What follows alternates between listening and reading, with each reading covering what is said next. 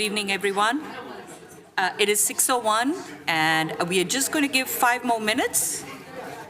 Thank you for your patience. There's Lance.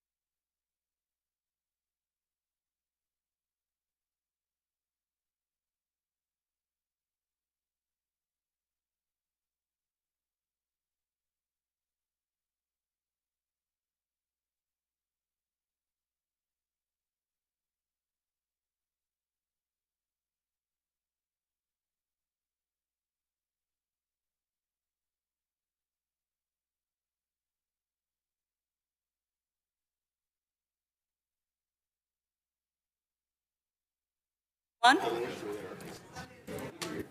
you could take a couple moments to settle in.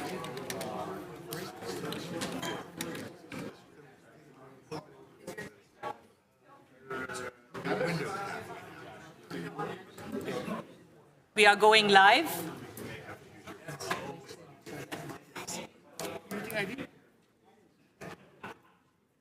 Thank you for settling down.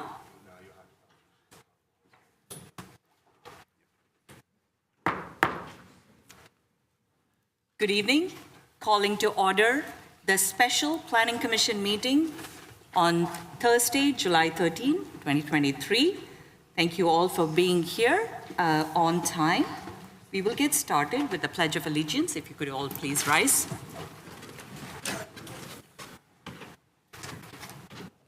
I pledge allegiance to the flag of the United States of America and to the republic for which it stands, one nation, under God, indivisible, with liberty and justice for all.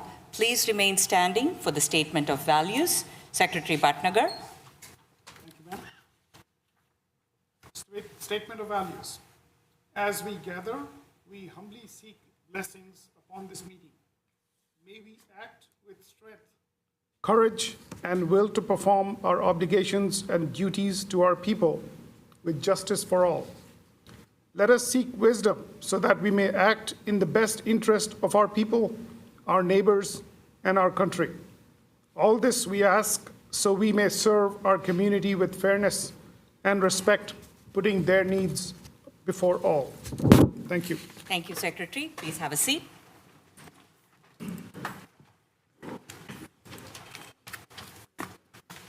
We will continue with roll call. Elizabeth. Commissioner Bhatnagar? Present. Commissioner Biagini? Present. Commissioner Cherkuru? Yes. Commissioner Wang? Here. Commissioner Busa? Here. Commissioner Salem? Here. Commissioner Crutchlow? Here. Thank you. We have a full quorum and all members are present. With that, we will move to the declaration of commission procedures for tonight's meeting. Secretary Bhatnagar.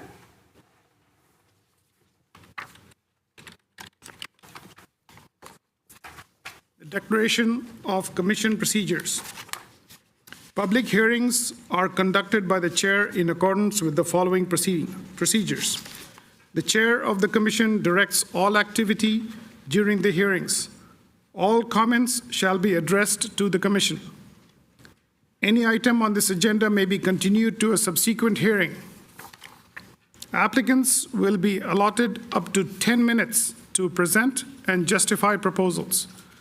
Following staff presentation of the item, other speakers will be given up to 2 minutes.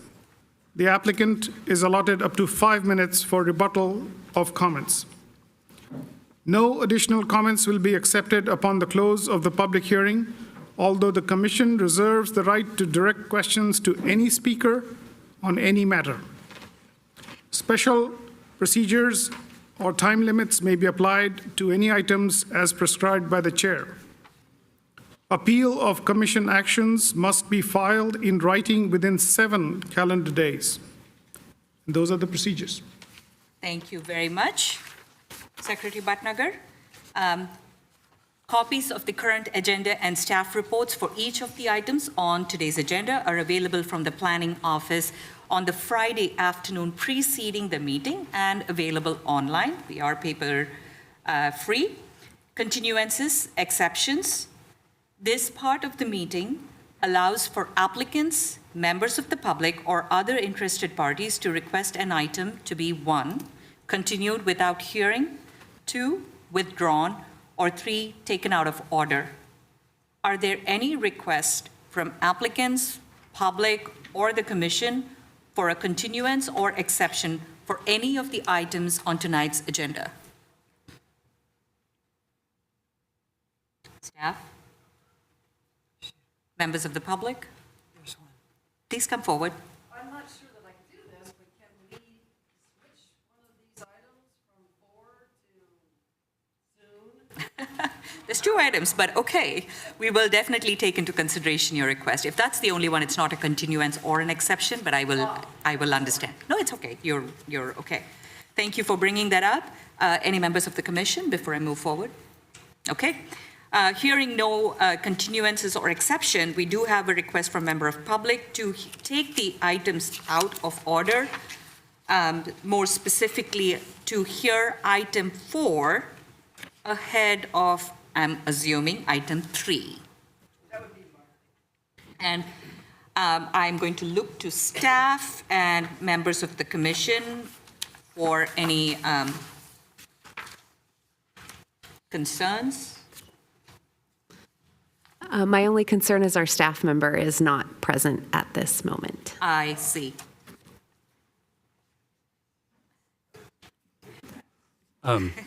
We do still have the introduction of the city attorney. Perhaps you'd like to proceed with that and then play We'll by check ear. if the staff member can Yes. come on time, and we will proceed with the rest of the order. And they make it, we will make the switch. With that, I will proceed to the next order of items, which is the consent calendar. Commissioner Bhatnagar, will you please read the procedures for consent calendar? Thank you, Chair. The procedure for the consent calendar is as follows. Consent calendar items may be enacted, approved, or adopted by one motion unless requested to be removed by anyone for discussion or explanation.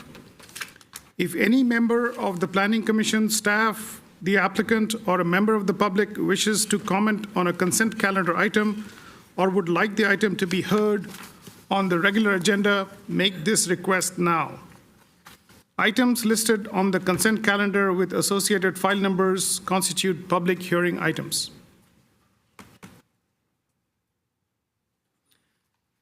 The consent calendar for this meeting is item 1A, Planning Commission Special Meeting Minutes of January 23rd, 2023 meeting.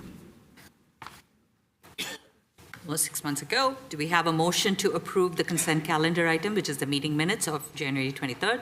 Move to approve the consent calendar. Second. That is a motion by Commissioner Saleem and seconded by Commissioner Wang.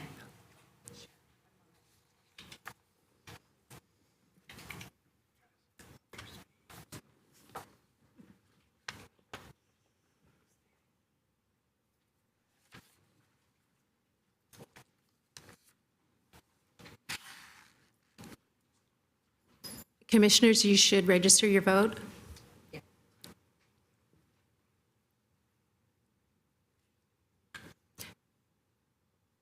Okay.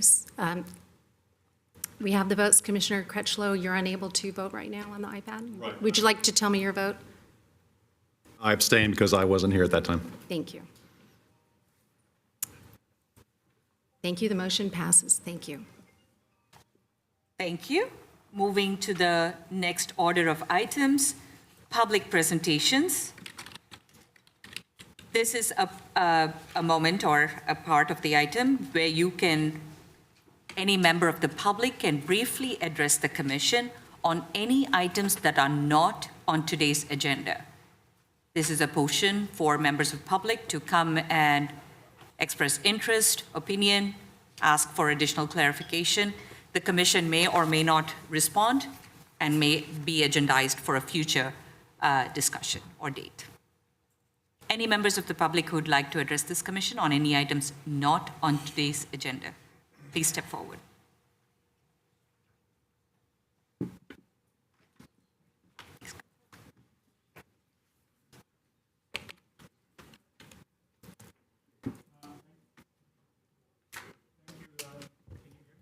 Not yet. Now we go. can. Thank We should be able There it to. is. Okay. Thank you for what you do here, being commissioners. And so I came before the city council a couple of days ago doing the same thing. And I know you guys were not battling, but trying to work through the data centers and how to, the capacity. I guess we're at 55 or 56 data centers now. And it's putting a big stress on the Silicon Valley power. And so, I guess that the Silicon Valley people came, and it was just very interesting, the dialogue. But I just was curious or wondering, and not having the input of Silicon Valley power here, but to you guys and to the city council, why are we not addressing the possibility of using solar panels, on the roof? Also, parking lot solar canopies, which you see a lot of them at school districts, and they don't look that bad, but there's some really pretty attractive ones out there. And then the battery backup, but it's kind of like a give and take. You know, they're taking a lot, and you know, I guess maybe we're competing with Mountain View, you know, being the data center capital of the world. And we obviously kind of know why they like to be here. But anyway, it's kind of like a give and take type of a situation. Why can't we, I mean, if they're doing $1 million capital improvement on the property, you know, type of a situation, why we can't do that? There's some really, really cool stuff coming out. They're going to be doubling the capacity of batteries. There's a company in Fremont, Tesla, Toyota, and Volkswagen are investing in another company that's condensing the lithium. The one in Fremont is actually a silicon base. But anyway, that's just an idea or a thought. Working together, using IA and coordinating all of this stuff, you know, is very possible. Thank you. Thank you, sir. Thank you for the very progressive thought. A future discussion, definitely, and you hit Commissioner Salem's favorite hotspot. With that, we will move to the next order of item, which is the public hearing part. Can I comment on that before? Oh, we move? sure. It is my hotspot, but I it's a know. very interesting one. I'd invite the gentleman to spend a little time like I did on Google and investigate cost of ownership of solar, photovoltaic specifically on the roof.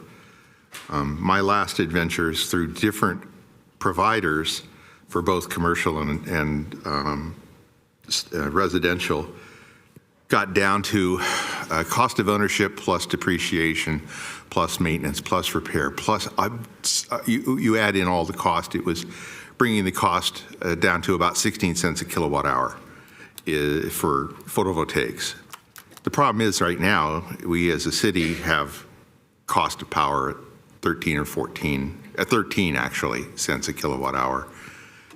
That becomes one of those financial stumbling blocks that a lot of businesses and residential even find difficult to justify, because then it's pure altruism that they have installed solar when it's not economically within the long-term benefit to install solar. As long as we are continuing to be the cheapest source of power, the incentive to install and utilize solar falls off the cliff, and we don't see people being generous enough to install it just to assist in the grid that we're trying to produce. So this is going to lead us at some point, I think, to needing to have a surcharge or some other form of additional cost to high utilizing commercial users to try and offset their savings a little bit on all of the cheap power we have. So that's just a little tidbit for those that are willing to go out and spend a little time hitting all the little calculators that are available free online, by the way.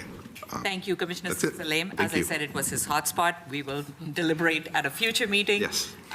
But thank you for the clarification. Of course, a very, very large topic for another day, another time. Moving forward, and I see staff have come in, so the public request may happen. But before then, I would like to welcome our new city attorney, Glenn Googans, if I said your name right. Welcome. Could you introduce yourself? And we'd like to introduce you to the audience. Yeah, thank you very much, Madam Chair, Commissioners. Really delighted to be with you tonight. You're my first stop on what I expect to be maybe a little roadshow of visiting and presenting myself to the city's many boards and commissions. I am also delighted and impressed by the public turnout to see me here tonight. We've never had Thank this you. kind of a turnout. I've been very warmly greeted by staff and council and boards and commissions and the public alike. I have a feeling maybe they're not here for me. There might be a couple of other items on the agenda. Tonight's meeting, we'll find Yeah, out. but we can dream. I can dream anyway. But really is a pleasure to be here with you. I really don't need to tell all of you how important it is, the work, that you do, really integral work to the quality of life for the city of Santa Clara, the present quality of life, the future quality of life within Santa Clara and even within the region with the size of the projects that we have. And the decisions that you make and the advice that you give on broad policy decisions, be it the general plan or the housing element or precise plans, and then on specific projects like a couple you have tonight. Really, really important, work and sometimes complicated, work that presents some really challenging, policy issues and balancing of interests. And I want you to know I appreciate it, and I know the public does, as the most recent speaker, suggested, and professional staff does as well. So really, thank you to you. I have to say, I love this stuff. I love the land use, real estate transactions, municipal law. The municipal law field ought to be one that every law student contemplates and thinks about, going into, with the combination of understanding, the politics of things and the policy interests and the way all that combines with the legal aspects and balancing the interests of the many and the few and respect for individual rights. Not too many fields of law get to actually practice constitutional, law, but the municipal law field, is one of those. And so the stuff you like most in law school is kind of a lot of the stuff that you get to work on here. One of the things I'm hoping to do in my afterlife is to promote the field really more to people in law school. I wouldn't have dreamt in a million years going through law school that I'd end up, being a municipal lawyer and just appreciating how wonderful a field it really is. It's made that much more wonderful working for the city you live in and that you care about. And I will admit I'm new to this place, but I do live here as of February 26th of this year. I started work just a few days later, March 1st, of this year. It's just me up here. I've got wife and kids and grandkids, still back in Chula Vista, where I was for 30 plus, years, plying my trade down there. But already understand this to be a very special place in just so many different ways, with a lot of very similar things to what I experienced and really enjoyed down in Chula Vista. Old city, you're much older than Chula Vista, although we were incorporated in 1911, but with areas that are old, and established and revered, right, and special, with the grid streets, and the heritage and the historical homes. And combined with that, a new, exuberant, energetic, new north side, right, of the city. And areas old enough that you're starting to think about how to redevelop, those areas and concentrated development around transit. All those were things that I, experienced very much in being a lawyer for the city of Chula Vista, and was very much part of what attracted me here to this place. And so delighted to be here, with you, and looking forward to maybe having another. You're very well served by Xander Abbey, as you know. You probably won't see me too much on the front lines of things here, but maybe sometime, from time to time. Certainly you might see me, because this is important, to me, and I want to be supportive of this in providing training in areas that might be helpful to you. I know there's a few areas that you are required to be trained in. I think you are a mandatory AB 1234, group, and have that kind of training. But there's also, of course, specialized areas that you really dig, into, particularly quasi-judicial, decision-making, due process, all the various preemptive and very frequently frustrating, state, rules that preempt, your authority, understanding all of that, right? And where you can exercise discretion and where you can't is something that we bone up on, regularly. And we appreciate that it's valuable and useful for you to be able to, understand that as well. So I've got a little bit of a list here on the RTC that went, very abbreviated RTC that went with my item to present to you. looks like very recently you had an update on housing legislation, but it looks like it's been some time since you had Brown Act training, focus training on due process or conflicts of interest. I will tell you that I am working on, and most recently at a council meeting was actually directed to provide, even though I was proposing to do it anyway, live AB 1234 training for the city council, for any boards and commissions that are required to do it, and potentially an expanding cast of city employees who either are obligated now or we might expand, the obligation to make sure everybody, particularly in senior, leadership positions, has the benefit of this very important open government, ethics training.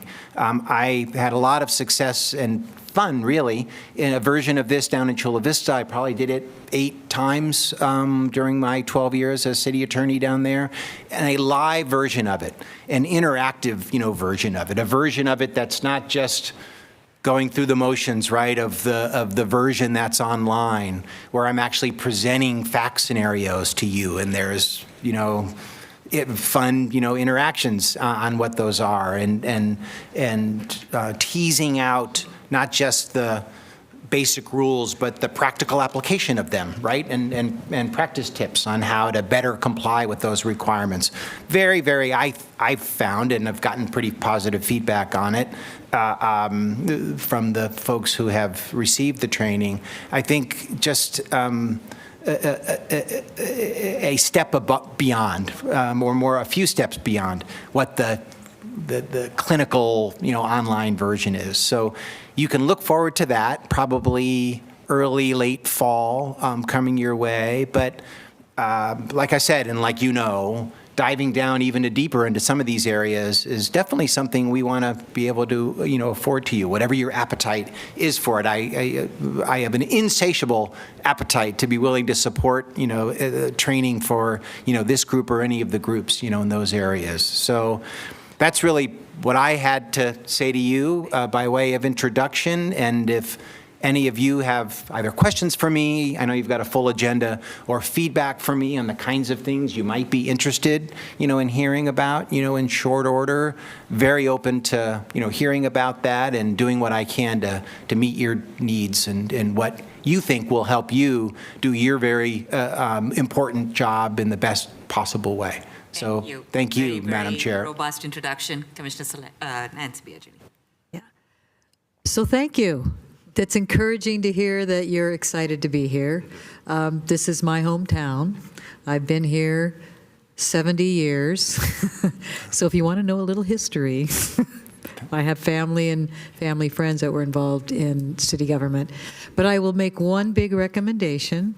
There is a book that anyone here besides you can get from when you walk into the clerk's office, called A Place of Promise. And it was written by 2 people, one of them being our city historian, Lori Garcia. And I have to tell you, it'll give you a great background into the city. Okay? That's a great tip. I've seen it out there on the city clerk's counter. Go for it. I've opened it, but I haven't bought it. I'm going to get it. I think you need to get, I could tell you who some of the folks are. I'm that old. Very good. Particularly if you'll sign it for me someplace where it probably talks about you and your family. Thank you again for being here. Truly appreciate the support.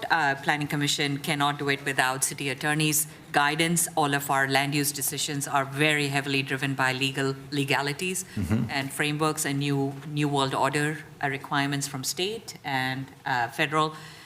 So thank you again for your role and for making City of Santa Clara your home. So with Thank that, you. I am going to move to the next switched out order. I believe we can. I'm looking to staff to confirm.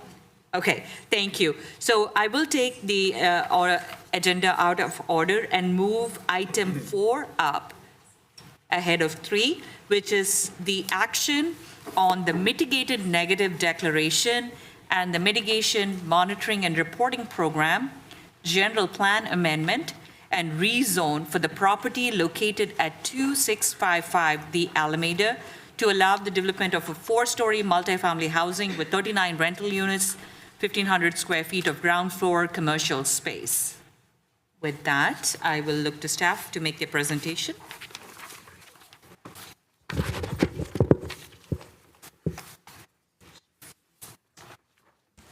Thank you, Sal. Appreciate your adjustment. Is it ready? Yes. Okay.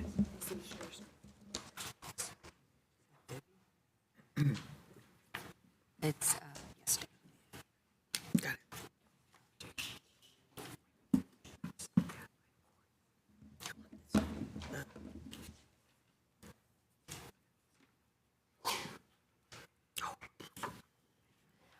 I will add, we do have a long agenda tonight.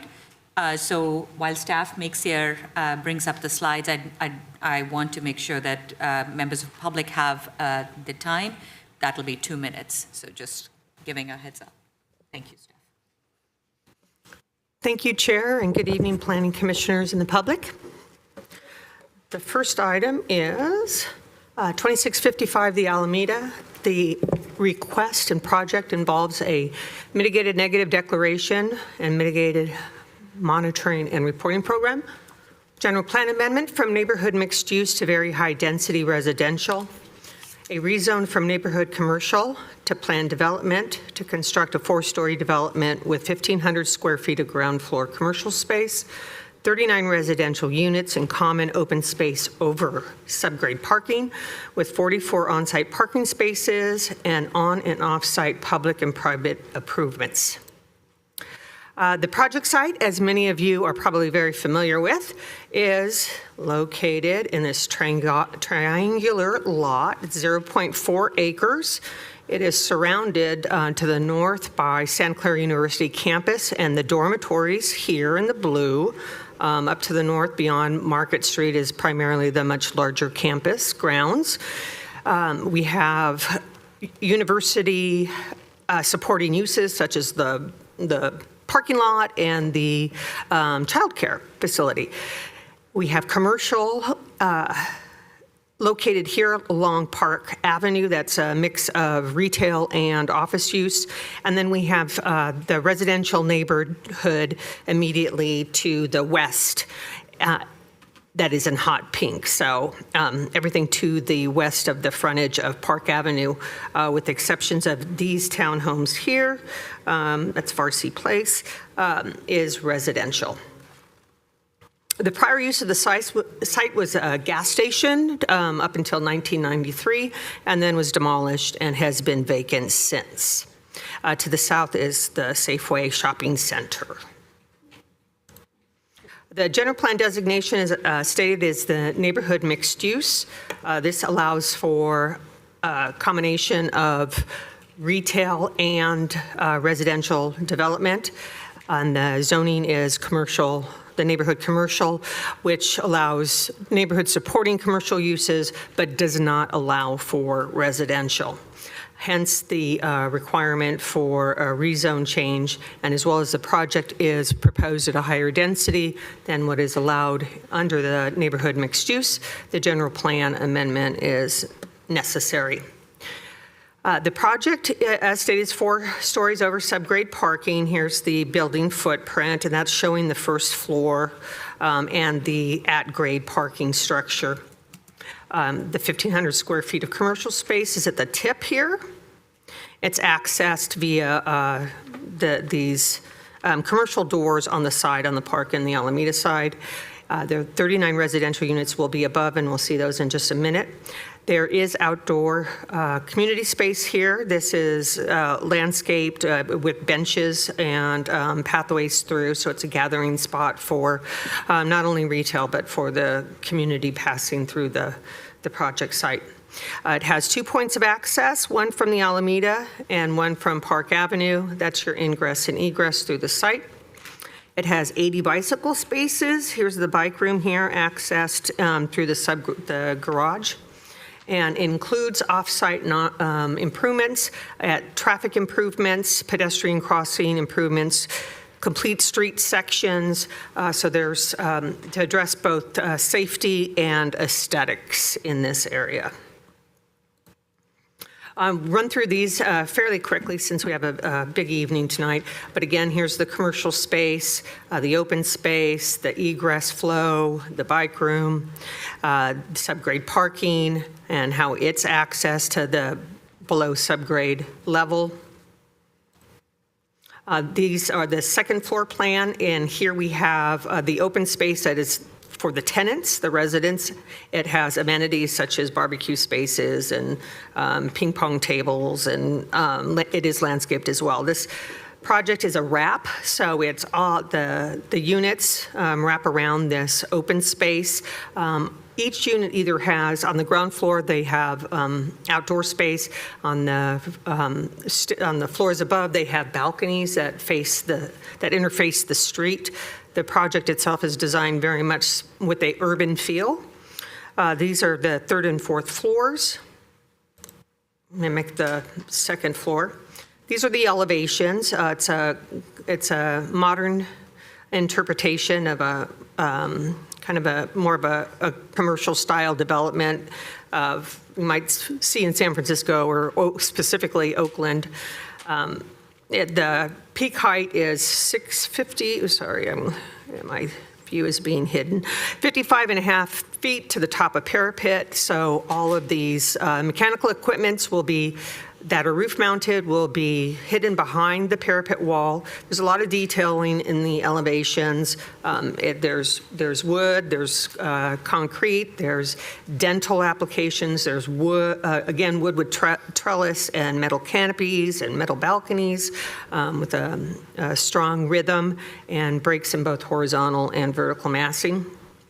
This is again, just real brief, the landscape plan, providing and emphasizing the complete street sections and enhancing the pedestrian experience, and the interior landscape plans. CEQA review has been conducted. It was prepared, and notice of the availability of that document was circulated for 30-day public and agency review from April to May. We received 3 agency comments. We did not receive any public comments within that 30-day review period. The MND identified potential significant air quality, biological, cultural resources, geology and soils, hazard and hazardous materials, and noise impacts. With mitigation, these impacts are reduced to less than significant. These were detailed in the mitigation monitoring and reporting program. They are detailed, and the potential impacts that they are mitigating are covered in the mitigated negative declaration. And they are incorporated as a condition of project approval for implementation through project development and operations. We did have 2 public community meetings. These were Zoom meetings. We're still in COVID.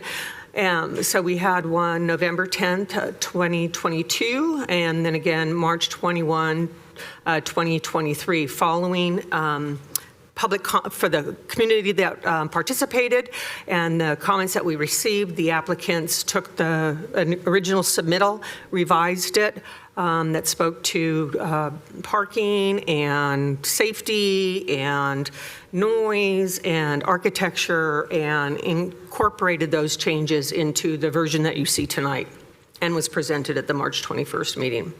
The concerns that were raised by the residents that attended and participated was the residential unit count, the density, and the traffic and pedestrian safety, which are, we had not gotten into in the community meetings. We were talking about multiple components of the project, but much of the traffic and pedestrian safety issues have been resolved with the public improvements that are going to be required at the intersections of Park and Bellamy and Market, and along the frontages of both the Alameda and Park Avenue. And they were concerned about the on and off-site parking, so that was increased as well. Considerations for this project for support of and justification of the project is that it's consistent with the city's general land use, residential and transition policies, it is integrated into the community. The project, as shown on the aerial, is surrounded by the university, which has 4-story dormitories right across the street. It's very, it's developing a kind of an urban character in that area. And the architecture fits with some of the adjacent buildings on the Alameda that you are familiar with. There's some reflection of that in the architecture. It provides 15% affordable housing units, contributes sales tax from commercial lease space to the city's general plan, general fund, provides resident on-site amenity space and shared community open space. It provides off-site pedestrian traffic safety improvements as discussed. This slide is being presented to show you that in addition, those other considerations, that the site is pedestrian and transit accessible to retail, commercial, office, public, quasi-public, and the service uses. This is a half-mile radius that is drawn and illustrated here from the project site. We have the Santa Clara Caltrain station here, which is a multimodal facility. It'll be the location on the other side of the future BART terminal station, and with the pedestrian, there's already a pedestrian undercrossing that takes one from the Caltrain station over to the other side in Coleman Avenue, Brokaw, Coleman Avenue. It has within less than a half mile to bus stops, which provide 15-minute bus service, and they link to the Santa Clara Caltrain station, where anyone can pick up heavy rail or VTA bus service, and these provide both local, regional, and statewide transit opportunities.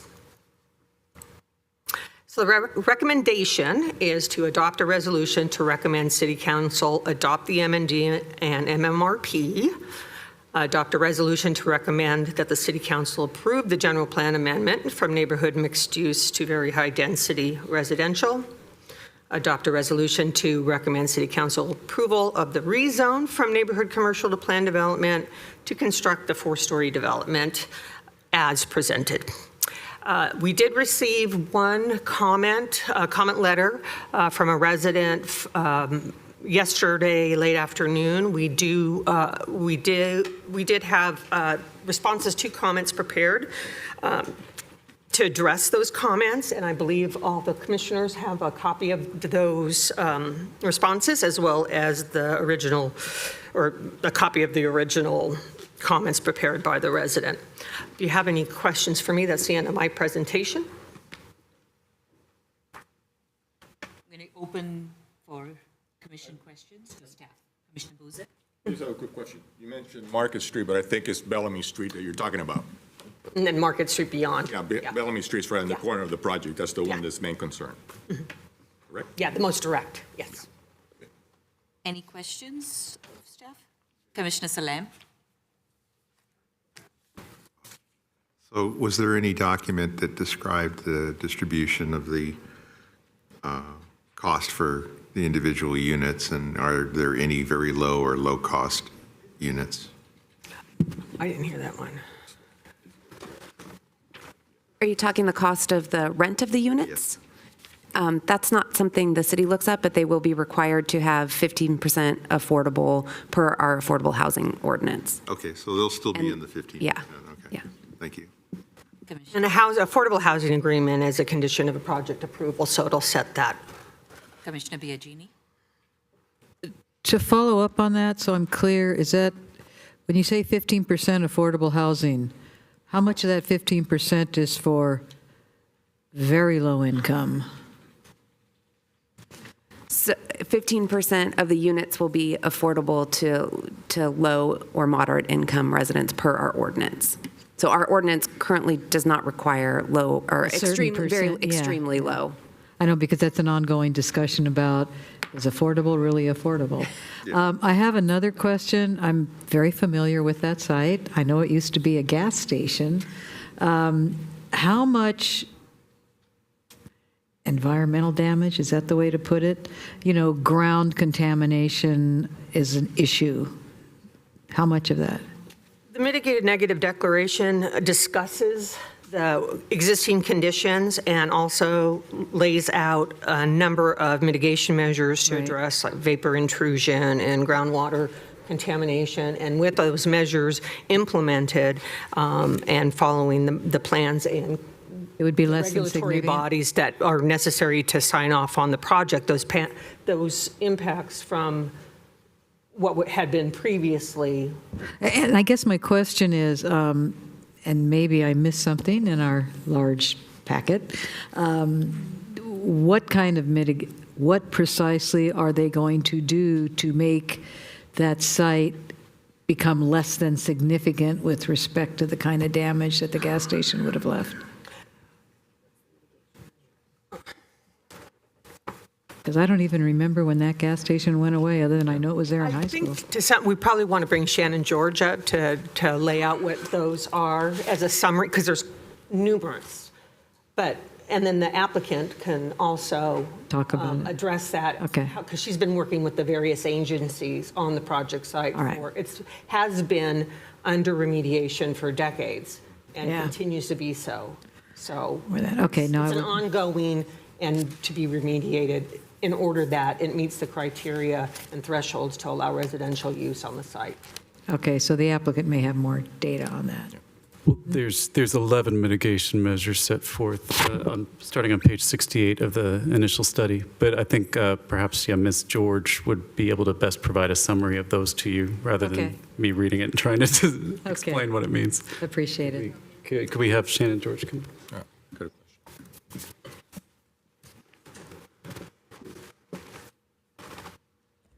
Madam Chair, members of the commission, I'm Shannon George with David Powers and Associates. We are the environmental consultant to the city for this project. Yes, this site is contaminated. We did identify soil vapor, and groundwater contamination as a result of the old gas station.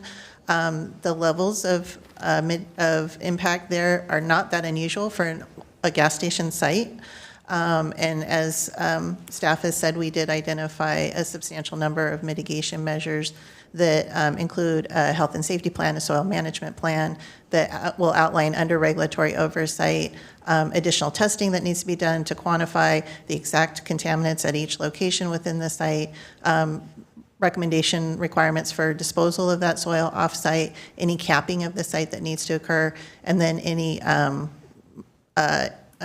design elements to the building that need to be in place to ensure that there's, no future issue for the tenants of the structure. Okay. Thank you. Yes. Any other questions? from Yes. members? Commissioner Boozer? Yes, just to bring something to the point right now, that we had other properties in the El Camino, right next to Chick-fil-A by Kylie. That used to be a gas station that had a lot of problems. The tanks were, they were really seeping. And we went ahead and cleaned that up and actually looked what they're building there, a bigger project, also in the corner of Scott and El Camino. One was the bank, and the other one, there used to be a gas station there. Then across the street, there used to be another gas station with a Habit is and a few restaurants in there. But I'm kind of surprised that the architect didn't kind of try to make it look more like the university to kind of blend in with the building. No, that's not funny, because that building kind of matches all the things that are going on. If you look at USC, even though they're not owned by USC, they build stuff around it that kind of makes it look like mission style of the city. But that property, is going to be occupied mostly by students. I'm just surprised that the university didn't buy that. Well, it started out that way. Yeah. It was redesigned per community comment. Yeah. Thank you, Commissioner Boozer. Any other questions to staff? And I will just acknowledge that this is not a Superfund site or a brownfield site that is actually in the inventory of California State.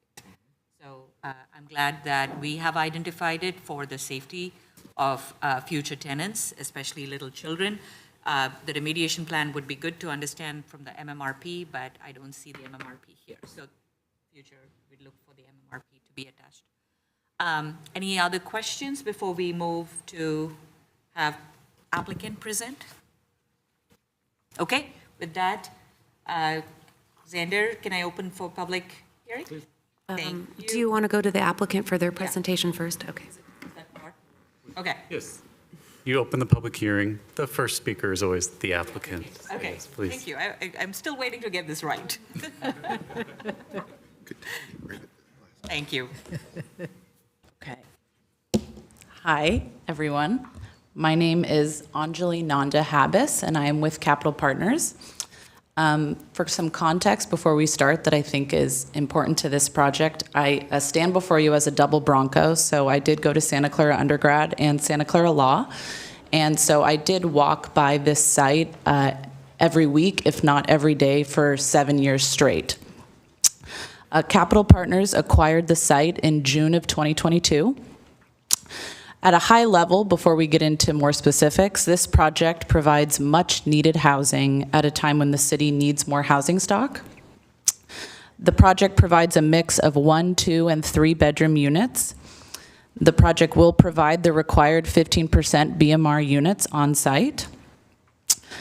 It also includes a new retail shop at the junction, at the intersection, or what I like to call the point, or the bow of the ship of the triangle, which also includes an outdoor patio space.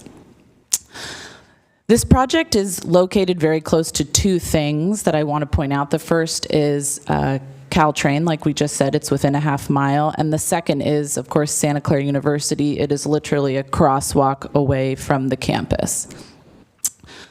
We will be building a large on-site bike room, which includes e-bike lockers. This feature will encourage any students to rent units to bike or walk to campus. Additionally, this project is well located given its close proximity to Safeway, the other retail shops, and also the famous Cluck You Chicken to us former Broncos, or what we now call Wicked Chicken. Our plans provide for new pedestrian improvements to the intersection of the Alameda and Park Avenue with a new crosswalk and pedestrian safety features. This will improve traffic safety along the Alameda. This, as well as other traffic mitigation measures, are outlined in the negative declaration report prepared by David J. Powers and Associates. Capital Partners is looking to start construction of this project in 2024 with a completion date of the end of late 2025, and the very well-known Swenson Builders will be the general contractor on this site. Our design team of KRP Architects and David J. Powers, as you just saw, are here to answer any specific questions about the project. We also have our environmental attorney, Suzanne Varco, who has closed many a gas station online virtually to answer more questions about the soils mitigation for the site. So in conclusion, I'm keeping it short. Capital Partners is very excited to develop this project and finally transform what we can all agree has been a blighted corner and an eyesore for over 30 years into a beautiful mixed-use building for the community. Thank you. Thank you. Please hold. We do have questions. Commissioner Biagini. Yes. I was reading with great interest the information from Catalyze Silicon Valley, Catalyze SV. Oh, yes. And I'm wondering if there was a thought towards free VTA transit passes for residents, including that. I think it's a good thought. I have not gone that far down the road as to X-naying it or affirmatively agreeing to it, but I think it's a good thought. I also think students already get a discounted rate for VTA. I know they do for Caltrain. They might, but if it's not all students that are there, I think, to Debbie's point earlier, may not. Sure, I think that, Yeah. Thank you for bringing that up. Okay. I think I had another one, but I can't think of what it was right now. I'll give you time. Any other commissioners? Commissioner Bhatnagar? Quick question. So of the 39 units that you're building there, what's the mix between the one-bedroom, two-bedroom, 1, and 2, two and bedrooms? 3-bedroom. Rachna, do you have the mix? I believe it's 3 3-bedrooms because the 3 bedrooms are going to be at the point, so on the second, third, and fourth floor. How many 1 and 2? And 35%. Okay, I know my other question. 35% 2-bedroom and 65% 1-bedroom. Oh, other way around. Okay, 65% two-bedroom, 35% one-bedroom. okay. So I was assuming that if you're aiming to rent these to students, you might have more of the one-bedroom aspect there, but you seem to have it in the right shape. I think that's sorry, go ahead. If you had too many of the three bedrooms, right, that would be counter to the argument that you're trying to make. But it looks to me that you're there more or less. Thank you. Can I comment to that? Or Please. I think it's an interesting point. I actually think that it kind of depends on the students. I think actually, alternatively, a lot of students want to live together, which you can see, Bellamy Street, it's all 15 students packed into 3-bedroom homes. So this provides an alternative to that, but I still think as someone who went to Santa Clara undergrad, it's certainly fun to live with friends. Sure. And so I was leaning toward actually a heavier 2-bedroom burden because I would think that students would want to actually live with their friends. It's just kind of a perk of college, right? Yep. But then for those that are perhaps want their own space, then there are the 1-bedrooms. And for those that want to go hard, we got the 3-bedrooms. So we're covering all our bases. Fair point. Thank you. Thank you. Commissioner Crutchlow. So my son went to Santa Clara University. Very proud of that because I got a cap and the bill. Congrats. The thing about that area that I did notice when I went to visit him, because he didn't want to live at home, he wanted to live with his friends, was that area was very, let's say, party central. Mm-hmm. And so when I hear that you're talking about a lot of students are going to live in this, are you going to take any kind of special consideration of the fact that we want to keep this a nice place and such, and take into account all the partying that goes on and craziness that youth brings? Yes. So it does help that I went there too, and so I do understand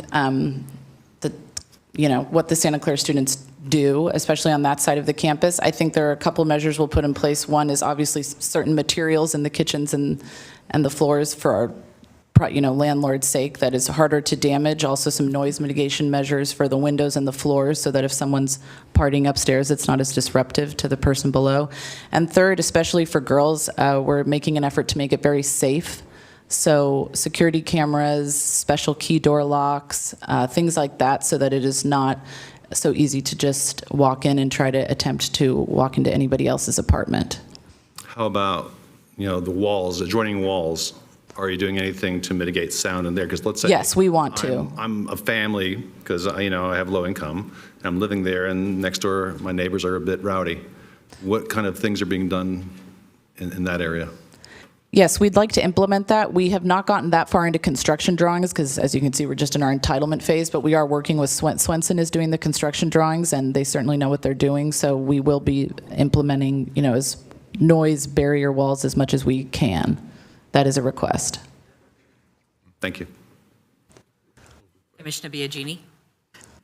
I'm glad you're involved. Being a student at Santa Clara U, you know that area probably as well as some of us do. Mm-hmm. And yes, it's quite party central. I used to work at the Taco Bell. Oh, okay, yes. I won't tell you how many times I frequented that Taco Bell. Anyway, so I have another question, and again, it comes from the Catalyze. I thought Catalyze SV. Mm-hmm. So I thought they had some very good points. And my question is, did Capital engage some additional stakeholders like the adjacent Safeway? I mean, every time I go in there, it's kind of the student Safeway, right? Which is fine. But with respect to shared parking possibilities, underrepresented voices, and for me, especially labor unions that deal with the construction. Okay, so let me try to take them in order. So Safeway, we have tried to approach them. I think some might know they're notoriously very difficult to work with, and they are not interested in a reciprocal parking agreement. Perhaps if the city has more weight than which they probably do, than Capital Partners, you can reach out. But they are not interested in a reciprocal parking agreement and are very protective over that parking. It's not uncommon to be towed out of there if you're a student. Right. Can you tell me the second one you asked? Labor unions and what else? Underrepresented voices. Is that a general topic, like underrepresented voices? In general, yeah. I mean, okay, labor unions, we have not engaged because, again, we feel we're in the entitlement phase. So we haven't gotten that far down the road. Underrepresented voices. I feel I've tried to do a thorough community outreach. We've done 2 community meetings. I've spoken with many people at Santa Clara University and offered to have meetings with just the students over on campus. So I haven't reached out to Perhaps anyone some of the beyond student that. groups, Yeah, student for groups, the example, Office that of deal Student. with Yeah. underserved communities of color and the like. Yes, and including the Office of Student Life, I've reached out to, and they've reached out to me, and we're in constant communication with the university. Okay. But I have not reached out to, minority groups specifically at the university yet. I hope you will. Okay. And with labor unions, I'll have a motion later about that. Any other questions? None, I will, you do. Go ahead, Commissioner Bill. Yes, thank you, Chair. So you mentioned there was somebody here who can talk to the mitigation of the contaminants? Yes, so she is online. I don't know how this works. She's on Zoom. Her name is Suzanne Varco, if we can try to get her up. Do you have a specific question that we can? Yeah, I can just address the question and she can answer if she's able to, right? So the question is, I'm sure you mentioned that this firm or person has had several instances where they've done recoveries of earlier land occupied by gas stations and so forth. So my question is, in this particular one, are there any specific recommended actions during the construction when they'll be doing a lot of digging, et cetera, and potentially, transmitting these contaminants to air for the surrounding residents? So that's the question that I wanted to ask. Okay. So, Hi, this is Suzanne. Can you hear me? yes. Okay, so my name is Suzanne Varco. I'm an attorney with Varco and Rosenbaum Environmental Law Group. We're based in San Diego. I want to say a big hello to Glenn. Didn't know you had gone up there, but congratulations to you on that move. With respect to the contaminants at this site, a soil and groundwater management plan has been prepared, which is pretty standard for any contaminated site that's going to be redeveloped and have some mitigation that occurs during that redevelopment of the site. So for this particular site, there's a couple of different mitigation measures that are being employed. The first of which is there will be additional groundwater treatment by way of injection wells to help treat some of the residual contaminated groundwater at the site. During site construction, there'll be an environmental monitor who will be monitoring the excavation activities to ensure that any areas of contaminated soil are properly stockpiled, tested, and disposed of at properly permitted facilities. Part of that mitigation is ongoing vapor monitoring. There's handheld devices that they use in the field to measure any vapors that might be coming from an open excavation, and recommending, if those vapors are significant enough, that PPE be worn by workers. We don't expect that to be the case here because the concentrations of residual contaminants don't suggest that that's going to be an issue, but it's monitored anyway. We also do dust suppression to ensure that fugitive dust is not released and escaping off site. We do ongoing observation and decontamination of trucks that are coming on and off the site to ensure that they're not tracking any contaminated materials off of the site as they come and go. And then once the terminal excavation depth is reached, then we do vapor monitoring at that point to determine if there are any residual vapors left that requires a vapor mitigation system to be installed beneath the foundation, which would typically it's a gravel base with a vapor barrier on top of it to ensure that any residual vapors that might be in groundwater or soil cannot make their way into the building and impact any of the residents of the building. Once that's installed, it's tested to ensure that it is functioning properly and preventing all mitigation or preventing all vapor migration. And then once that's confirmed, then the building can be built on top of it. So you can see there are extensive mitigation measures that start well before we start excavation, continue through excavation, and are protective of occupants post-excavation. Appreciate your detailed answer. Thank you. You're welcome. I will go with my questions. Any other commissioner members? So bear with me, and I'm going to pose it both to staff and applicant here. So this is a 39 unit with 42. I get it from the report, it's 44, so a little bit of confirmation. But I do understand this neighborhood has a lot of constraints on parking. And the neighborhood, how far is it from the neighborhood? Is the Safeway the one that's right across from this lot? And the neighborhood, so we have received comments, and we'll definitely hear from members of public here, but what is the parking ability to, or limit to not have those not belonging to the site park on city streets? Does staff want to go, or do you want me to answer? Yeah, I'm not sure I understand the question. Is there a parking restriction? In that neighborhood In that surrounding, neighborhood, is that there permit is an area that does have permit parking. Will this project be subject to that ability to permit park in this area for proximity, or will not be allowed? No, they wouldn't be on the street where the permit parking is, so they would not be eligible to receive a permit. Okay, so it has to be contained, and I'll say this, my daughter is also in a college, so I agree and understand. Not all will have cars, I know that, but considering that this could be a mix, again, your own statement said that's not primarily for students, it could be for members of public and low income. What if they all have more mixed need for parking? Is that parking enough, the 44? Assuming that you have 3-bedroom plus, what's the ratio? I see a different ratio from the other project.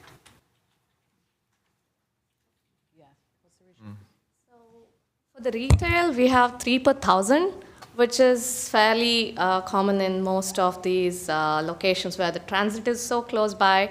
And also we have like a hostel location.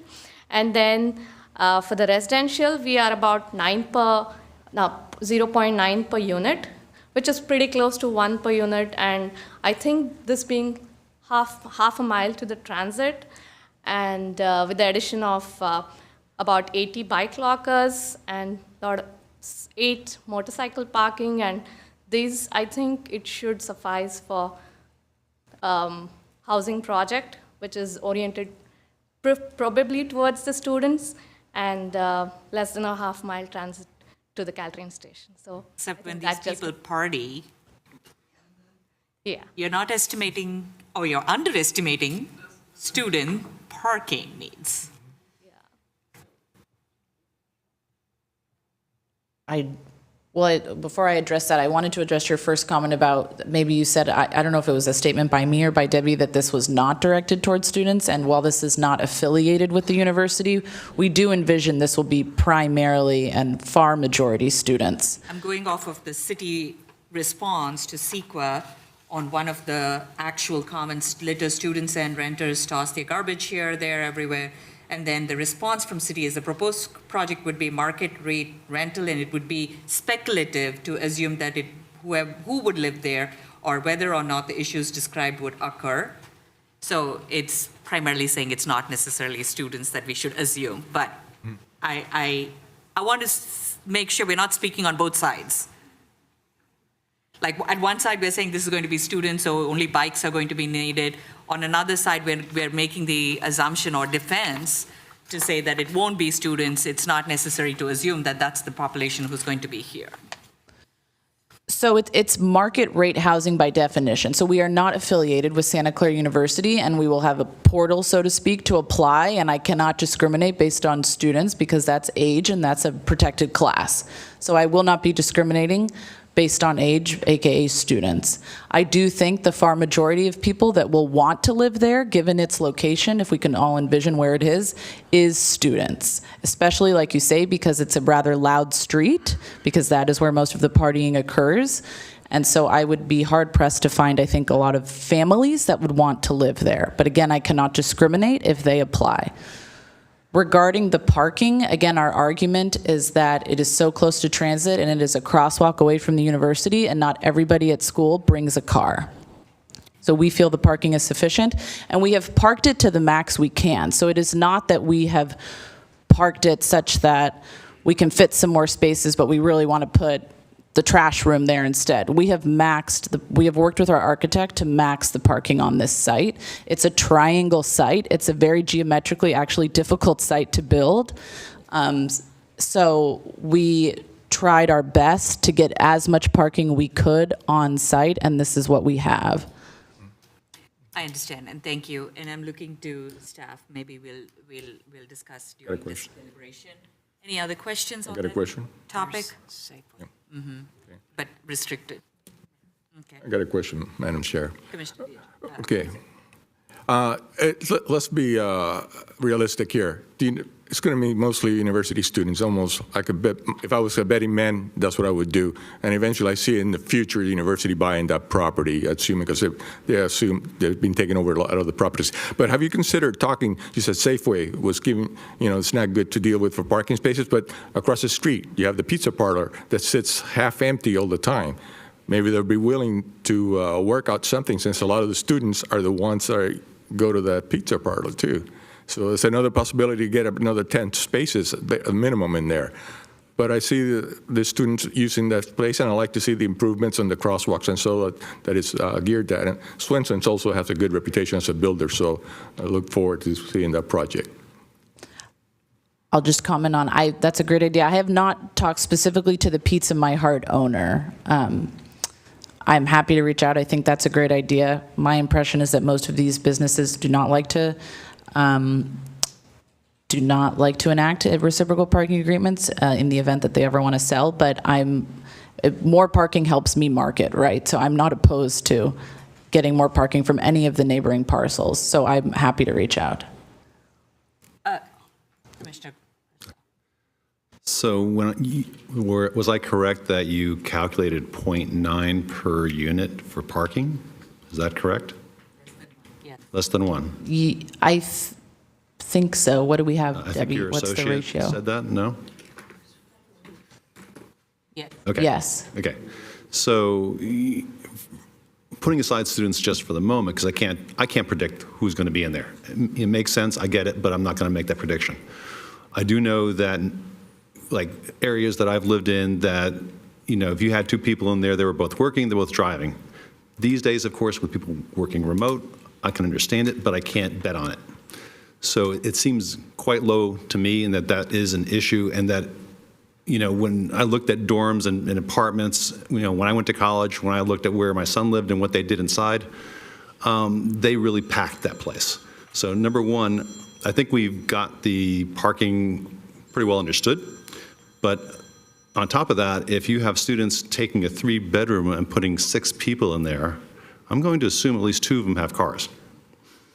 Now, is there any kind of limitation that you're going to put in there to say, hey, listen, whoever signs this lease, this is 3-bedroom and you can only have 3 people, or, however you can make that limitation as far as students, because that's the problem I worry about. I've seen so many places, houses that are just, it's insane what they can do with a corner.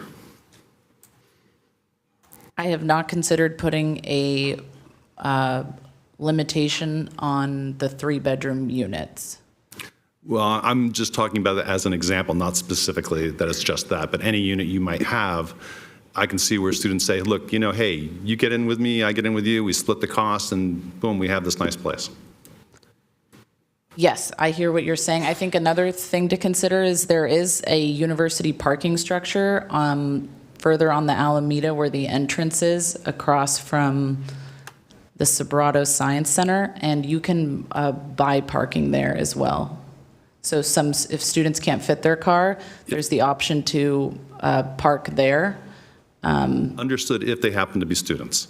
At the if they same happen time, to be if students. people move in there, they're not students, and they have 2 cars and such, that's the other concern I have. But I think we've kind of killed this. Yes. But thank you. Thank you, Commissioner. Any other questions, Commissioner? Yeah, I think comments on the parking, I support the applicants. I don't think the number of parking should we discuss. I think the city staff, they know the standard. Another thing is a self-driving car is coming. Probably in the future, nobody needs a car by themselves. You just click on the cell phone, car come to your apartment. So I think it's a business decision. We should not spend time on this. Thank you. Thank you, Commissioner Wang.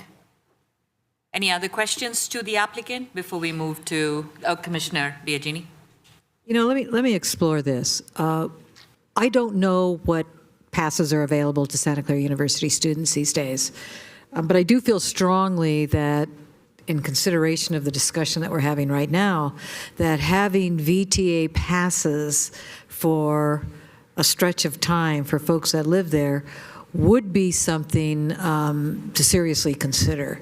Would that be something agreeable? Yes, I think I can consider that. And if I can offer one more note on what the previous commissioner said, is that it's also good to keep in mind that students are Uber's biggest users. Right. So also, Uber wasn't really around. I'm aging myself slightly when I was there, but I have relatives and such that have gone there since, and I can tell you that Uber students are bringing less cars and utilizing more free, or not free, but shared transport like that, Uber and Lyft.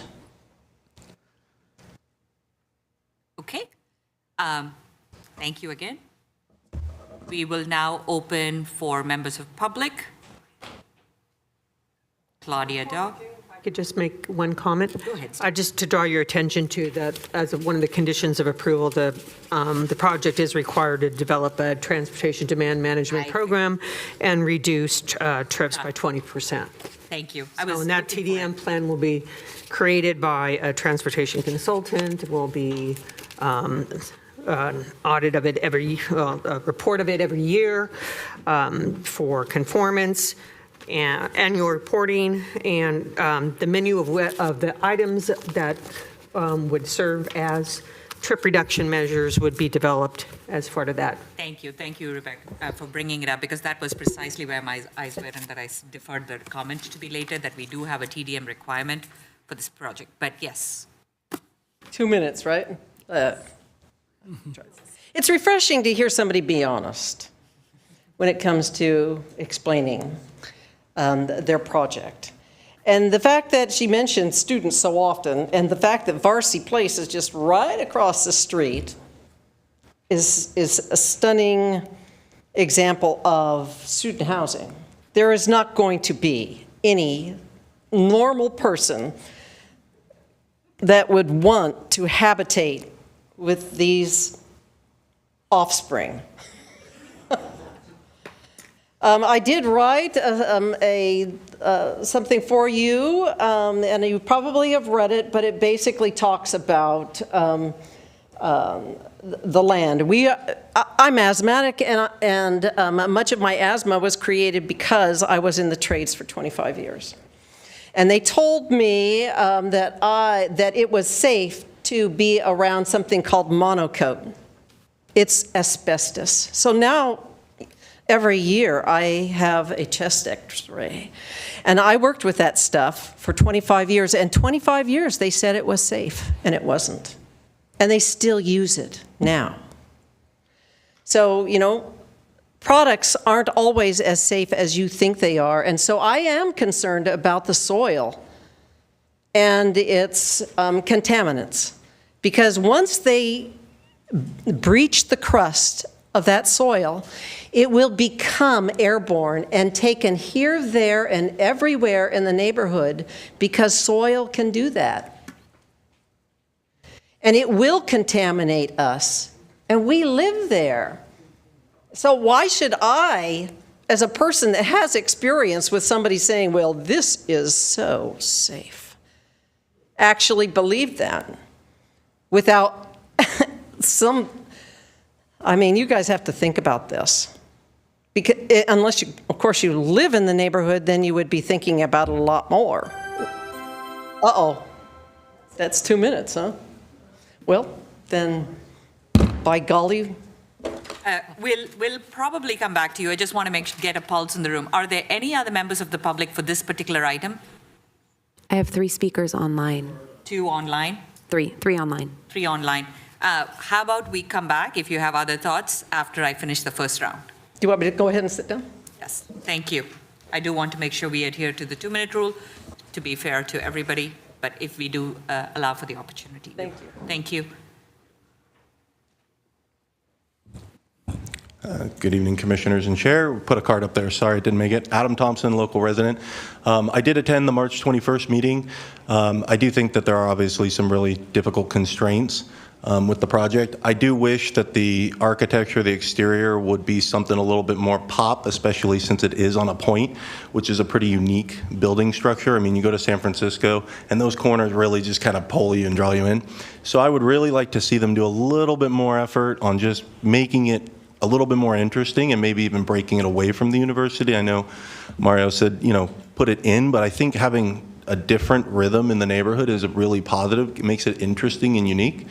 The other thing is with the request to change the density from, you know, moderate density to very high, I think it would be very reasonable to ask the developer to provide all of the 15% affordable housing as very low income. It's hard to hit that very low income affordability, and it's something that if we're making as a community and as a city a deviation from the current zoning, which was what was told to them as, you know, as what their entitlements or their rights would be when they purchased the property, I think it's very reasonable to ask for a concession from them that is something we need as a community and a city. So that's it. That's all I'd like to say. Oh, one last thing for the parking. I do believe that there was a state law that just got passed in July 1st that pretty much kind of takes away any deviation from it, which is very, you know, whatever it is, we'll leave it at that. But I do like Commissioner Biagini's request for some kind of heavy TOD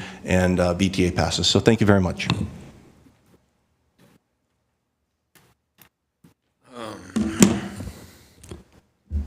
Good evening, Planning Commissioner. My name is Kenneth Doe. I'm a field rep for the Carpenters 405. We represent about 7,500 construction workers in Santa Clara County, but we represent 38,000 members in Northern California. And you know, the taxes I pay a week is over 1,000, so that's 50,000 a year. And if we have 20,000 members that are paying that tax, that's $1 billion that we pay state and federal taxes. That's what union carpenters pay, you know, and that's just a low number.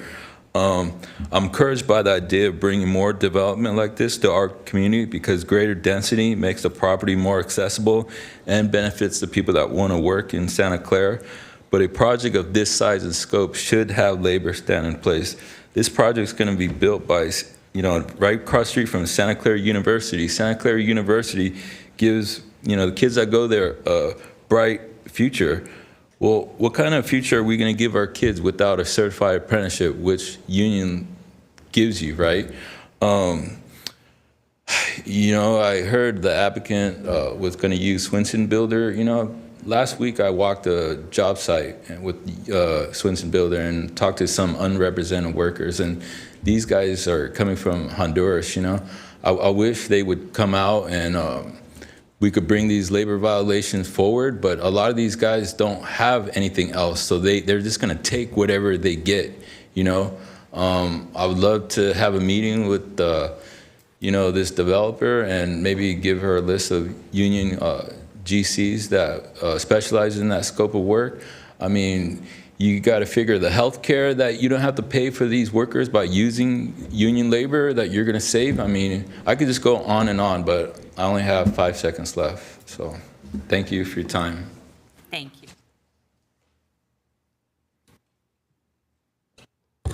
Hello, commissioners and staff. My name is Rob Mayer. I'm an architect, local resident, and former planning commissioner. Just a couple concerns I had with the project were, you know, the open space. I just got back from Europe. There's tons of great open spaces relating to the retail spaces to make them successful. And this has a fairly small outdoor space, and oftentimes when you line the outdoor space with a single row of tables, it lacks a synergy and an energy. Taplands is a great example where you have multiple rows of outdoor seating that give it vibrancy. And we struggle so much with retail in this city because until there's a there here, it's not going to, we got to get over the hump. But for 39 units to have that fairly small retail space, I wish that there was more creative connection with the outdoors.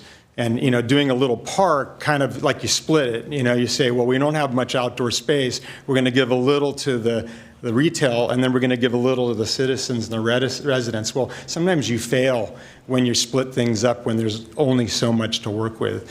The second thing is the facade design.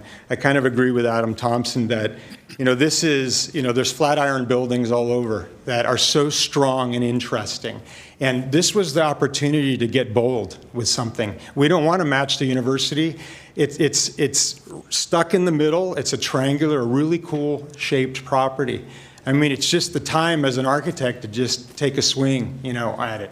And so as you look at the side facades, it seems like it's kind of broken into 3 facades, but they really don't have a strength unto themselves. So they kind of just get lost. And I really think that the architecture can be strengthened to create, you know, if we don't plant gems in the city, we're not going to sparkle. And sparkle in Europe, I see it all the time. So I hope we push a little bit on the PDs for that. Thank you. Thank you. Thank you. Any other members? My name's Chad Viso. Some of you people know me. But I'd like to correct one thing that I have nothing to do with this builder. But my family's the one who owns the land and did the Benton downtown there. We've done a lot of other projects. I built the San Jose Arena for the Sharks. My companies did. And from the standpoint of contamination, we had contamination over at the Benton, okay? City of Santa Clara doesn't monitor that. That is monitored. This is I can't remember the name of the word, but this is a site that, because there's a gas station there, it's on the record with the Bay Area Water Quality Control. And Bay Area Water Quality Control is going to make sure that when they're digging, they're going to be there. You're going to hit water at 15 feet out there, I'll almost guarantee it to you. They're going to have the Baker tanks out there. They're going to have, this is all going to be monitored. It's not something that it's monitored. They're probably going to be putting enzymes into the soil to eat up if it's diesel, or depending on what it is, and it'll neutralize it. I could tell you over it, when we did the Benton, they don't allow any contamination underneath residential units. If it's a parking area, they will, for a certain percentage, 0 down to 3 feet. And then after you get that below 3 feet, it's got to be below a certain amount. And then it's got to be encapsulated. And then there's got to be deed restrictions on the land with the Bay Area Water Quality Control. So it is a very restrictive and very highly monitored process. And I could tell you, you won't find a city inspector out there even looking at this. They're going to, it's going to be done with the state, and it's going to be done with the Bay Area Water Quality Control. Thank you. Thank you. Appreciate the comments. I'm sorry? Appreciate your comments. Thank you. Anybody else for this project? So I do still have the 3 online as well. Oh, I see. Thank you. You can come. We'll go online right after. Good evening, Myron Von Raysfeld, and I didn't actually come for this either, but this is actually, I think, a great project. It's well needed in that area. I'm born and raised, lived in that neighborhood my whole life. Used to go to the gas station to dump the oil from my car at the gas station because they would take it for free when I changed my own oil. And this has been a blight for the whole area for a very long time. I've heard some comments about changing the design and making it look different. The reality is, this is a student rental area, and it's surrounded 100% by students. There are no houses directly appointed anywhere near this that have a non-student in them. I used to run a property management company for almost 40 years that we dealt specifically with students. And so I know this area like the back of my hand. This is something that is great for Santa Clara in that it will take students that are currently sprawling out further into the neighborhoods where they cause other problems, and it'll give them a place to be here. I would suggest you maybe look at not doing any kind of low income and let it be so that they can put as many students there to keep them off of Hillmar, Camino, Poplar, and all those other streets. That's the right thing to do with this building in this location. Santa Clara needs housing. Students are going to be a part of Santa Clara forever. Santa Clara University is not going away. So we should be looking at things in a way where we build these things so that it works for them and for the community, and I think this project does a great job for it, so I would support it 100%. Thank you very much. We will now go online to the members of public. Catalyze SV, you are recognized. Thank you, Chair. This is Alex Shore, Executive Director of Catalyze SV. Thank you to Julie and Capital Partners for sharing their project with our members who scored it 3.8 out of 5 in April of this year. Our members, which include many Santa Clarans, do support this project and hope you approve it tonight. A few comments, though, based on tonight's discussion. The project has made some changes since we scored it just a couple months ago. Capital has increased the number of parking spaces, which our members would presumably actually oppose. They've also increased the bike parking spaces a lot, which is something our members asked for. So thank you to Capital for being responsive to that input. We would argue that there's plenty of car parking on the site, and even if there wasn't enough parking, guess what? Nearly every other parcel in our valley has plenty of parking. So if you're trying to find a place to live in Santa Clara, you'll have tons of options if you need to bring multiple cars. And if you are a car light household, this building from Capital is for you. I suggest that we think about the entire community's parking, not just parking for one building when we talk about projects. I want to thank Commissioner Biagini for mentioning our letter and advocating for VTA passes, because that incentivizes people to get around in different ways and have lower parking levels. On affordability, the median income in our county is now $126,000 for a single person. So our members would like to see, as Adam Thompson said, affordable housing for folks at the lower income spectrums. Finally, city staff did an excellent presentation tonight, yet we do want to quibble with one point. City staff refrained from sharing the feedback from our members when they summarized the community input. It's not a bias of ill will, but perhaps a bias toward opposition. And I would ask city staff to correct the record and in the future give a more thorough, accurate representation of the community's views that incorporates different perspectives than what might traditionally be heard in a community engagement process. Thank you, Alex. Okay, great. Appreciate your comments. Suzanne Varco. Oh, sorry. Yeah, she's the applicant. The next Noah one. McDonald. Hello. Hi, I just wanted to say, first off, parking. I go to university in San Francisco where we have no parking at all, and no one brings cars because of that. So I think if people know who are going to be living here, they know ahead of time that there's limited parking.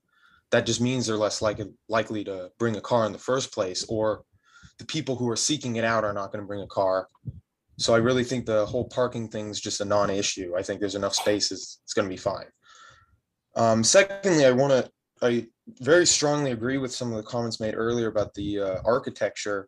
I think it's such a unique plot of land. I think it would be a waste not to do something really amazing with it. I think it is pretty bland, and I think could use a better facade. And also that I think the whole building itself should have one facade. Not so when it needs to be more interesting, it doesn't mean do the contemporary mass breaking of like, oh, this window is going to be sticking out, and oh, there's like 3 different facades going on. I think one unifying facade and just add ornament to it. That's how it was done for hundreds of years to make a building more interesting. You add ornament to it. I think the front being rounded like that is nice. And yeah, there's all these buildings like this, similar forms in San Francisco and Oakland that are beautiful landmarks. And I think there's no reason why this shouldn't be.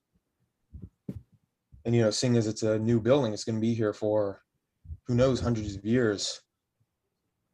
I think it's a good opportunity to, really push that.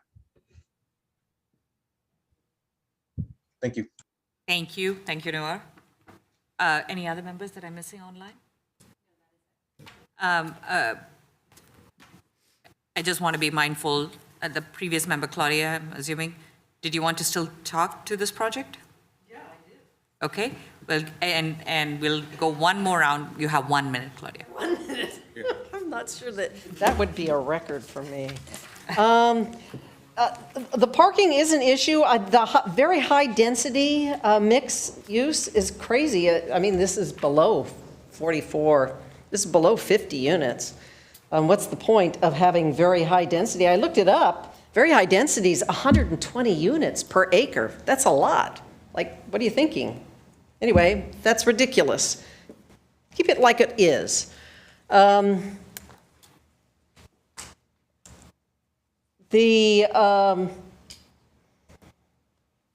garbage is going to be a problem because it already is a problem. So there's some kind of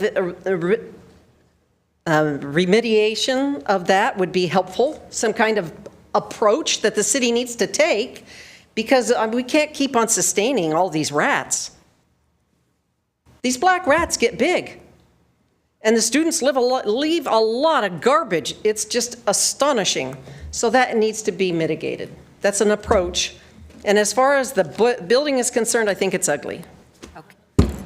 Okay, so architecturally, aesthetically, ugly. We could do better in Santa Clara. Thank you. Thank you so much. Thank you very much. If there's any member who did not finish their thought, I'll give them 1 additional minute. If not, I will move to close the public hearing. I'm sorry, Chair, we'll need rebuttal before we close the public hearing. Applicant? I just want to make 2 quick points. The first is this gentleman's comments about the jurisdiction of the city on the environmental issues, and he is 100% correct. The city, and I can say as an attorney, and we can also get Suzanne to speak again, the city actually has no jurisdiction over the environmental issues. This is at the county and the state level and is regulated by the Department of Environmental Health and also the County Water Board. So while it is a very reasonable issue to discuss tonight, it is not within the city's purview. The second comment I wanted to address was I wanted to thank the gentleman that spoke about taking pressure off the neighborhood of that Rose Garden neighborhood. My godparents live on Hillmar, so I grew up going to that neighborhood since I was born. And this project is also aimed to create less pressure because, as you might know, the pressure is coming south down that Park Avenue to provide for student housing in these single-family homes. And so while there are some parking concerns, I think that the fact that we're bringing high-density housing closer to the university should help that issue of taking pressure off of the old Quad Rose Garden neighborhood. We can also, because I have a little bit of time left, if Suzanne, I can't talk to her because she's on Zoom, if she wants to comment on the public comment on the soil mitigation while they are remediating, her comment about how it gets in the air, you're welcome to, Suzanne. Sure. Can you hear me? Yes. Yes. Okay. I'll just make 2 short comments. One, the County Department of Environmental Health has received all of the reports of site investigation. They are also the agency that's charged with approving the soil and groundwater management plan, as well as the site remedial action plan. So they are actively involved in the site. And as has been mentioned, it is their jurisdiction to dictate the remediation measures and mitigation measures. With respect to soils being released during site excavation, again, part of our soil and groundwater management plan is to have ongoing dust suppression activities while work is occurring to ensure that we don't have those fugitive dusts that are making their way into the neighborhood, as well as to ensuring that trucks, as they enter and leave the site, the tires are washed, they drive over a gravel base in order to knock off any soil that might be stuck to the tires and wheels. The trucks are covered as they are loaded with soil to be removed from the site so that there is not open beds of trucks where soil can be jostled out or dust can fly out. So all of those mitigation measures are covered within our soil and groundwater management plan. And again, those mitigation measures are administered and overseen by consultants who are on site during those activities, as well as requiring county oversight and approval along the way. Thank you. Thank you both. Thank you. I'll now entertain a motion to close public comment. Second. We have a, Are so moved? okay, by Biagini. Need a second. Commissioner Boozer, thank you. We have a motion to close by Biagini and seconded by Commissioner Boozer. And I say this aloud for the record, so.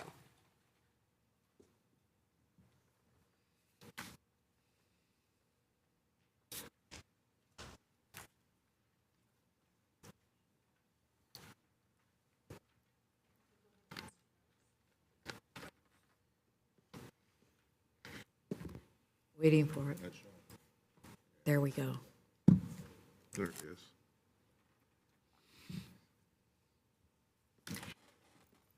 Commissioner Crutchlow, do you have access to cast your vote? So would you like to He tell me? doesn't like me, so I'll vote yes. Thank you. Thank you. And the motion passes. Thank you. Thank you. I'll now open for commission deliberation on this topic. Commissioners? Commissioner Salam? Okay, so first thing actually is a little bit on the architectural side of things. Has there been a shadow study done on the configuration of the building to show whether or not actual sunlight will reach the common space? Because at a 4-story building in that shape, I'm dubious that you will see sunlight. I'll just start with that one. That's a simple question. And I think staff has it. I did see shadow studies on this site in our packet. So if you want to address the question, staff.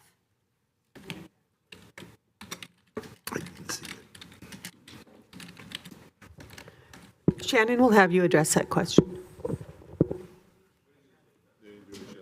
You didn't do it? I thought it was an environmental. We can have the applicant come on. Do you mind repeating the question? You did shadow studies on the project. Commissioner Salam's question is, will there be adequate sunlight in the open space, considering that this is a triangulated site and 4 stories?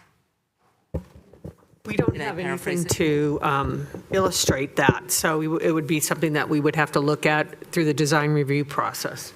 The shadow studies, they're in there, in the packet. They are in the report. Yeah. I'm just not Turn sure the mic it covered on. the The courtyard. interior, yeah, I will have to. right. It was a shadow study Follow on the protocol here. outside. On the outside, Yeah, it's yeah. in there. So if I may, on the sheet A 1.3 of the That's it. architectural set, so if you see the central courtyard,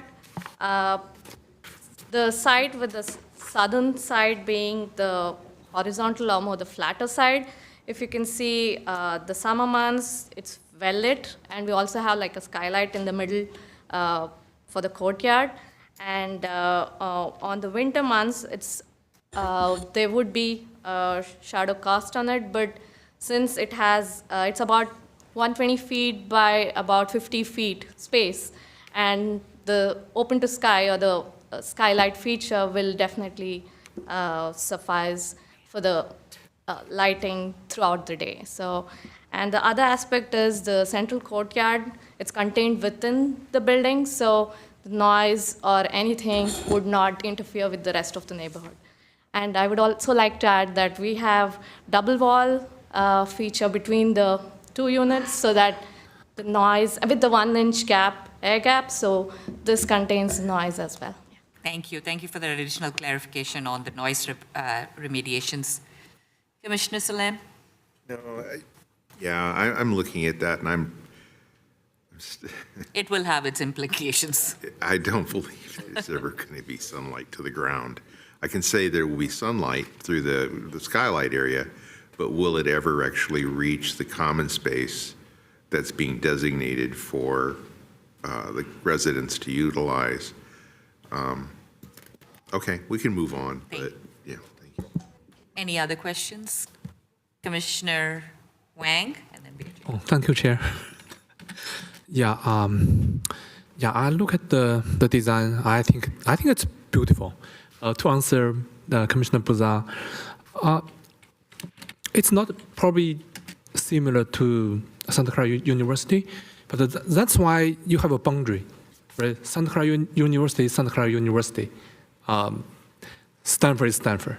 So I don't think it's necessary just to, you have something around it that you need to match it. Second thing is, the parking. I mean, I think it's really not this commission's business. I think that should be leave to the owner. Same thing, who they rent for, rent to, whatever. We cannot control. Actually, nobody can control. So, I just support the project. I think it's a good thing for the city. Thank you very much. That's it. Thank you, Commissioner Wang. Commissioner Biagini? I have a few comments. One, I have to smile when folks were talking about the architecture because ever since the gas station went away, I've been waiting for the Santa Clara version of a Flatiron building. And this was the opportunity, and it falls pretty short.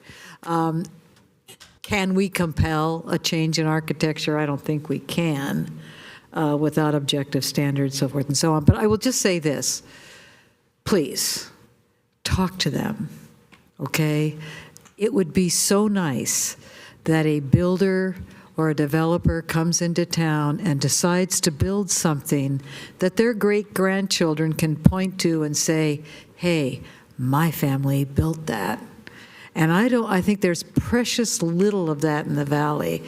I don't know that nor do I necessarily think it has to match the university architecture, but it is such a unique opportunity to have a landmark. We have a lot of, I call them jewels in the old quad with our historic homes. How cool would it be to have a newer development build something that stands the test of time where folks can point to it and be proud of it? So I would hope you could encourage some changes. I mean, I remember when Swig Hall was built, okay, we called it the bathtub house because that's what it looked like. I'm not saying that was exactly a compliment, but this almost screams you have an opportunity to build something without incurring huge expenses that really is a landmark. That said, I'm not sure, parking. With respect to parking, I'm sorry that Safeway is the way they are, and I'm not surprised. I'm not overly concerned about the parking issue because even family of mine that went to Santa Clara U and wanted to live on campus, I could never quite figure that out. They didn't live that far. None of them had cars because it became more problematic. I mean, I think the one benefit to not increasing the parking is the tow truck drivers are going to have a healthy income. If that's built, and that becomes a problem. But I don't see that as an issue.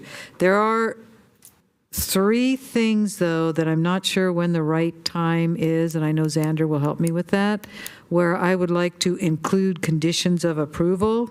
And let me know when the right time is. I think we have time for more conversation right here among the planning commissioners before I talk about the labor union input, the definition of what of that 15% is going to be very low income and low income, and the free VTA passes.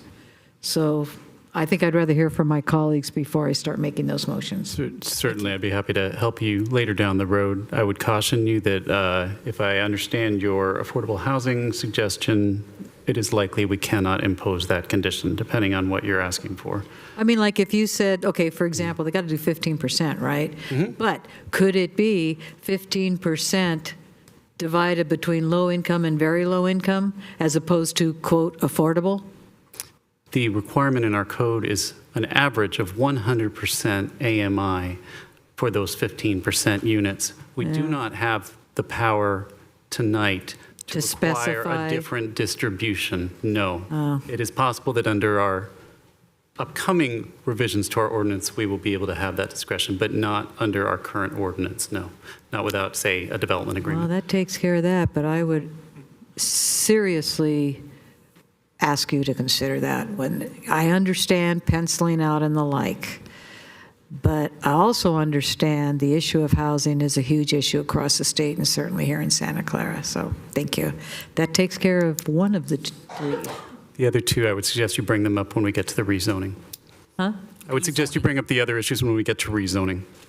In another issue discussion? It's the Or here? motion in the motion. You suggested got adding conditions. Yeah, it's the third motion I got you. tonight, if we get there. Gotcha. Okay. Commissioner Bhatnagar, your light's on. Anybody else? No. Okay, I'll go with my color commentary. I do like this project. I'll say that up front. As many of the commissioners have alluded to, and I can't state more eloquently than what Commissioner Biagini said, that we do have an opportunity to make better aesthetics. I did have a question to staff. The 1,500 square feet commercial, what would that look like? What is it primarily intended for? It'll be like a grocery? Is it like a Restaurant? studio? Do we have a general idea? Because I'm thinking this is going to be a hot spot for students to gather around, and that it just seems like a little more possibility. We don't know the 1,500.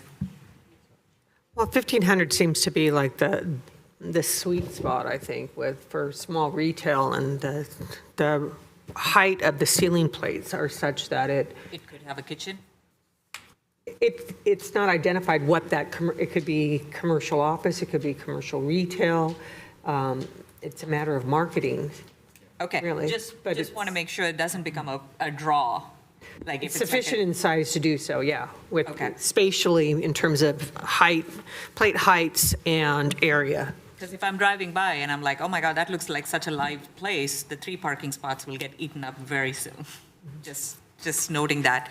I also wanted to make sure the TDM requirement, I didn't see it in the conditions of approval, that you have the 20% reduction.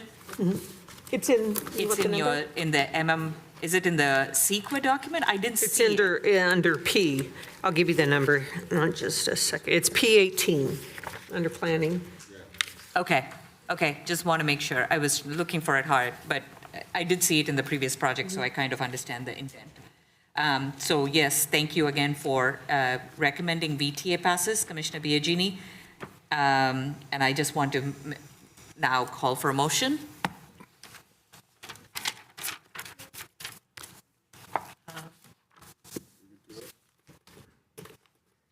It's a series, so if we want help, it's going to be the first one.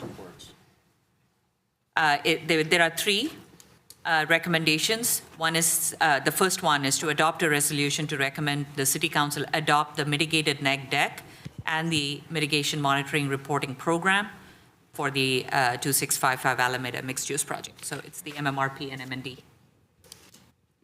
Do we have a motion? So moved. Second. You ready for a vote?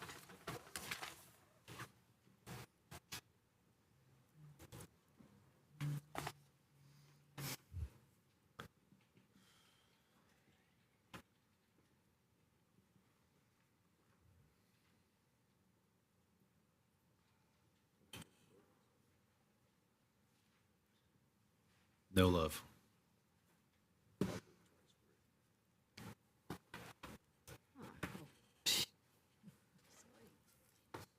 Thank you. Motion passes. Thank you. That was for staff recommendation 1. Correct.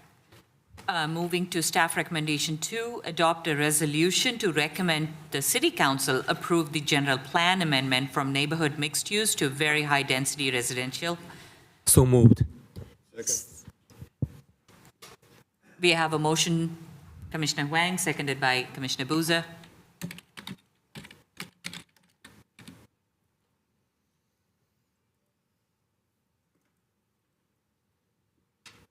Yes.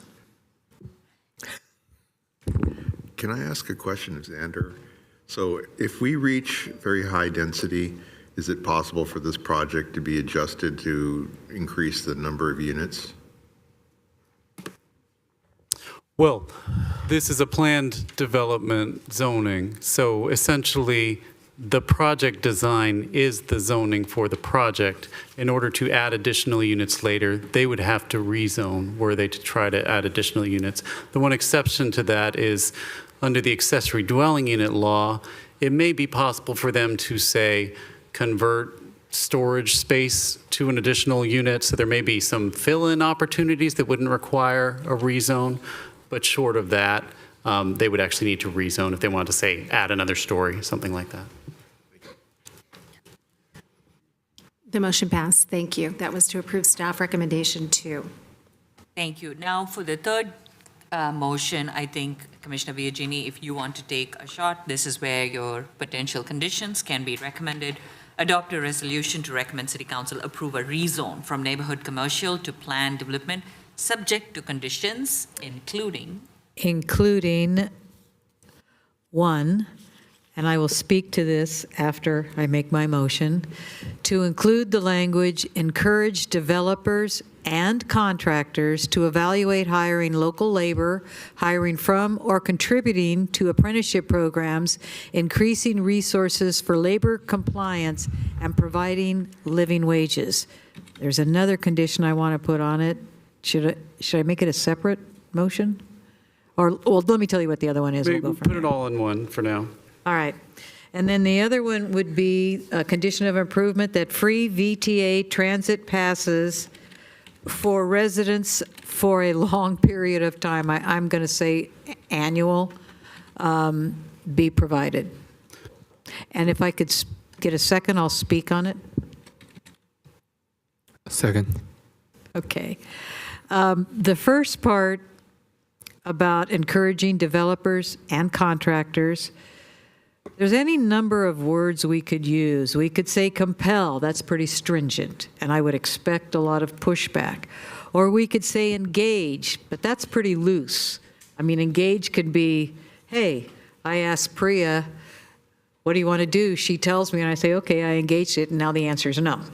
Where encourage, as I understand the definition of the term, and I've done negotiations with employers, is that's in between compel and engage, because it does really talk about, hey, you better have a back and forth. It's not just one person talking, the other one saying yes or no.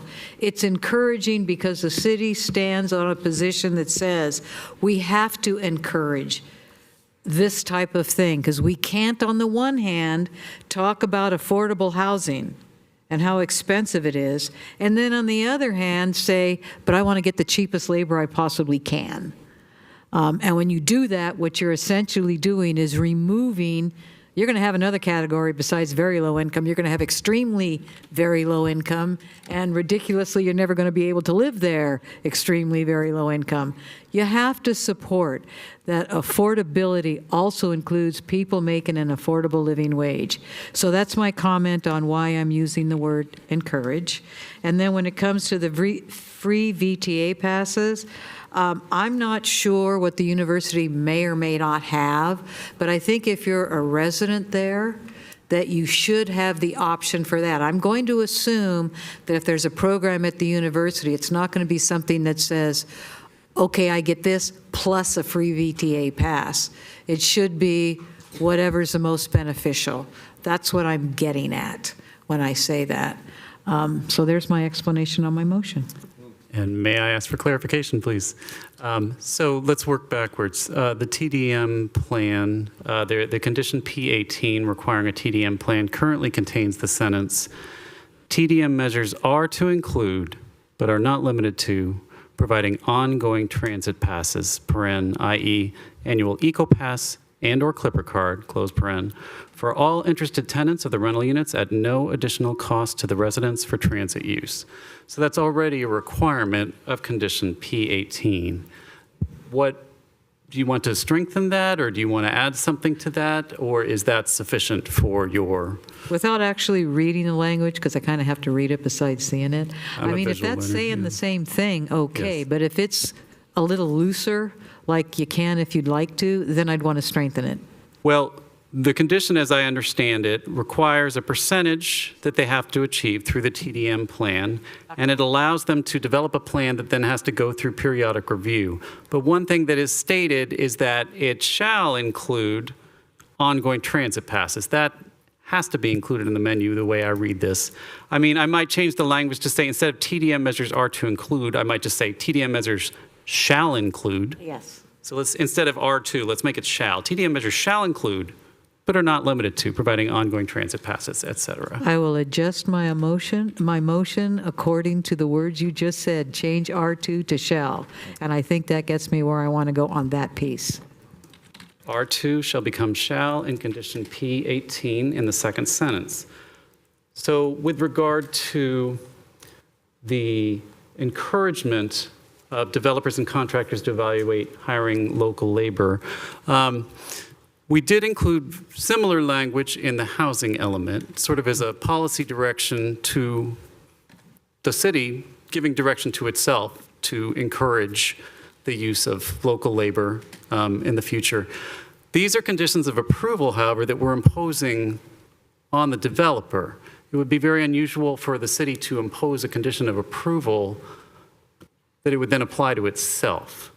So if you'd like to express sort of a policy statement that the city would like to encourage this developer to use unionized, well, not unionized, that's not what you said, but Well, yeah, you know that's what I mean. okay too. Local labor. I mean, I might suggest that as one of the statements in the resolution. I mean, there's, Well, let me okay. Let me stop you right there and say it's not just the developer, it's the developer and the contractors. I don't want to leave a slip and slide in there for someone to say, well, okay, but, you know, at the risk of offending, of being a bit offensive here, I don't want to leave a slip and slide where somebody can say it's okay, I can still hire the undocumented immigrant from Honduras to do the work. You know, I want to stop that nonsense. So that when we talk affordability in this city, we're talking about local labor, we're talking about affordable living wages, and we're not allowing that slip and slide where folks are, in my opinion, kind of abused for their labor. So help me with that, Xander. Well, we're referring to the developer as the owner in the resolution. So if I understand you'd like to encourage the owner and any contractors they use Right. to use local labor To and evaluate hiring local labor, et cetera.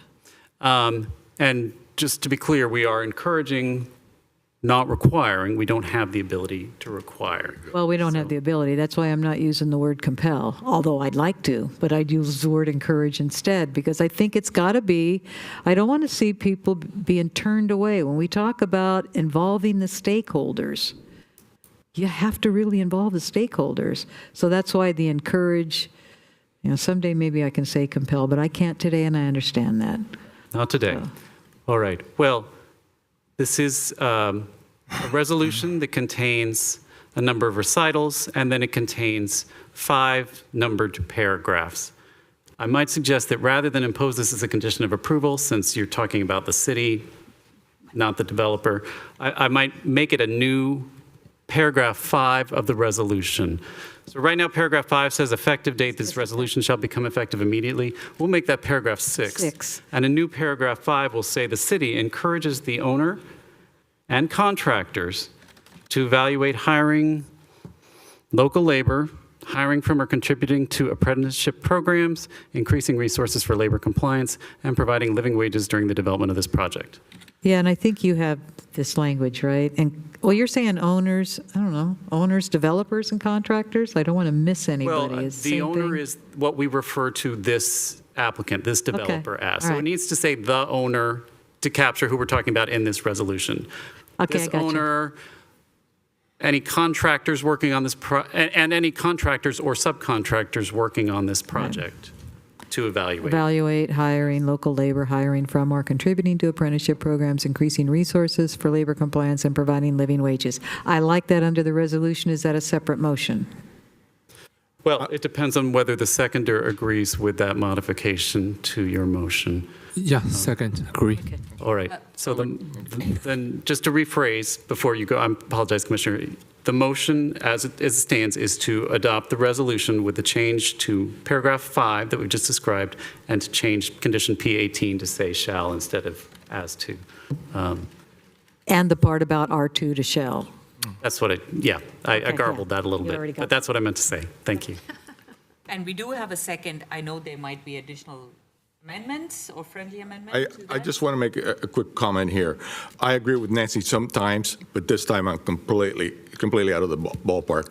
You cannot force people, a builder, to put VTA for the, it's going to be mostly students. Now, on the other hand is, how many union people are? There's a lot of projects going around, and, maybe the builder doesn't have enough union people or other people to come in, so he has to be cost effective. You could say, we recommend, not encourage, to hire union labor, but, it's up to the builder, to the developer. You cannot be forcing people if there's not enough union members out there or to come in and start, to work. They have to get the project done by a certain amount of time, and if they have to go out of the area to get workers, I can see that, because the main concern is to build something cost effective. We need housing, but at the same time, you cannot restrict the builders from hiring X amount of people that has to be unions, or maybe it's not enough journeymans. There's probably not enough apprentices to fulfill the needs of our projects that we have going. So I don't want to put any restrictions like that. I don't want to put any. Maybe the carpenter can tell us. Thank you. We appreciate the comments, and public, we appreciate your respect and courtesy as we deliberate. The public comment has closed. We do have a motion and a second. We will let it go. I do have a friendly amendment. Did we want to also, on the vein of encourage, support a revived design that is much more enhanced than what is presented right now, that meets both the architectural review committees? We are just trying to make sure that we set a bar higher than the design today for architectural review committee to look at the design and aesthetics. Once this project is approved, once the rezoning is approved, then it becomes an entitled residential project. We no longer have any authority to impose subjective design standards on entitled residential projects, or even just a project that comes in under existing zoning. I don't know what we could require. I mean, to be clear, this is a PD zoning.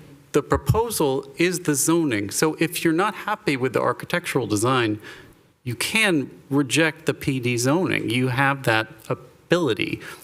The flip side of that is the developer could then probably come in under one of the new housing laws like AB 2011 or SB 6 and build without your involvement at all.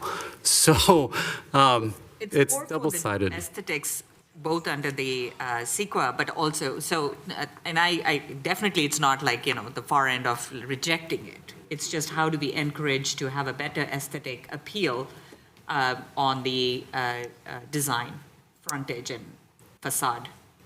Can that not be a condition? Ask the applicant for specific redesigns and continue this to the next meeting or 2 meetings from now. I'm sure that's not what the applicant will want to hear. Okay. But you lose the second, my point is the second you recommend approval, you lose any ability to make that sort of subjective request. Commissioner Biagini. We have a carpenter in the audience. Are there enough construction workers here to fulfill the requirements? Thank you.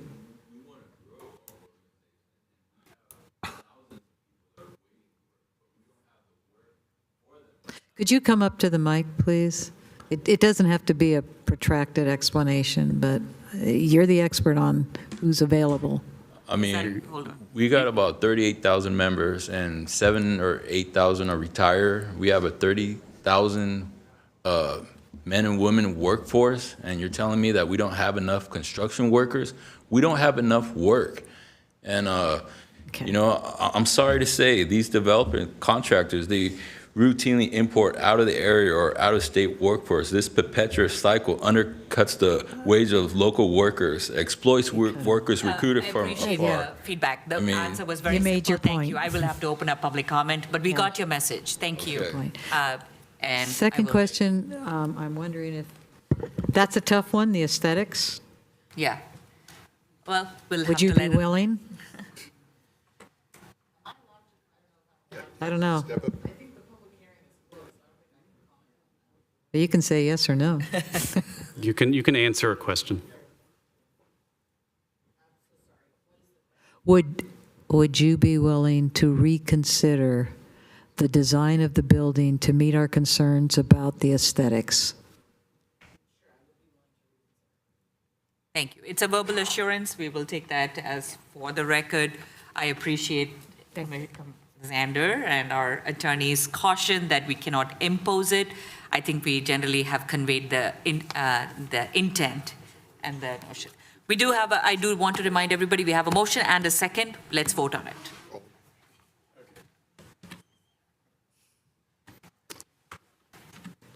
Xander, you have half a word stuck there. Well, I just wanted to ask for clarification. So did we amend the motion to include a statement that Those two conditions that we the two conditions, but not the architectural? Thank you for that. Yeah. Okay, understood. You're welcome. You owe me. So the friendly amendment is withdrawn? Correct. Yeah, okay. We have a resolution ad and the actual confirmation to shall for the VTA passes. Okay. P18.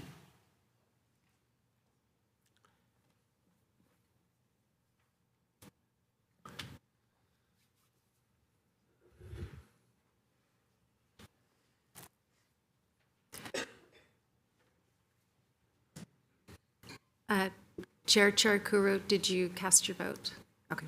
And Commissioner Cratchler? Yes. Thank you. Okay. And the motion passes. Thank you. Thank you very much. That was the lighter of the two, but I do want to thank the members of the public as well as the applicant for bringing a much-needed project to the city. We look forward to the end state and results of this. Thank you. Moving to the next order of the agenda today is our public hearing.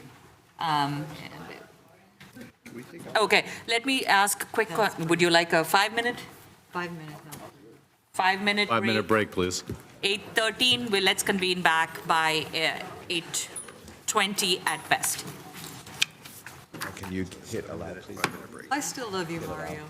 I still love you too, but coming from a business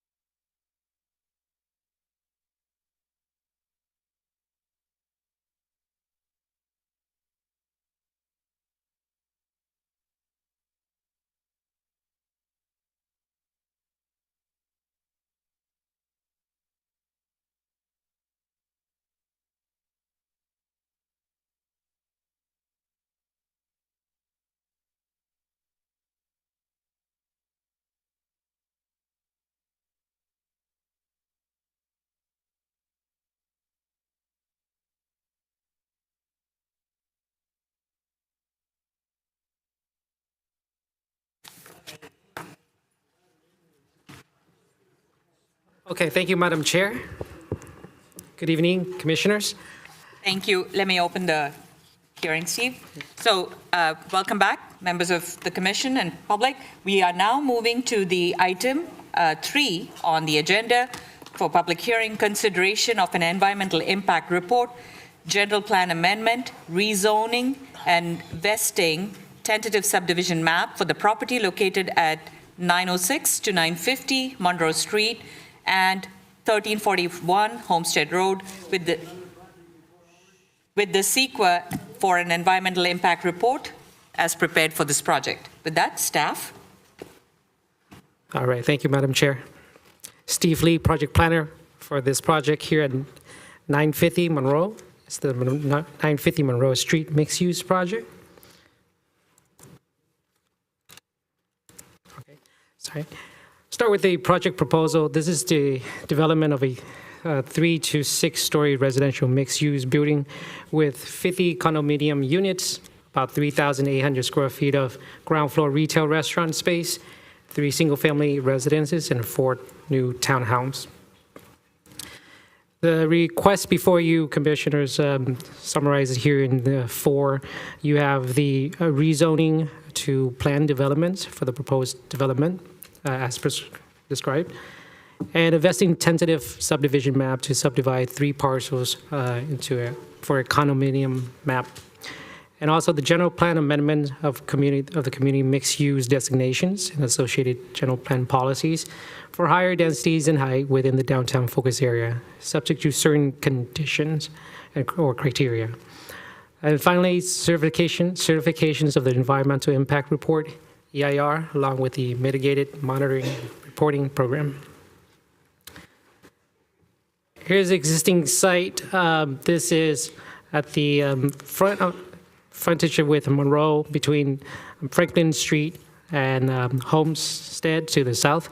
And there are 3 parcels here. There's a retail building at Senor Pisa, and next to that is the 2 HRI properties, 930 Monroe, adjacent to that orange parcel, and then the 906 Monroe at the corner.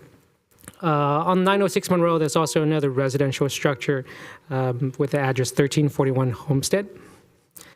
And on your right there, top right picture is the corner looking at 906 Monroe, and the bottom one is looking at the retail center. Again, here's the 940, 950 Monroe. That's the retail with the Senor Pisa.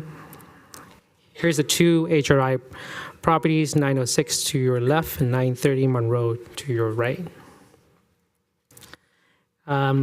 Here's the view from Homestead. The elevation shows the 1341 Homestead behind the 906 Monroe and the 2-car garage behind the 930. Here's the existing parcel to the left shown here, and then the proposed parcel split into the green larger parcel, combining the 1341 Homestead into the larger parcel. There will be demolitions of the 2 accessory buildings on the back, 1 shed and 2-car garage, for the development of construction of 1-car garage and a 2-car garage. There is also a removal of the non-historic additions behind 930 Monroe. This aspect of the project was reviewed by Historical and Landmark Commissions for the minor SPA. I can give you the summary of that later in a bit. Moving on, here shows the landscape and offsite improvements. It also shows the first floor of this project. The project will be improved with the complete streets, separated sidewalks, and trees on the park strips. Shows here there's 2 access points, one off of Monroe. I can have the cursor here, here to the ground floor parking, and then another access point from Franklin on the right here that goes down to subgrade garage parking. The 4 townhouses, the 4 new townhouses are tucked on the back here behind 930 Monroe in the larger mixed-use building. And then from Homestead is tucked behind the 1341 Homestead. This project is parked with 81 vehicle parking spaces in basements and ground floor. Of the 81, there are 29 EV level 2, and then 26 low-level EV ready. 54 Class 1 bicycle parking is in the bike room on in the basement, which has electrical outlet for electric bike, and 10 Class 2 bicycle parking spaces on the ground floor. Sorry, that's repeat. And this is the view from Monroe Street, the renderings. This one here is hard to see here. This shows the elevations again, from same thing with from Monroe, the east elevations. Shows the two in relations of the 3-story height that starts with the building, mixed-use building, and the other two HRI that's adjacent to that. We provide the height here. The 906 Monroe is right now measuring at the top of roof is 32 feet and 6 inches, and the 930 Monroe is 29 foot and 6 inches. The top of, the highest 6-story building, top of roof is at 73 feet, and then the highest height of the architectural elements there is 84 max height.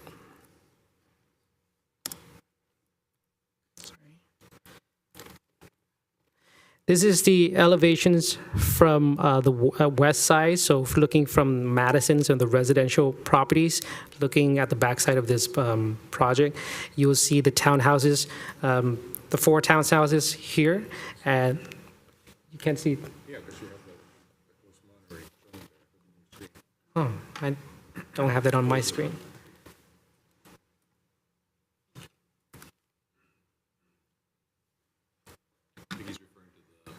Yeah, but I don't have it on my screen. Just don't know why it's shown there. Let me see. What's that?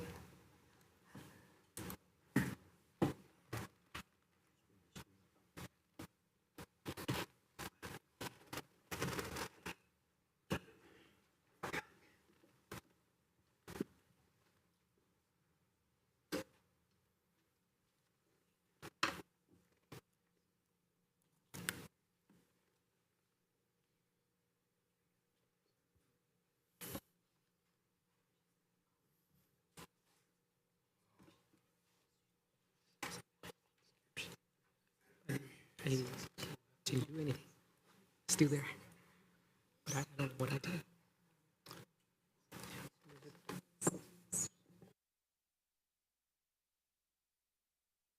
Please bear with us. Staff is just trying to fix the comment that's showing up on the screen for visibility, since we are discussing the elevations and the depth.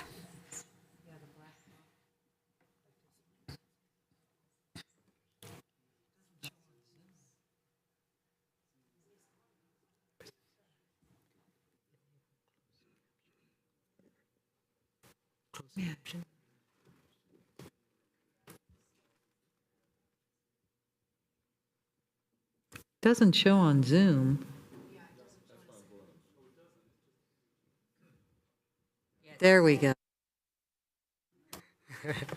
All right, thank you. Thank you. Please Sorry continue. for that interruption. Okay, so this is the west view again from the residential side. As you can see on the bottom right corner here is the 4 new townhouses. And then you have the 1341 Homestead. The applicant is also proposing this 8-foot wall, shaded here in dark gray. And then behind that, you can see that 906 Monroe. And then just right here on the top of the roof is the roof of the 930 Monroe. Okay. This elevation is from Franklin on the north side. This shows the access to the garage through this garage here.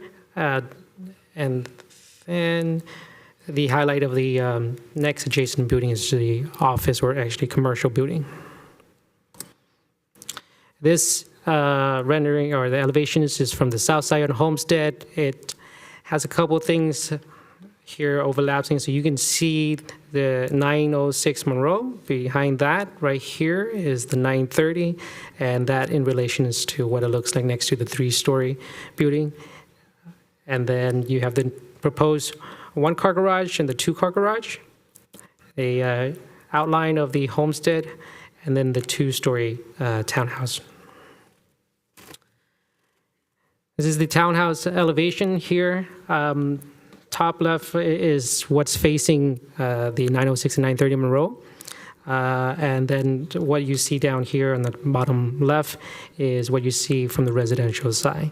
There are just corrections from the staff report that the plan has changed, and there is no longer balcony on the back side of the townhouses, except for one here, but is shielded by a full wall. And then the total height has changed from 28 feet down to a maximum 25 feet, similar to a single-family residential.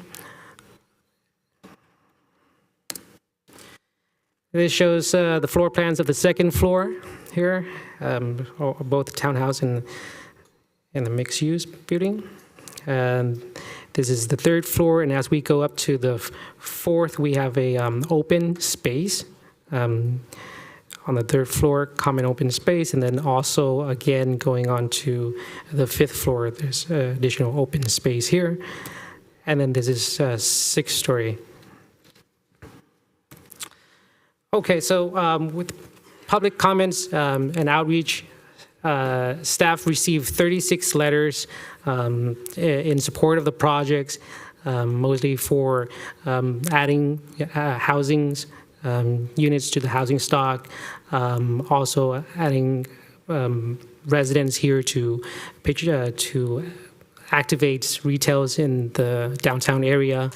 And staff also received 8 letters in oppositions of the projects, and mostly concern is the project is too large or too tall in this area next to single-family residential.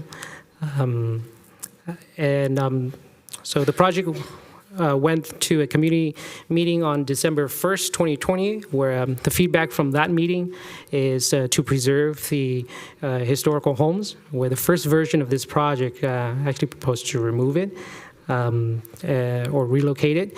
And so this project now is changed to maintain the 906 and 930 Monroe, as well as the architectural change as well. It first presented as mission style, and now, as you can see, there's variations of more downtown urban architectural style. Also, the project was presented before the Downtown Community Task Force on January 21st, 2021, where the DCTF wrote a letter in opposition with concerns that the project does not consider the downtown precise plan, form-based code, or even the current general plan. And of course, the code and the precise plan is due in the planning process. At the Historical Landmark Commissions on June 29th, just 2 weeks ago, the motions that were made was 4-0 on the recommendations of approval of the minor SBA. That's the removal of the non-historic additions on 930 Monroe and constructions of the 1-car and 2-car garage.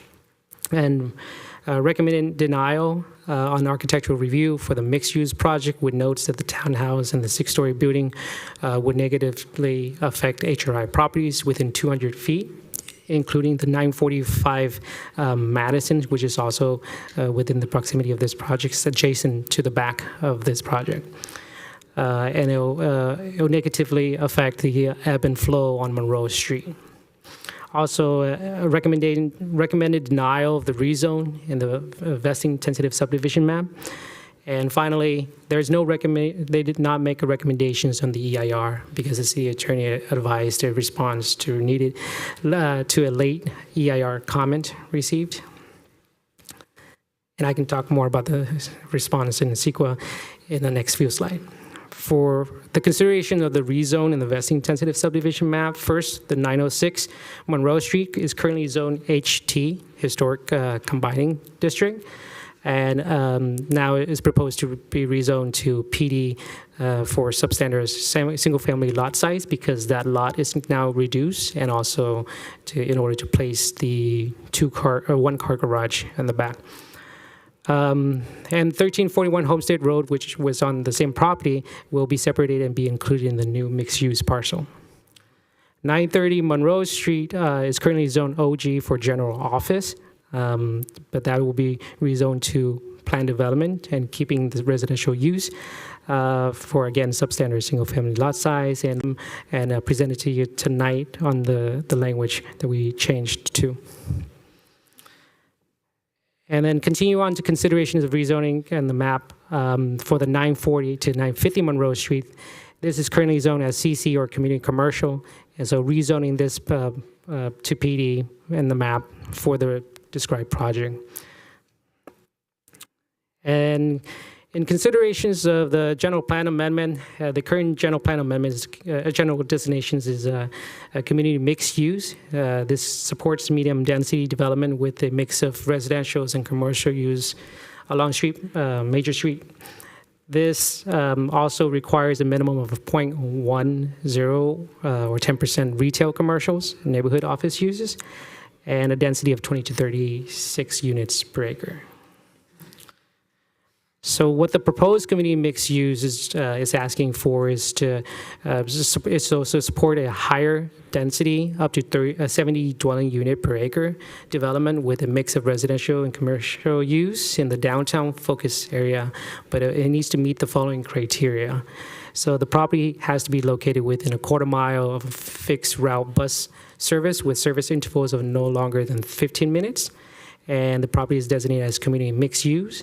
Development provides ground floor retail, similar to the community mixed use of 10%.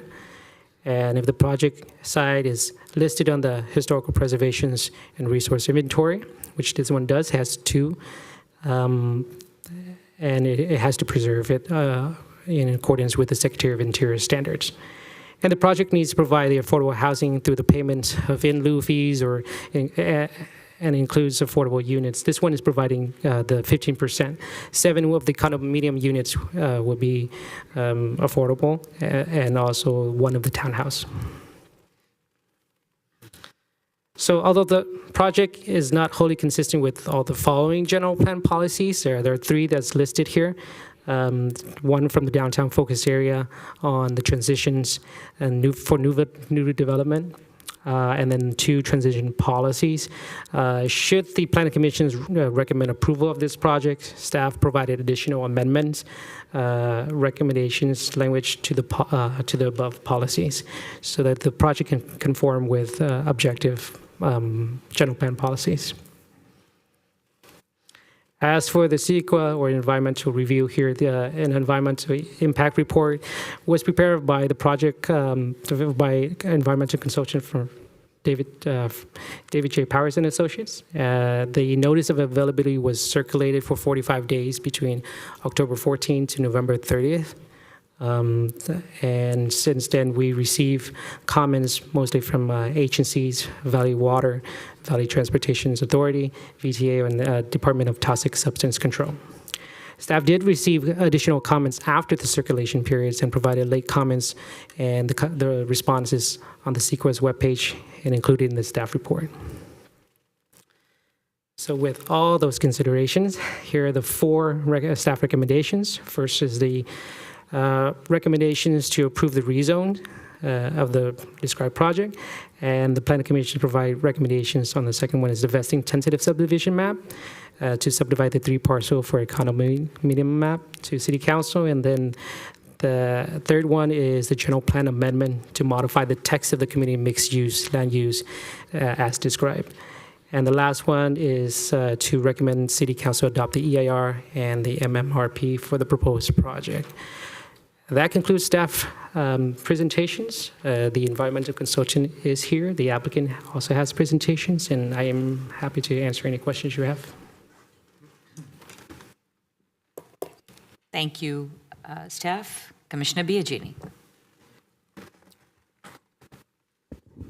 I have a concern that leads me to the following question. Steve, maybe you can help me with this.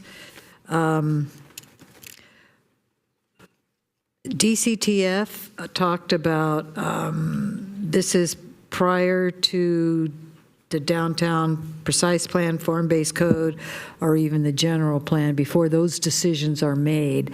What would it take for this issue? I mean, I wish we had that decision first, and then this issue, but we don't. It's the other way around. So I have a concern that even though this is in the focus area, not in the actual core area, is this somehow, it kind of looks like sneaking under the gate before it shuts down, but we don't know what that shutdown gate's going to look like because we don't have the form-based code and the rest of it determined. What would it take to wait to debate this issue after those things are decided? I don't know what the timelines are. Does that make sense?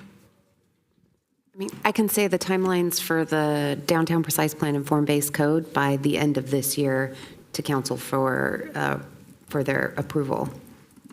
So we're talking a few months down the road. Yes. And if there is something in the precise plan or the form-based code, et cetera, that is at odds with the current proposal, does this mean they don't have to meet it because this came in first and the form-based code came after? Correct. Yes. We're not analyzing this project with a policy that does not yet exist. Okay, that's kind of an ouch for me. All right, thank you. Questions of staff? Commissioner Grant.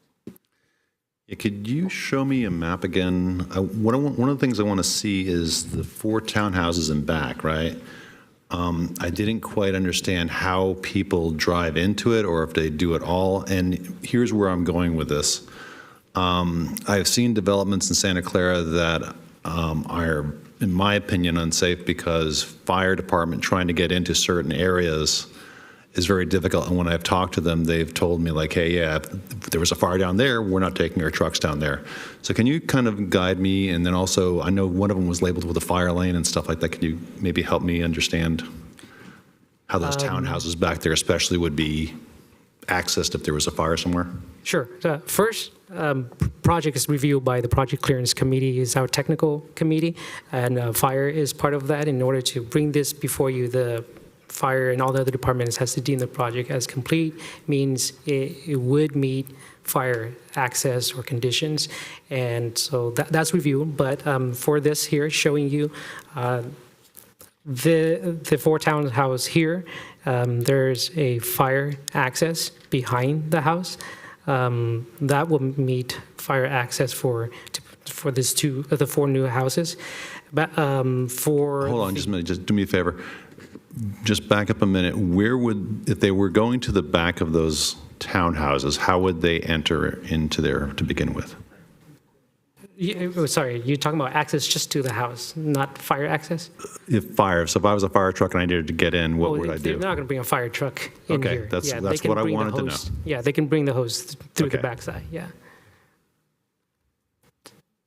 Is there, and then for the new mixed use will be from Franklin. Yeah, and Monroe. that part makes sense to me. That's okay. So you've answered my question. Thank you. Okay. Any other questions before I go? Okay, so I'm going to dig into the CEQA part of this.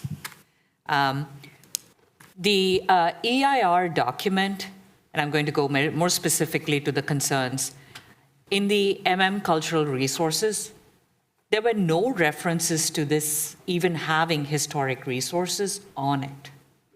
All references are only to archaeological, which, yeah, nice to do, thank you. But I didn't see any reference to the historic properties and the ability to protect against construction impacts to the historic resources has a very specific technical resource briefing, almost as conditions, because what I sense is the underground parking, you're going to go deep under. That will practically impact the stability of the historic resources. As it is, that's a very vulnerable resource. So when you're putting that high level density with going subterranean, 2 stories of parking. One story. 1 story? Okay. So let's say 15 feet. High-level reference. You're going 15 feet under in a significant demolition, that will practically just uproot the historic resource adjoining. So I have concerns that the cultural resources did not even address that there were 2 historic properties in MM, and all of the rest were archaeological, which is standard language. So I'm very familiar with what is there, but that's my one big concern. 2, a number of trees being removed. Do we have an actual tally? I didn't see the actual number. I just know the mitigation was shall find off-site tree replacement, which again, we may look at conditions, but can you address the first one and the second? For the first one, if I can ask Shannon to help me with that, and I'll go ahead and find the tree removal for you.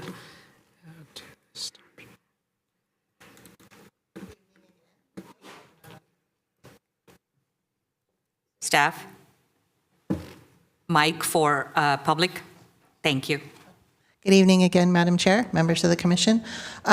We did identify the historic structures on site. There's a fairly detailed explanation of what those are in the cultural resources section of the EIR. Page, because I'm in it. It's not there. Page 51. So 58 on my report is the cultural section, impact cultural. Yeah.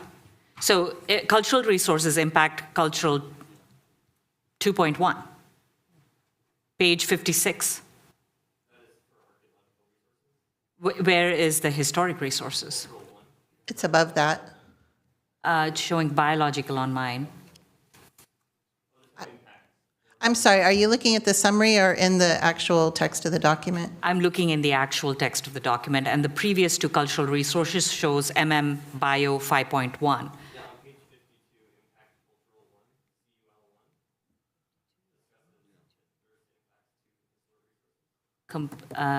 It's 50, okay, wait. Bear with me. Thank you for patience. 51. Project objectives is all I see.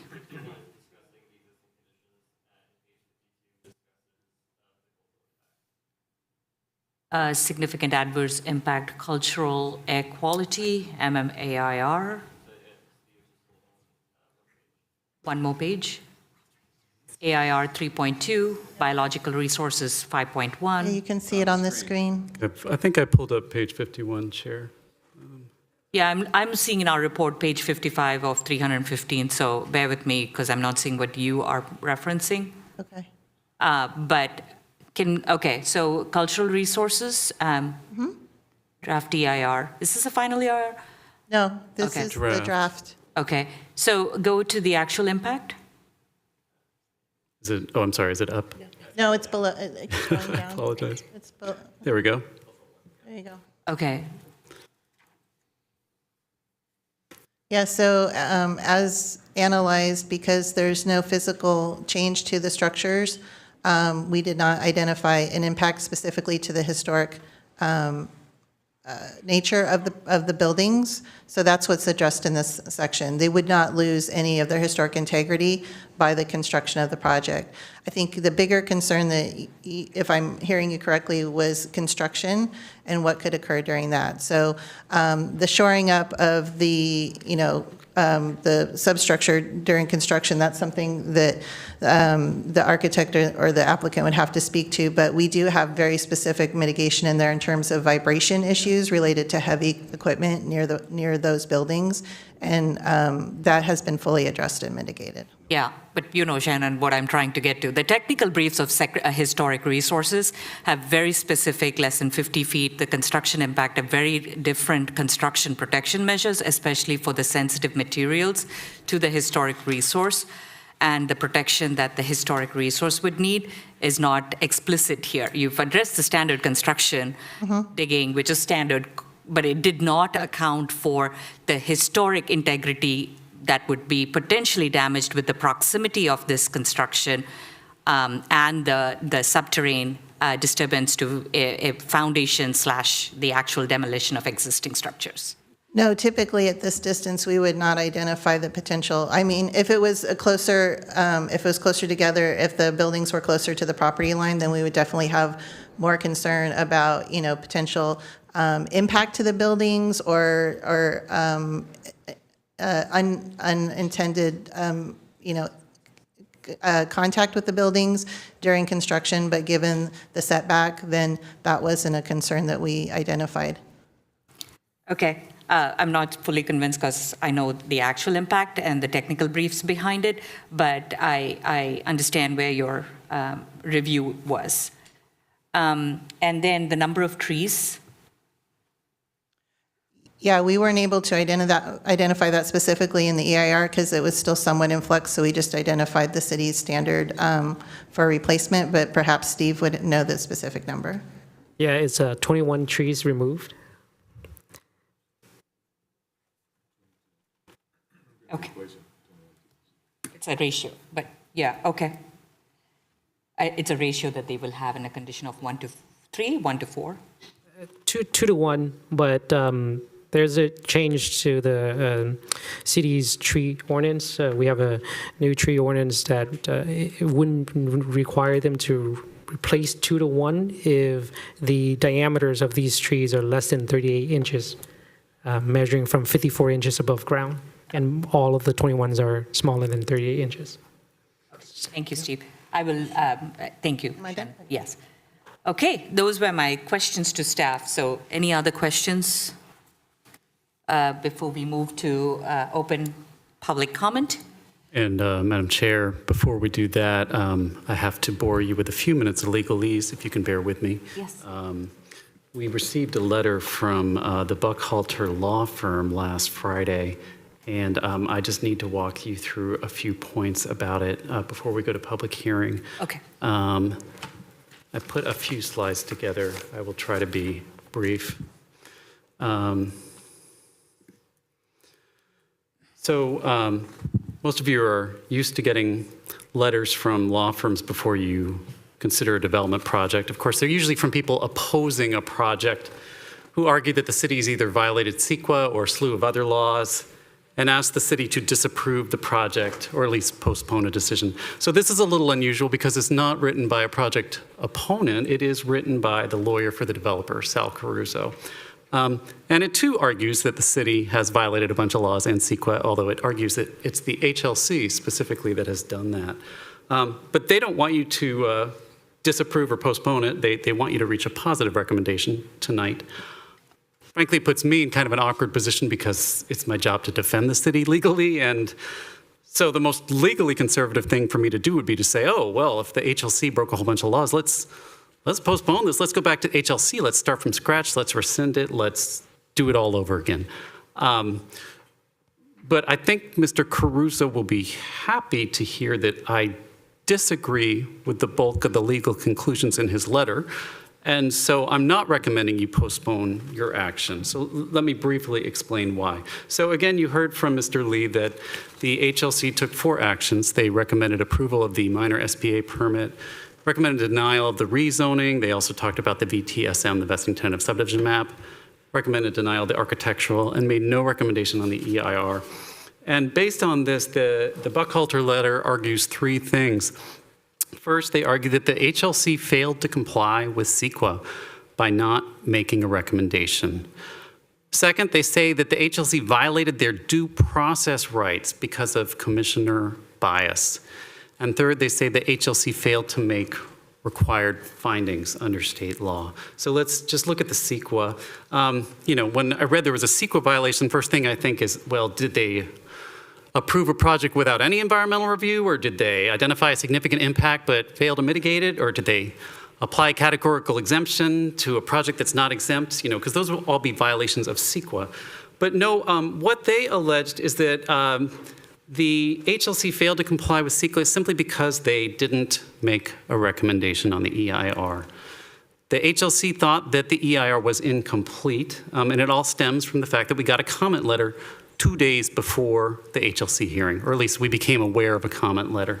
So there wasn't time to prepare a response before the HLC hearing. I made the recommendation to staff, I gave the direction to staff that we should prepare a response to that letter. When it came to time to vote on the EIR, the HLC simply didn't feel comfortable doing so because there was no response to that one letter. Could they have acted? Well, actually, yes, they could have. So in that respect, the attorney is correct. Under the CEQA guidelines, the responses to comments have to be completed 10 days prior to EIR certification. And since it's the City Council that certifies the EIR, we count back 10 days from the council date, which is currently scheduled for August 22nd. So not 10 days prior to the Planning Commission or the HLC meeting. So the HLC could have acted.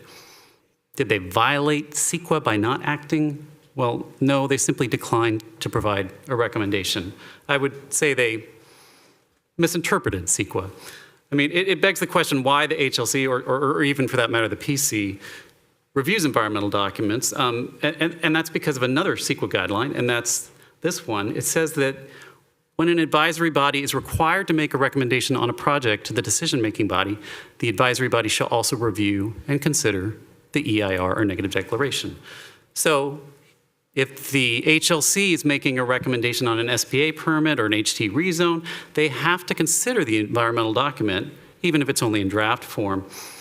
Now, notably, this regulation doesn't say a recommending body must make a formal recommendation one way or another. It just says they have to review and consider. Well, here the HLC reviewed and considered the document and chose to forward it to the Planning Commission with no recommendation. So I don't believe there's been any violation of CEQA. By the way, as far as that late comment letter, the consultant has now prepared a response, and it was made available yesterday to you and the public. Notably, it does not identify any new significant impacts or any increases in the severity of any existing impacts. So there's no recirculation that's triggered by this new letter. But regardless, for your purposes, the takeaway is the HLC didn't violate CEQA. They just were a little too conservative in their evaluation of the document. Now let's move on to due process. For the second point, the applicant alleges that the HLC violated the due process rights of the applicant because of the supposed bias of one of the commissioners, specifically Chair Patricia Leung. You're familiar with due process because we've had training on it a number of times. Proper due process requires reasonable notice that there will be a hearing, a reasonable opportunity to be heard, and then that hearing has to be before an impartial decision maker. So it's that third point that the developer's claiming was violated here, that the decision maker be impartial. This was on the third page of the letter where they allege that Chair Leung was biased. I don't want you to read it. I just want you to see there are 3 cases highlighted.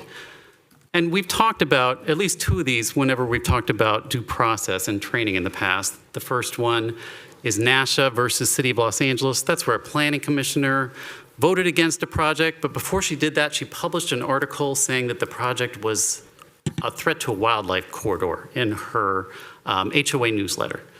The second one was about a council member who didn't like something that the Planning Commission passed, a CUP, and so he appealed it himself to the City Council. And the applicant said, well, wait, how can a City Council member make an appeal? The third one was the case that was the ultimate demonstration of animus toward an applicant. That was the one where a council member didn't like a proposed duplex, so he went down to an applicant's house, stood in front of their garden, and urinated. So anyway, the reason they cited to all 3 of these cases is because they demonstrated the standard of an unacceptable probability of actual bias. When there's an unacceptable probability of actual bias, a decision maker can't be impartial. Actually, that second case where a council member did the appeal himself of a planning commission action, they found there was no bias there. But regardless,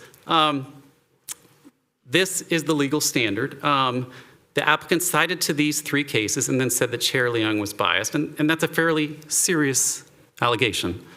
And it was a very busy week for me, but because of this allegation, I carved out 4.5 hours to listen to every minute of that HLC meeting. So I was listening for any particular statements that the chair made indicating bias against the project, like, well, I already know how I'm going to vote, or, man, this is a terrible project, or for any particular animus against the applicant, like, oh no, it's another Sal Caruso project. Frankly, it was a waste of 4.5 hours of my time because for the first 3 hours, the chair didn't say anything about the project. The only time she spoke was to make procedural calls, calling on commissioners to speak or opening the public hearing. After those 3 hours, once the public hearing was closed, she did make statements about the project. But once the public hearing is closed, that's not biased. So I couldn't figure out what this supposed evidence was of the bias. I went back to their letter looking for any specific quote of what the chair said that was biased, or a reference to an HOA newspaper article, or a visit to Sal Caruso's garden. They cited to just two things. This is the evidence in their letter. The chair is married. The chair knew that her husband submitted a comment letter on the EIR. And that's it. That's the sum of their evidence that the chair was biased. So what none of those three cases they cited say is that being married to someone with an opinion means you are inherently biased, or that knowing your husband submitted a comment letter on an EIR means you're inherently biased. Even if the chair herself had written a comment letter on the EIR, it didn't mean she would have to disqualify herself. One of our council members routinely comments on EIRs and then proceeds to vote on the EIRs. You can participate in the environmental process without being biased. But here it's even more attenuated when it's not the chair herself, it's her husband. So again, there's simply no support in the case law for the idea that the chair's marital status makes her biased. My limited experience being married tells me it's very possible to have a different opinion than your spouse. So I think you can disregard out of hand the bias argument. They simply haven't alleged any facts demonstrating bias, and it's without question unsupported by the case law. Finally, let's talk about their third point, that there were insufficient findings when the HLC acted. Now, most quasi-judicial decisions have to be supported by findings. That's what bridges the analytic gap between raw evidence and an ultimate decision or order. This is set forth in a California Supreme Court case, Topanga Association for Scenic Community versus County of Los Angeles. That's why you sometimes hear these referred to as Topanga findings. Now, anytime the Planning Commission acts on a quasi-judicial matter, we give you a proposed resolution to adopt with draft findings included. You got 4 in front of you for this project alone. Here, the developer alleges that the HLC didn't make the requisite findings when they voted to recommend denial in some of their motions. Now, it's true the HLC didn't adopt a resolution when it made its determinations, but it's also true that that Topanga case does not say you have to make the findings always in writing. Most of you have been through hearings where the Planning Commission comes to a different determination than what staff recommended, and we have to come up with findings on the spot. So we don't have written findings in advance of deciding anything. So the question is, did the HLC make verbal findings at the June 29th meeting to bridge that analytic gap between the raw evidence and their ultimate recommendation? So let's again look at the votes they took. There was this SPA permit, an EIR, a tentative subdivision map, architectural review, and a rezoning. Now, I assume the developer's not challenging the findings on the SPA permit because the HLC recommended approval. And for the EIR, they made no recommendation, so there were no findings to make. Vesting tentative subdivision map, they talked about it. Technically, the HLC doesn't have any role in approving a vesting tentative subdivision map. They're not a part of the subdivision ordinance. It's not in the historic preservation ordinance. They're not actually required to make any findings on a subdivision map because they're not required to make a recommendation on it. So that just leaves us with the architectural review and the rezone.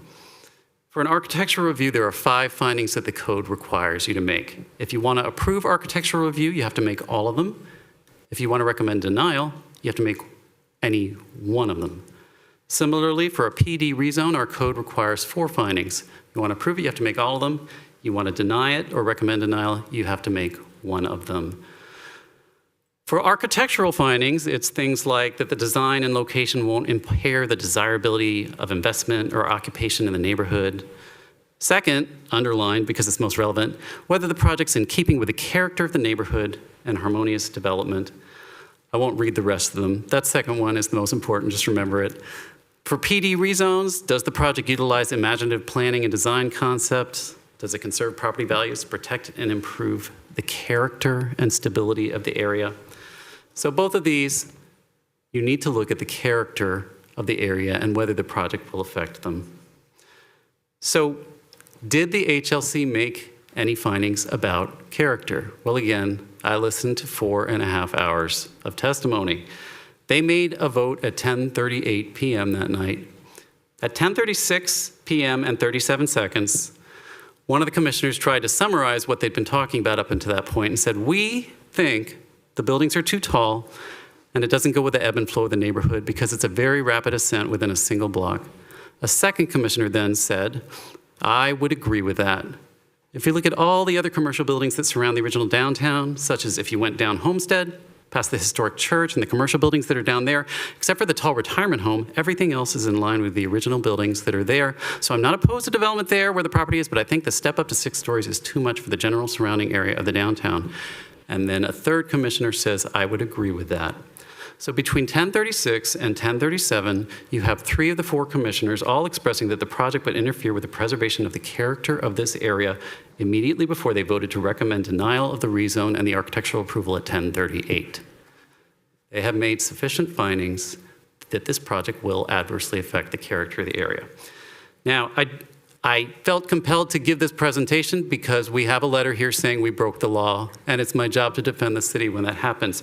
Please understand, though, that I'm not citing to this testimony to try to get you to agree with the HLC's position or to influence how you vote. I do not make recommendations on projects. Planning staff does, and here the planners continue to recommend approval and have cited to a long list of benefits that this project will provide. The only reason I'm bringing up these findings that the HLC made is because the developer's attorney alleged that the HLC didn't make any findings and therefore broke the law. Based on my review of the testimony, that's just not true. So with that, I would encourage you to exercise your independent judgment and move forward with your consideration of the project. I also have one quick footnote that I just want to throw in. Tonight, you have on your dais a revised condition P22.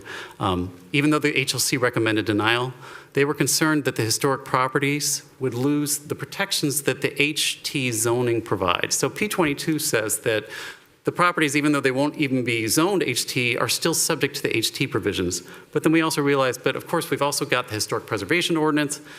Both the HPO and the HT zoning provide provisions on demolition, both provide provisions on architectural review. So we added this highlighted language to say that where there's a conflict between the two, the more restrictive shall apply. So in the event you are inclined to recommend approval of the rezoning, we would ask that you do it with the revised P22 as part of your motion.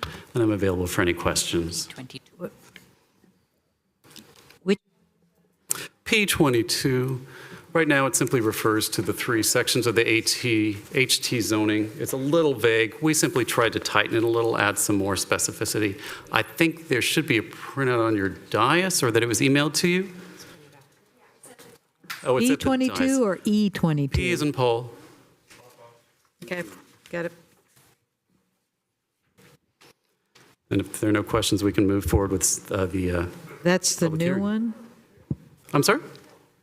That's the new condition that Just has it's a been relatively added to minor clarify. amendment to that condition. Gotcha. Okay, that's what I thought. Thank you, and that was quite an effort. Thank you for making more vocal, and for the record, the city's stance on the letter received. Again, Xander, thank you for taking the time to respond and address it here. With that, I will open for the applicant's presentation. You have 10 minutes. Before I get started with the presentation, it'll take a moment to set up. Yeah, 'Cause I had no, to undo it. your clock will start when you're ready. Thank you so much. I did just want to mention that on page 108 of the environmental report, it does address the vibration of the foundations. And it specifically states that no pile driving is to be used for the foundation system of the development so as to preserve the integrity of the architectural structures.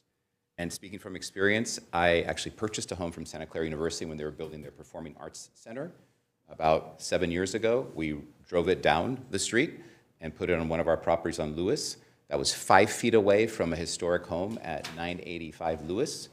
And we built a full basement underneath it. It wasn't 15 feet, it was more like 10. But that was done without any damage whatsoever to the adjacent structure. So we do have experience. I am not the developer, by the way, as quoted many times by the city attorney. I am the architect. The developer is Lamb Partners, which is an outstanding company that does high-quality projects. Thank you. Thank you, Mr. Caruso. Please proceed when you're ready. And just before I start, again, we agree with the revised P22. In fact, it was our suggestion saying bring it on all the restrictions and covenants to protect the historic landmarks on the project. Absolutely. let me start, and you see this. Let's see if the clicker works before we get started, and the clicker is not working. Fantastic. Okay, that part works. And one second. All right. So the first page, at the very top of the page, you'll see on the right-hand corner and the left, these projects were historic projects that we did that actually built two-story ADUs behind the historic buildings, similar to what we're building, the two-story townhouses behind the historic landmarks. One is Fremont Street, and one is just down the road on Franklin from the project. And the other two projects, the bottom left is the historic home that we moved from Santa Clara University and preserved. Important on these notes is the provisions within the precise plan. We did do a comparison on the precise plan, even though it's not adopted code.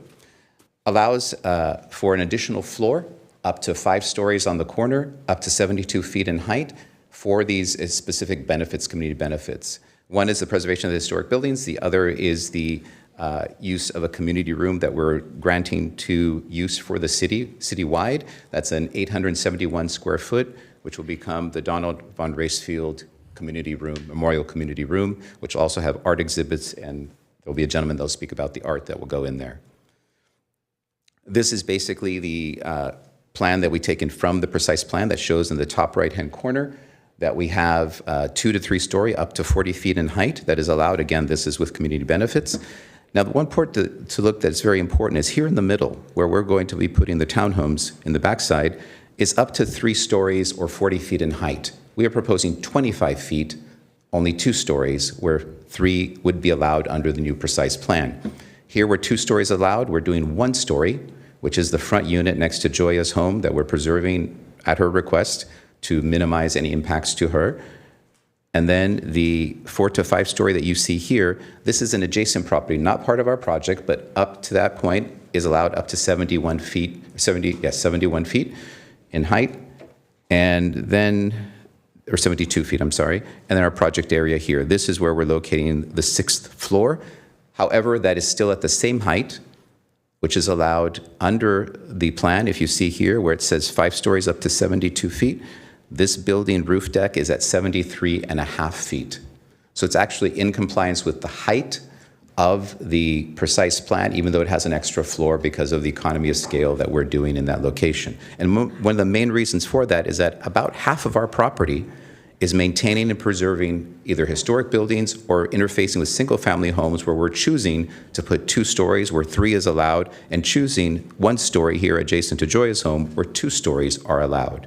So because we're decreasing the densities in this area, we need to increase them in this area in order to make the project feasible and actually buildable and financeable.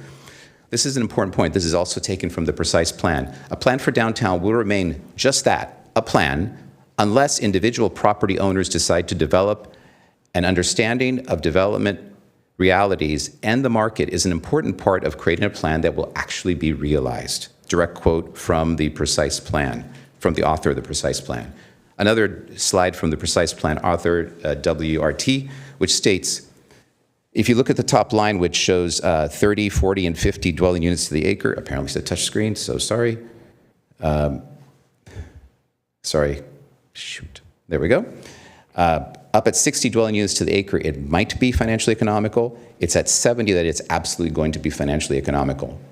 We are at 65.5, sort of in the middle between the two, just at bare bones minimum being able to make this feasible according to the precise plan.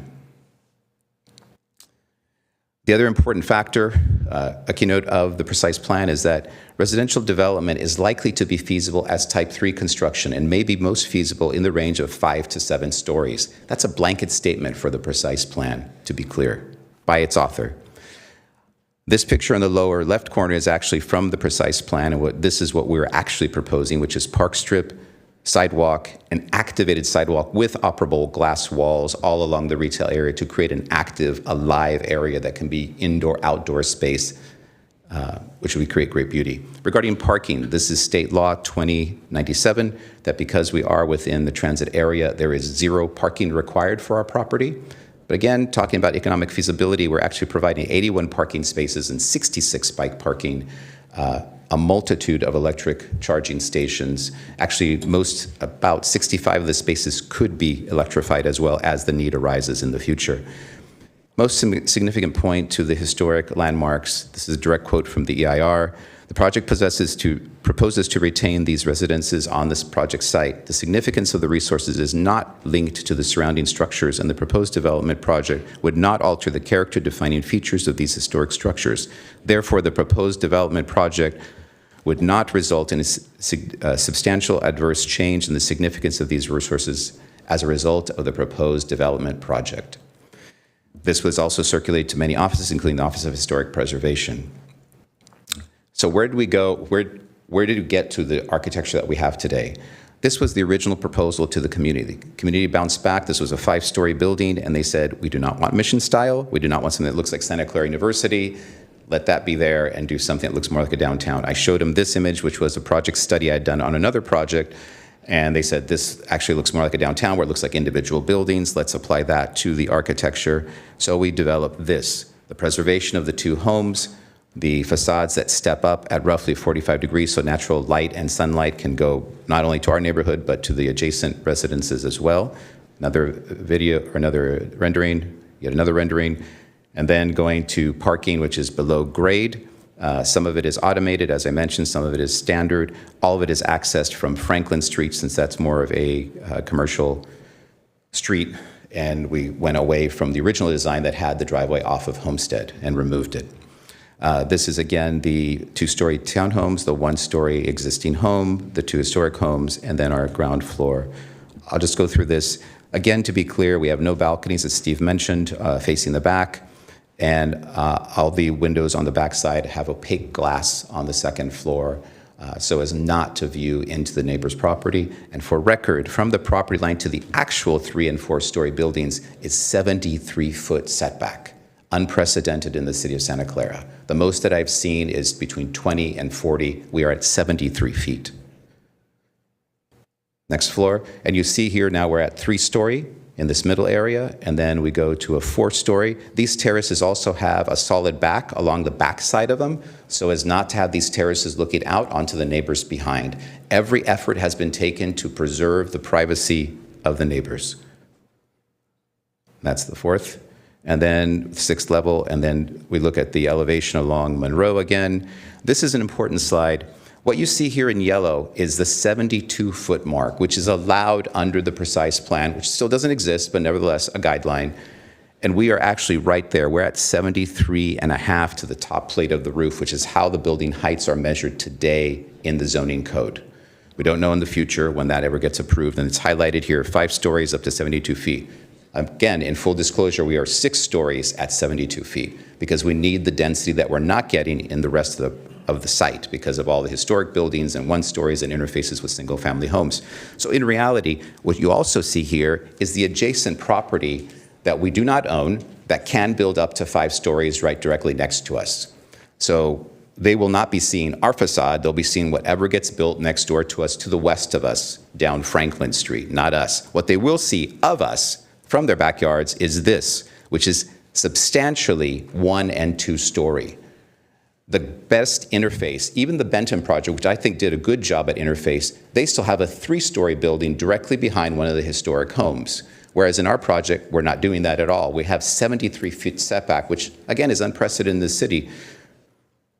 Sally, you have about 1 minute left. All right, so flashing through to the final conclusions. Okay. Go ahead, finish it, and then I'll ask for, you'll get time with the questions. Thank you.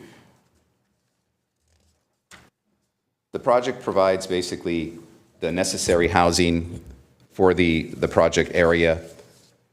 Truth is that the Señor's Pizza site, the current sites, allow up to 4 stories. And the reason that they've never been built is they're not economically feasible. That zoning has been in place for over 10 years in this neighborhood, and no one has built it. What you need is higher density, just like the precise plan calls for. You need 65 to 70 dwelling units to the acre, or they won't be built. Please approve the project based on the truth and science, which this project is based on. Every project I've come to present in any city the neighbors have been opposed to. That has been going on for 40 years in my career. And yet, I came before you just last month with Live Oak Academy, which was a private homeschool co-op. Every single neighbor, we had about 50 people in this room opposing the project, saying that their driveways would be blocked, the traffic would kill them, all those different things. And yet, we did our 5-year review just 2 months ago. There was not one complaint in a 5-year time frame. I believe wholeheartedly that this project will be good for the city of Santa Clara. It will provide desperately needed housing in 8 affordable units. It'll be the first affordable units ever to exist in downtown Santa Clara. We need to work towards those goals and do this project as it's shown here. This is a smart design in the sense that it actually respects the neighborhood. It sets back at 1 and 2 stories and steps up to the 3 and 4 story, 73 feet away from the nearest property line. That's 10 minutes. So thank you very much, and I hope you have many questions, and I can certainly articulate. This is a complex project, and I'd love the opportunity to further illustrate its merits. Now, thank you. I'm going to open for questions from commissioners to the applicant, but I have Commissioner Biagini with an announcement. Transparency is something I absolutely believe in. So let me state for the record that I have met and had discussions with both sides, Sal Caruso and Randy Lamb on the one hand, and Downtown Community Task Force, Adam, I don't see him here right now, but anyway, Adam Thompson. So I have had conversations about this from both sides. Thank you. Anybody else would like to first disclose before we open for questions? Okay, with that, open for questions to applicant, commissioners. Wow, that's amazing. And here I was bracing. Okay, I do have a question, and thank you. Mr. Caruso. Could you go to the previous slide that showed your parking section? That one, hold there.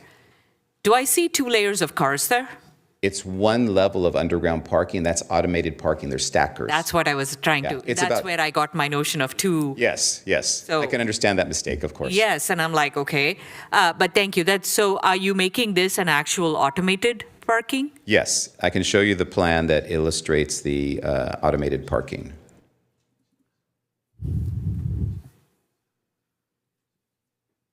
For the commercial use, we have standard drive-in spaces for convenience, of course. And then one more slide. There we go. And then the ones for the residents, which are going to be habitual users of the parking, we have the automated. So the townhouses are regular garages, I'm assuming? No, the townhomes, very important question. Townhomes actually access this parking. They have the staircase, which is right here, which is directly adjacent to the townhomes. So the parking is completely underground. That's right. Full site. That's right. And where is the retail part? Above? The retail is above the parking area here. I see. And I'll go to the next plan that'll show. Like right here is the retail. And how much is the square footage? I know you have it in the record, but. Roughly 3,900, I believe, Steve? Yeah, roughly 3,900 square feet. Slightly above the 10% mark. Okay, okay. And then the community room that we talked about is right here. And maybe this is a staff question, but you know it. What is the actual percentage of retail to the actual mixed use component of this primarily residential? 10%. What's the total square footage of the project? 10% is the percentage of retail. Okay. Okay. Sorry, that's to the size of the lot? The size of the site is how it's measured. Yeah, of the site, which is For required. the full square footage of the project? Yes. It's 10%? Yeah, 10% of that acre. The project site. Yeah. Okay, how I'm it's asking measured. square footage of the we don't have the calculations multidimensional. for that. So it could be like, That's what I want to clarify. Yeah, it could be like 500,000 square feet, No, and you yeah. have 3,900 square feet of retail, and that is considered mixed use, would be like a far-fetched description. Yes. So yeah, this is 10% Would be like saying of I the have a site. storage closet and now I have warehousing? Just saying. Okay, thank you for that confirmation. So, Commissioner Boozer? Yes. Got a quick couple of things. I'm really, the 73-foot setback is fantastic regarding, that's going to be affecting the homes on Madison. Is that correct? Right. And also you're going to have the glass covering, so no decks or anything like that. Great. Right. What are you going to do about the bus stop? The bus stop, it's right in front of your project. That's going to have to be moved. There's no bus stop in front of the site. It's on the site at the gateway on Monroe and on Benton. Next door. Yeah. Bus stop. Not on ours. On Monroe, there's a bus stop. There is. Yeah. But on the block to the north side, the mixed-use building to the north. No, the other Right side. here, you want to see it. Yeah. Yeah. Steve is correct. It's further north from the site. From the site, okay, fantastic. It's not in front of the site. Okay, so regarding the retail, you notice the property right on the Benton side on Monroe, they've been there for what, 5 years now, and they're having problems renting that out. What makes you think that you're going to be able to attract? There's also empty spaces right across from Franklin Malls, and like where the coffee shop was, and all those places there, but Taplands next to it, that's been empty. What makes you think that you're going to attract businesses there? What are you going to do? That's a great question. Two factors. One is design, because what you experienced in the other site that you're referencing is a site that is not designed with grease trap. So they have no ability to do coffee shops, restaurants, any of that type of thing. They can do only dry uses like offices or workout studio, things like that. So they're very limited. They don't have the other utilities like drainage, et cetera, that can provide for retail uses. So this project is being designed with the proper infrastructure in place, because post, it's just not able to be done. And also the fact that this is the design of our street frontage as opposed to what they did next door, which is basically little basic cheap storefronts every 10, 20 feet. And it's a big difference. Thank you for mentioning, you mentioned that. Have you noticed the property on the other side? They're constantly fixing the facade in front. Things are falling off, bricks are falling off, and so on. Yeah, the building is literally falling apart. The brand new building from 5 years ago. What are you going to do? What are you going to do with this? What's your build?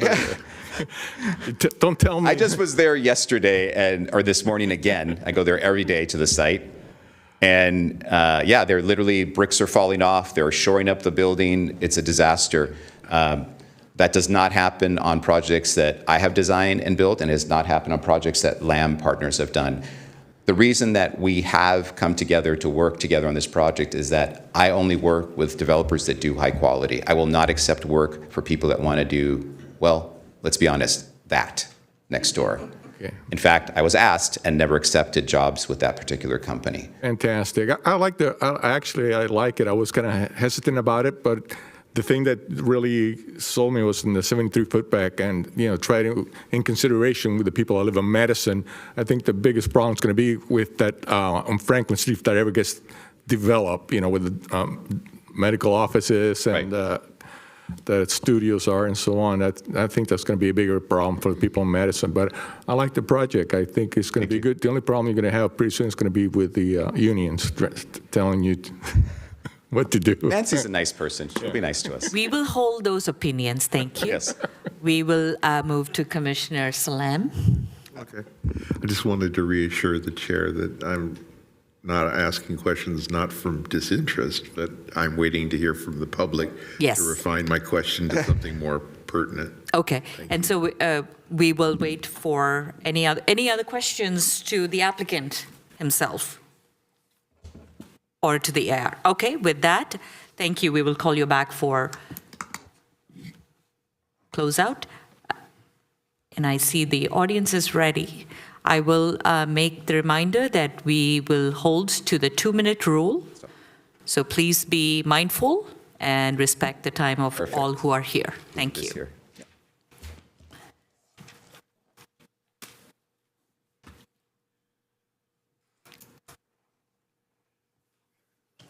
Do we have members of public who would like to speak to this item?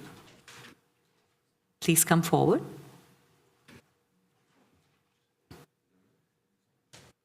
Feel free to line up. Oh, audio working? Okay. Yes. Okay. Thank you, Chair Kuru and the Planning Commission. My name is Jonathan Evans, and I'm the president of the Old Quad Residents Association. And I'm here today to request that the Planning Commission recommend denial for amending the general plan, rezone of the development to planned development, and denial of the approval of the subdivision map. While the applicant is free to apply for a change to zoning, the city and the Planning Commission are under no obligation to grant them a special exception, and this project is filled with exceptions. The project does not meet the current general plan requirements, adopt standards consistent with existing zoning, or adopt the in-progress downtown precise plan zoning. Now, let me cover just some of the ways that this project is not right for Santa Clara. The project is a massive 6 stories, 85 feet tall, and is dwarfing the downtown Gateway project across the street that most residents see as too tall, and unable to provide the adequate transition to the surrounding neighborhood. And I do want to point out the downtown precise plan gets you 5 stories up to 85 feet, not 6 stories at, or not 85 feet, but 72. You don't get to pick both. The L-shaped subdivision creates a substandard residential lots for the historic properties. And then there's a set of landlocked townhomes with a poor access that are crammed in the middle that are built on top of the podium deck. That's something I don't think I've ever seen anywhere else in any development. The street-facing side of the building has insufficient pedestrian setbacks for outdoor uses. There's no upper floor facade setback above the 4th floor to reduce the canyon effect of tall buildings on pedestrians in the area. And the retail space has a poor layout with some stairs and such in the way that will likely limit its ability to fill the space. Bad butyl layouts, as people already commented, are a common problem in mixed-use developments, and let's not continue that for unoccupied space. And additionally, the general plan amendment doesn't just change this property, but affects properties from Lincoln to Lafayette, Benton to the far side of Homestead, and increases the height limits to 8 stories and a very high density.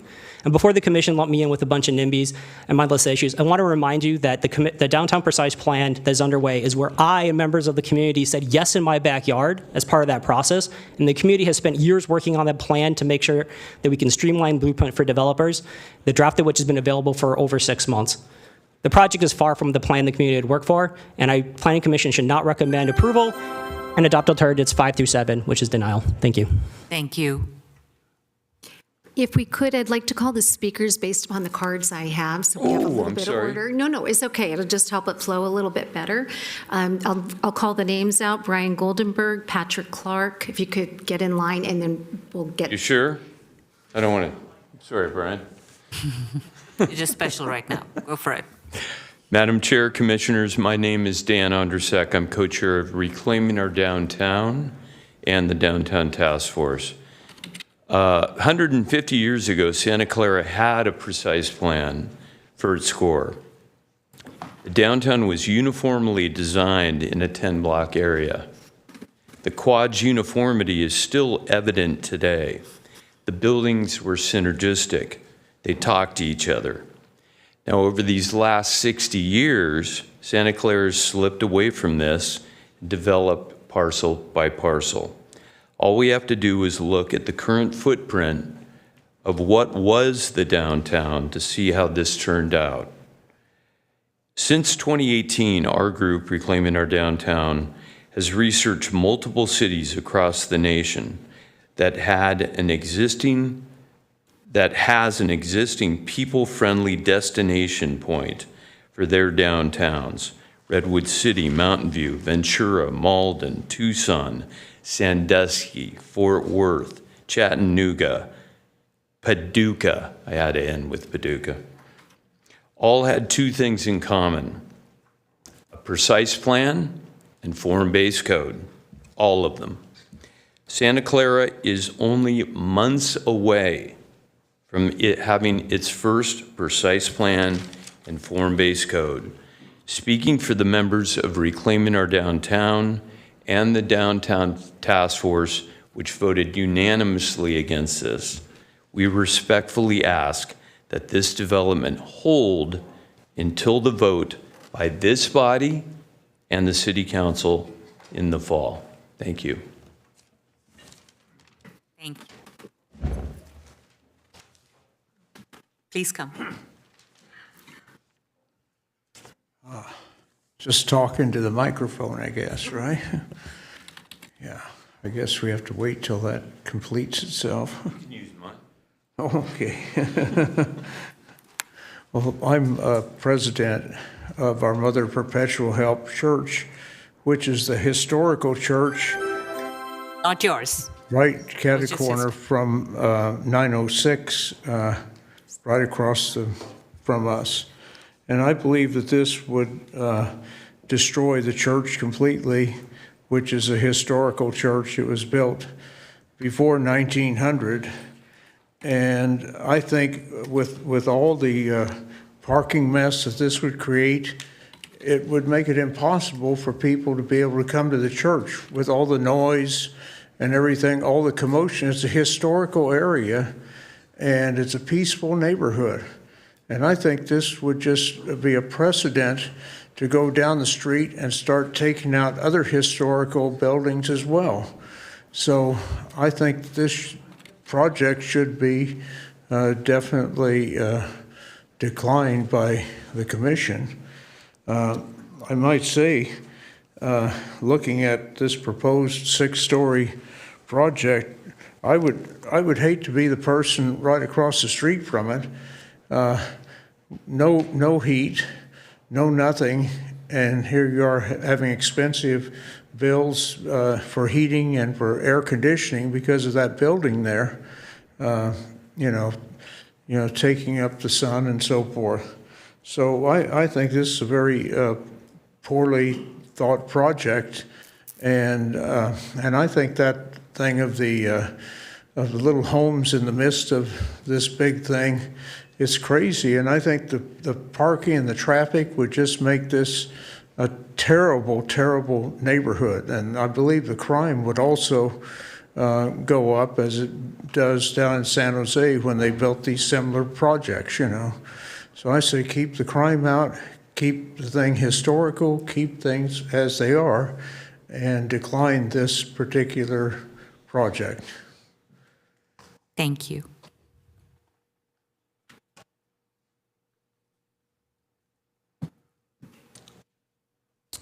Good evening, Commissioners.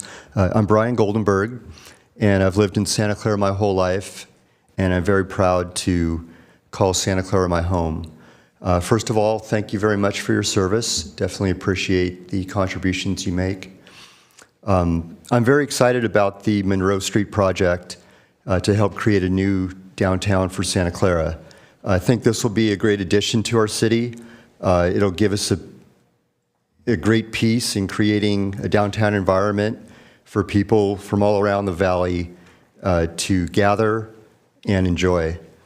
I also like the proposal for a couple other reasons, most importantly because of the additional housing that it creates.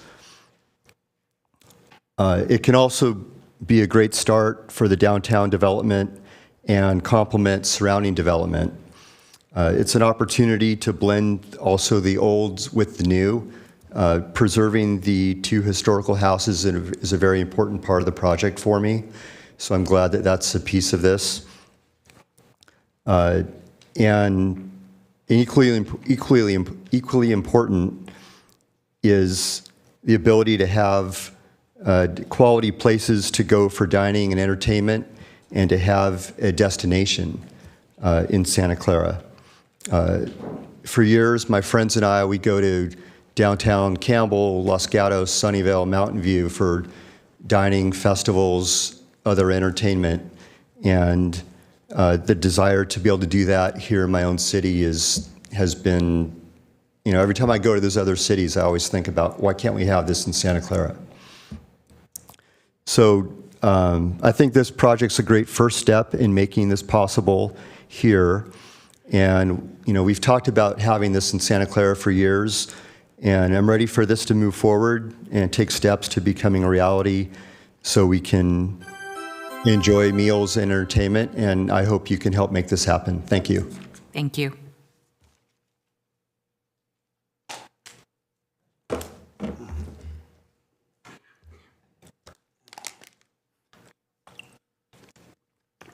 First, I want to thank Xander. I always love your explanations. You miss it. Santa Clara has not had a real downtown for some time. I'm in support of this project primarily because it's providing critically needed housing in the downtown area. It's walking distance to the Santa Clara train station, the VTA bus line. but it's also a great infill project. It helps support our local restaurants and retail shops, and it's a good first step. It also has 81 car spaces, 61 bike spaces, a community room, 8 affordable units. Quite honestly, it preserves the quality of the downtown and adds to the downtown aspects.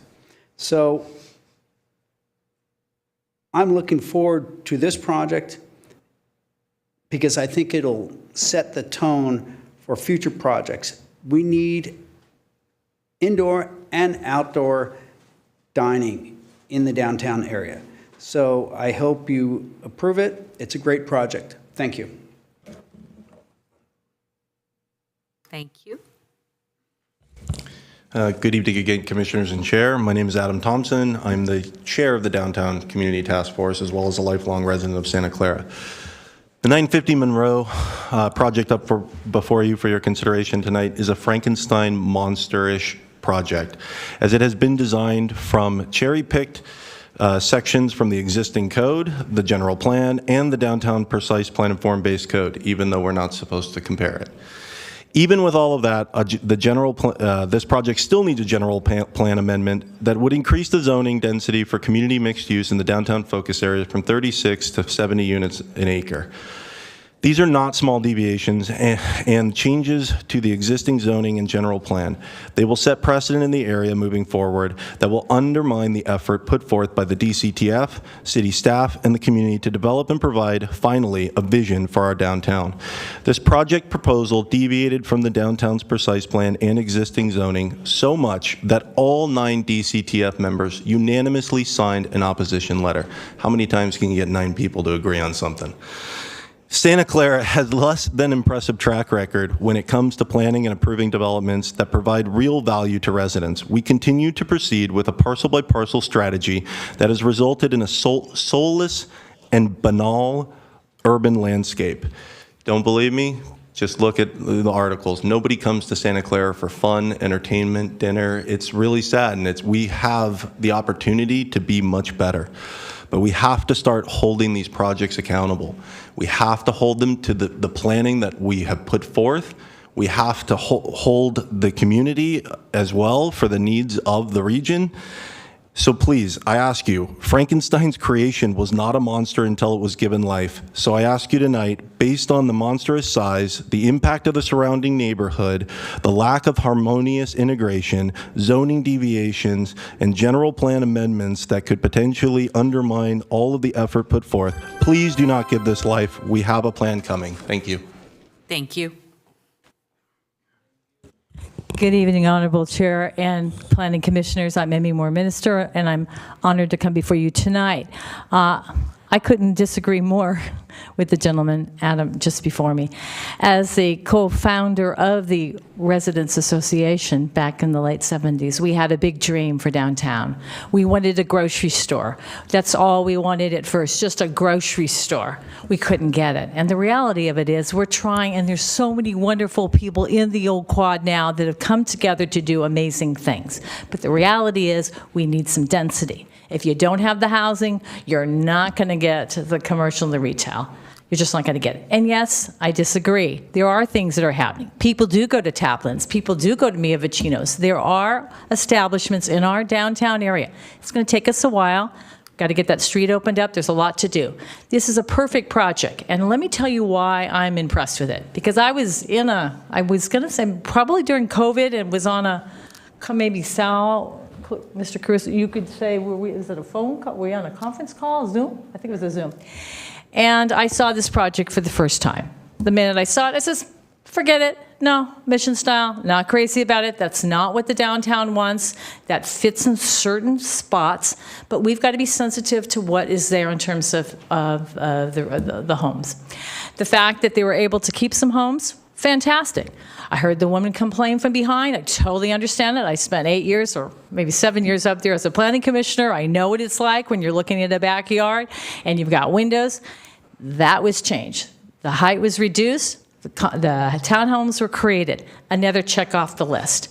So the developer continued, or his designer, to continue to listen to the neighbors, to meet with them, to find out what was important. You're not going to make everybody downtown happy. The Benton project, the one you were involved with, Mr. Viso, there were people that came in. They listened, and there was redesign work done. They always are listening to the people downtown, and I hope that this project will get approval this evening, and appreciate your chance to speak.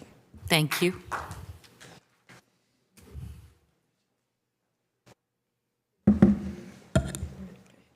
Hello, Honorable Chair and Commission members. Thank you so much for letting me speak tonight.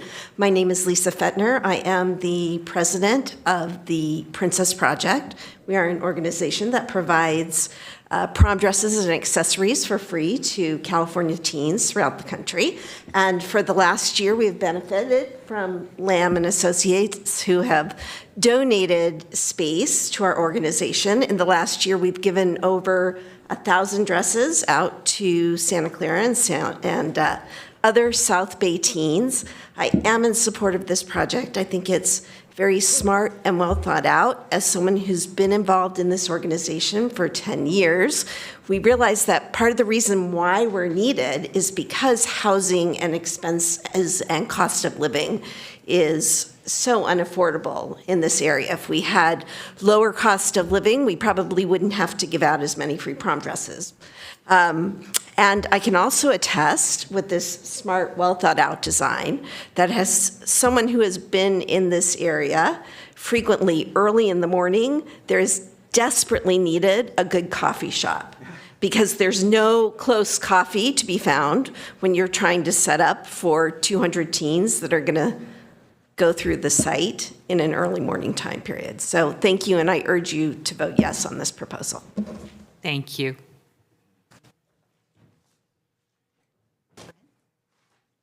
Okay. Hello, thank you. I'm Janet Stevenson, a longtime resident of Santa Clara. I live in the Old Quad neighborhood. I've been following this project from the beginning.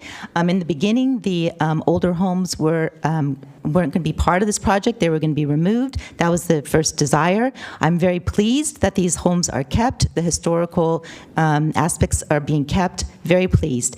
My biggest concern is exactly what was talked about at the HLC, is that it's just such a high descent up to 6 stories. 4 stories, great, maybe 5, but 6 is really tall. And to me, it looks funny. And the building right next to it, the Silicon Stage, whatever building it's called, is not as tall.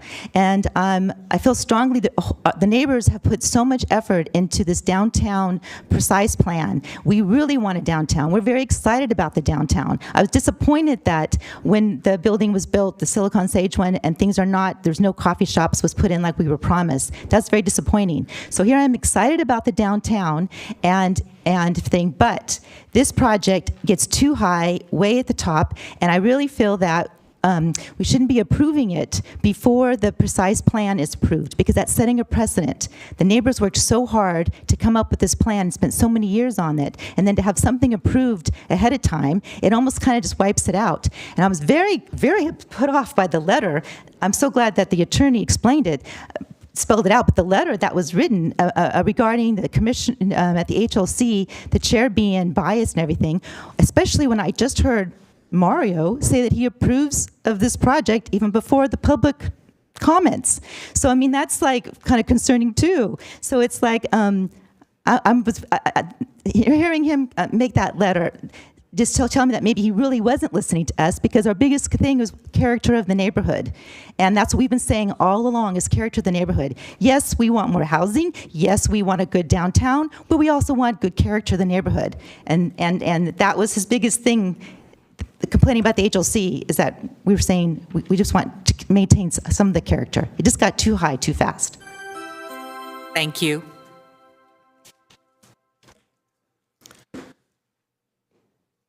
Good evening, Commissioners. My name is George Harrell.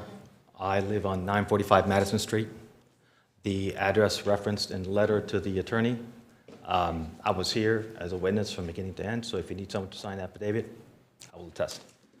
I was under the impression I can't give presentations, so if you allow me, I have a print that I'd like to roll out and show you. This here is an actual representation of what this will look like when implemented. Is this your vision for our neighborhood? My concerns with this are the scale and size of the development. The fact that the plan might allow you to go to 74, 84 feet doesn't mean you have to. Is this adequate for our neighborhood? The setbacks he's talking about are talking about the setbacks from the condos on the 34th story. What about the setback from the townhomes? I submitted a letter to you this morning highlighting the things that I found that I think, as far as well I understand the proposals and the plans, is that you're supposed to have a 20-foot setback rear yards from townhomes, from residences. That's 10 in the proposal. He talks about the 70 on the condos, but he doesn't talk about the homes, unless I misunderstood. So the other thing I would like to address is there's a section of the code that, according to the plan, it has to be harmonious with our neighborhood. Does this look harmonious? This is on a 2-lane street, Monroe, in the middle of downtown. The previous development that just showed up before, the previous item, that was 4 stories, closer to Highway 17, closer to transportation. This is further in, and it's 6 stories. Does this make sense to you? Is the scale appropriate for our neighborhood? I wish I could have had more time to prepare. I've only been able to model maybe half the blocks, but if you allow me, I will come back again, and I'll do the entire downtown if I can. And mind you, he has better tools. He can do this better than I can. Thank you for your time. Thank you.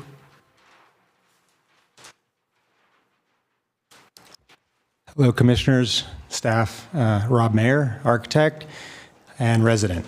I'm going to go a little off script here. This is an important thing. This is at an important crossroads of our downtown, okay? You got Main Street, which is Franklin, and Monroe. And the Downtown Task Force has done a lot of work to make sure that there are certain design elements that don't go wrong with the project, okay? And there's a lot of things with this design that don't comply with those good design principles that we're using in the form-based code, okay? For example, even the driveway on Monroe Street down to the parking we're trying to do 12-foot wide, or I think it's 13-foot wide entryways, and then they have to be divided by a post. So it doesn't look like someone knocked someone's teeth out of someone's mouth. They're proportional, okay? It's not some big ginormous opening going down. This is just one element. The other thing is height. If you look at Downtown Gateway next door, it's 4 stories at the street face, but then it steps back to 5 stories. This one goes up to 6 stories at the street face. It's one thing, if they're not going to follow the precise plan, then why are they picking and cherry picking certain things? But they're not, I can guarantee you this, there's a lot of elements in there that they're not complying with, okay? Architecture. I like that they're trying to do multiple architectural design, but the deco building on the corner is very weak with the recessed balconies. Deco design should have a horizontal feeling and a vertical feeling, and it could wrap much better than what it's doing. Similarly, interfacing with a 2-story historic home, sometimes you do what's called a facade base that's 2 stories across a large section of the street face to relate to that. And a lot of places do like black above it so that goes into the background, but you get a sense of continuity. And lastly, the retail on the ground floor, it needs to have more setback for multiple rows of seating. Otherwise, we don't have dynamic retail. Thank you. Thank you. Good evening. My name is Dave Delosier, and I own the building at 1260 through 1290 Benton Street. I also live by the Carmelite Monastery, so I live in the neighborhood also. I can tell you that I'm not against growth, and I'm not against development, and I'm for adding housing.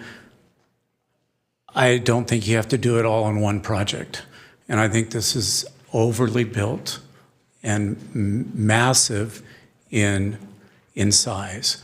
The 4 townhomes that you have in the back that are landlocked, those people aren't going to park down underneath in stacked parking. They're going to go out to the street and park on the street and walk in. Same thing with the commercial people. They're not going to go down there and park.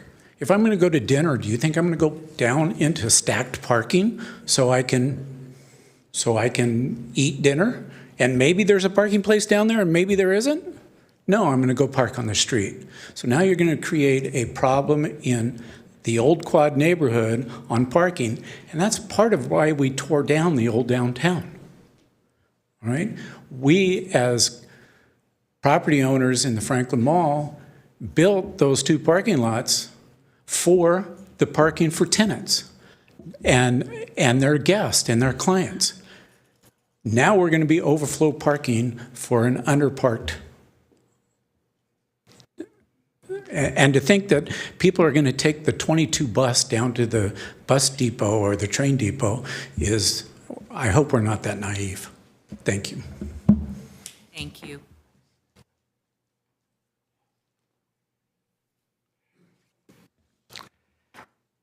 Good evening. My name is Robert Fitch. I have been a longtime resident of Santa Clara. I come before you to ask your help to create a miracle. That miracle is the recovery of downtown Santa Clara. A downtown that died many years ago has a chance to be resurrected. You have before you a proposal that will help this recovery. More than 50 new housing units bringing people to a downtown that may yet live again. For downtown Santa Clara to live again, we must create conditions that allow it to live. We need more people in and around downtown to bring it back to life. While this project alone does not magically bring the downtown to life, its approval is essential to creating conditions that allow the revival of a renewed downtown. This quality development, located at the corner of Franklin and Monroe, is the perfect location for a substantial number of new residents who will bring vitality to downtown. I'm grateful they're saving the historic buildings and thankful for the quality development. Thank you. Thank you.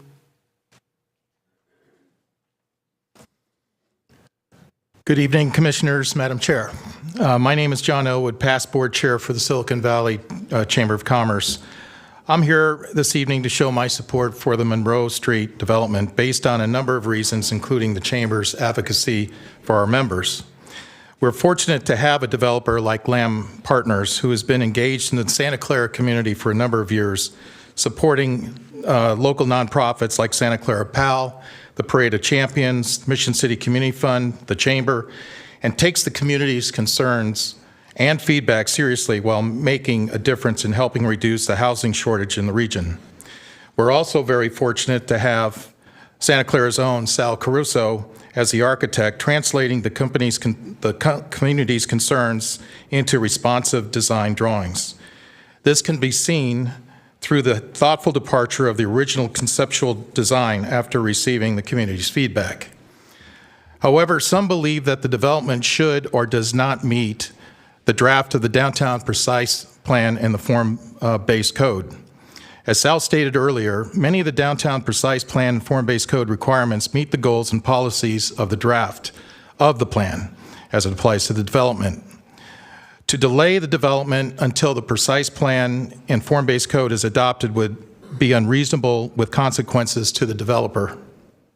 In addition, there is a precedent established on a development that was exempt from the El Camino Real specific plans, policy, and provisions since it had not been adopted, whereas the development was in the process of getting entitled.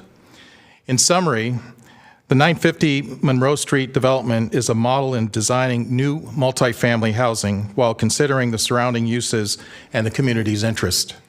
I encourage you tonight to approve the general plan amendment. Thank you. Thank you. Good evening, Commissioners. My name is Nima Maridi, and I grew up in Santa Clara, and I'm a proponent of this project. I'm a proud multi-generational realtor, and the bulk majority of my business is done here in Santa Clara, where I grew up. We've been in business here for over 35 years. I believe that we're in a savagely unhealthy housing market right now. And regardless of the Federal Reserve's inflation fight, the average home in Santa Clara is still selling much faster because of the inventory issues. We don't have a buyer demand issue here in town. We have an inventory issue. And I believe that most people are currently moving. They're not currently moving because the interest rates have more than doubled over the past year. And because of that, we're almost having like this mortgage lockdown situation going on. And what can alleviate that situation is more housing units. We have some of the most popular tech companies in the area. And if you've been following 2023's AI boom, you'll notice that companies like NVIDIA, Broadcom, Marvell, all very close to us, have surging stock prices, which have led a lot of those folks that work at those companies to come by my open houses, which I do on a weekend basis every single weekend. Overall, I think that we can do so much better for Santa Clara. When I go to Sunnyvale, I notice the downtown that they have over there. And I think to myself, why can't we have this in Santa Clara?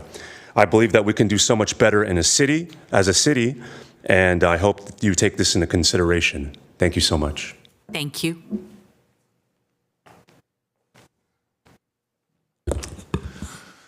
Hi, my name is Steve Ringer. I live on 946 Madison Street, which is directly across from the west side. And, you just saw what that west side looks like. This morning at 6:22, I got to see, and this is, I didn't plan this, but I saw the sun coming up at 6:22. But anyway, it is what it is, 3 or 4 story would be nice because then it would be bookends type of a situation. But, I was in shock. I was really in shock. 3 months ago, I didn't even have a clue what was going on. And then I got a set of the drawings and I looked at them. I couldn't believe the parking system underneath, 3 layers thick, high. Now it's down to 2, but it was 3 stories high. And then you have to have sprinkler systems right above it too, no less. So there was no information about the underground parking. And I don't know how the EIR report was generated without that information on the drawings. And I don't think they're still on the drawings, on the revision number 3 in May 24th or 5th or something like that. So anyway, whatever. The foundations on these houses are vulnerable. Sometimes there's no rebar on. You got basements, they can leak. The cracks will happen, on these old foundations. So it is pretty important. But I know the engineers know what they're doing. But, you got to be careful. Maybe we do a survey, and I think that's on the mitigation, to do a survey of all the foundations in the neighborhood and make sure that we don't get any new cracks. And they're easy to tell because it's a brand new crack. So if you get them and mark all of the cracks or whatever. But anyway, I'm sorry I'm getting off track. I oppose this tall building. I'll be looking at it. I don't need it or want it. We could go down to the beach. I have a 180-degree view of the ocean. So I'm going to be looking at this. Thank you. Thank you. Chad Viso again.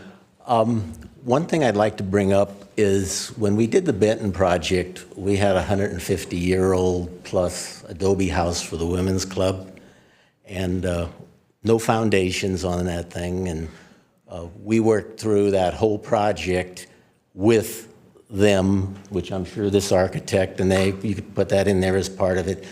They don't have a problem taking care of the vibrations. I'm sorry. Now I'm going to step back on one other thing. If you're not 62 years old today, you weren't born when the city tore down the downtown. My father's the one who made the recommendation on the city council to have it torn down. They tore it down. It was a 5-1 vote. Austin Warburton was the only one who voted against it. My dad was recalled after that and then drafted back by the same people that recalled him and the person who ran against them in 1970. He served from 1970 to 1974.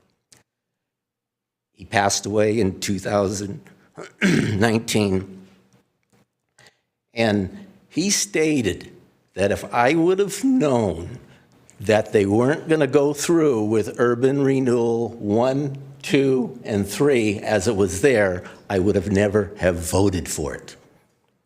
Now, you get back, I'm running out of time, but what the important part is, the important part was that downtown, if you want City Council and the Planning Commission has kicked this down the bucket for 62 years. I hope you're not the 64th year that does this.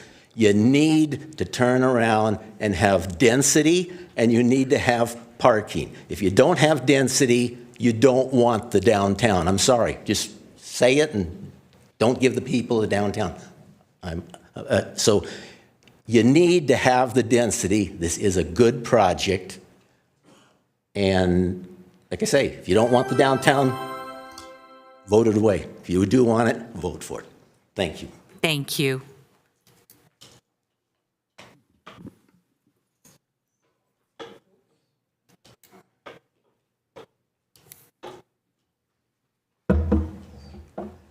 My name is Raymond G. Gamma. Oh, you're going to talk? Oh, my God.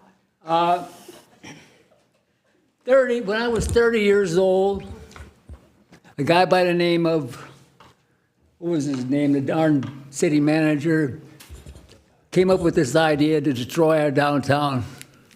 I'll never forget that. We fought, and we lost. Now, I've waited 60 years for this. 60 years I've been waiting for you people in the city to get off your duff and let's build that downtown the way it was.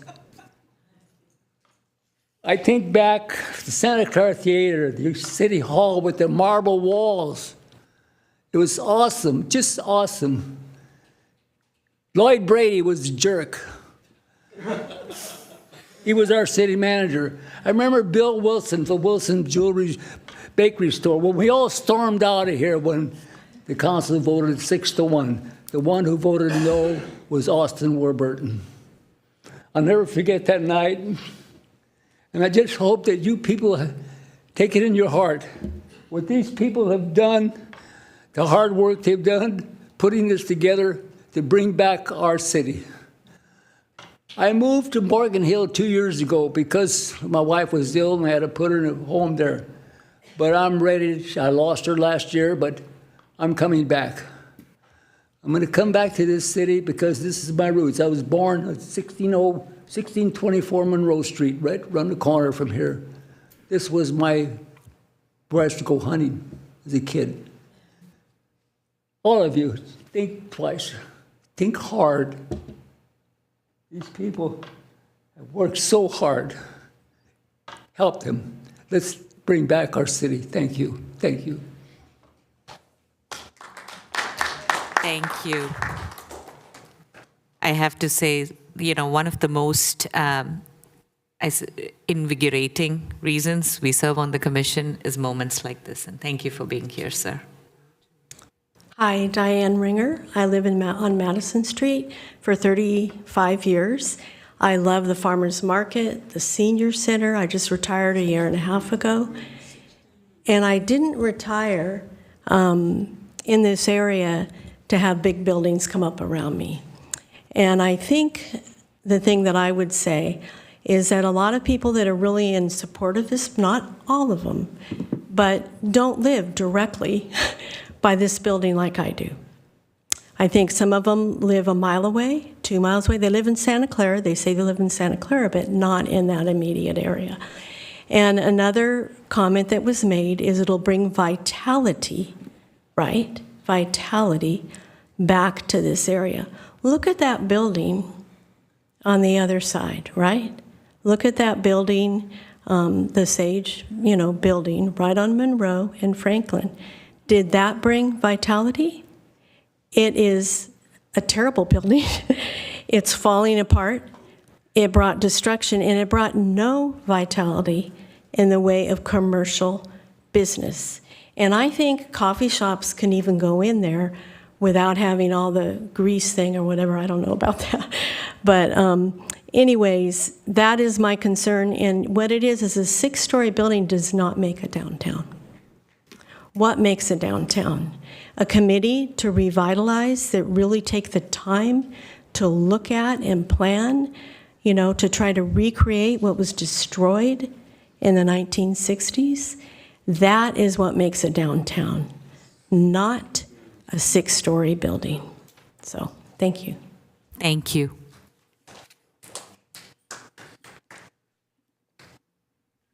I do see 5 hands online. Let's finish in the chambers and then I'll come online. Thank you, Myron von Reesfeld, and thanks for hearing us all tonight. There's been some good points on all parts, and it's really tough to beat this gentleman right here. I think you should just listen to what he said, because I think I picked the wrong time to follow. But I would like to say that this is what Santa Clara needs. My dad was city manager of the city for 25 years.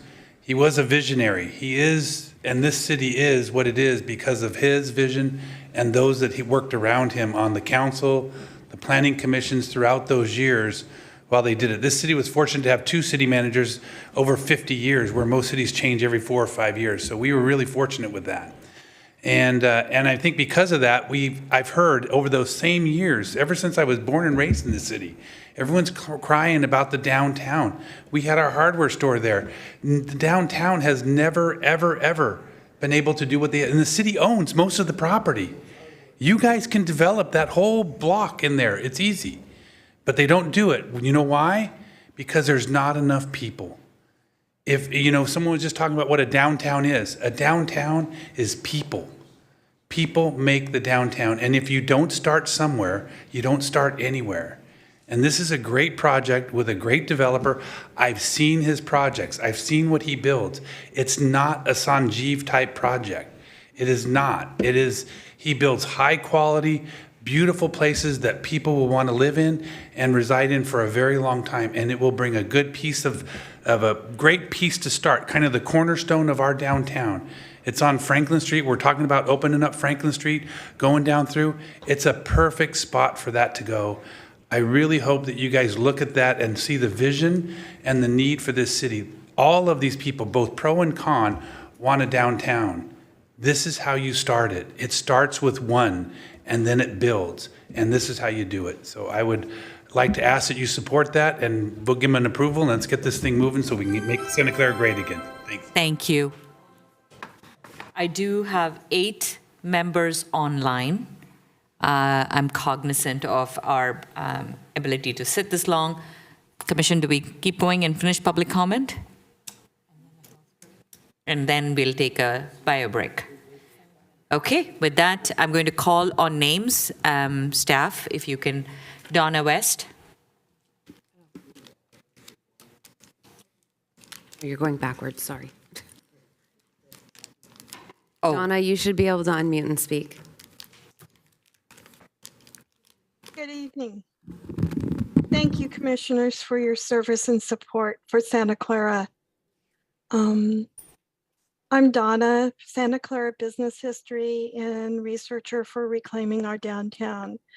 I've been talking to the architects, urban planners, and downtown task force members at meetings every month since 2018. And I agree with this downtown task force letter written. Please listen to the community. The current proposal is not unique and it is not unusual. It will result in parcel by parcel that we have seen for the past 25 years that I lived in Santa Clara. I respectfully ask that the 906, 950 Monroe and 1340 Homestead Development Project not be approved until after the downtown precise plan and form-based code is approved in September 2023. That's when it's scheduled for the council. The parcel should be developed consistent with our community vision and articulated with the approved downtown precise plan and form-based code guidelines that we, the public, have paid for. Thank you. Thank you. Noah McDonald.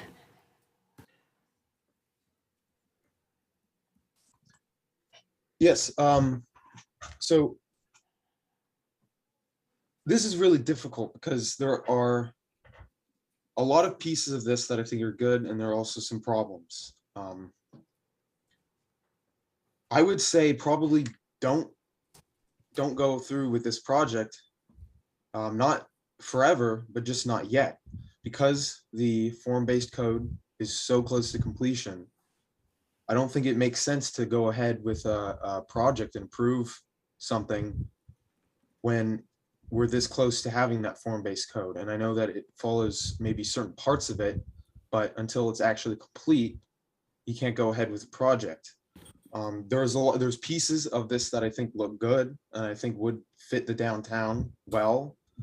I think maybe the height isn't so much of an issue as some people say. But it definitely would be if I lived right there. I live nearby. I'll be seeing it, but it is another thing to have it in your backyard.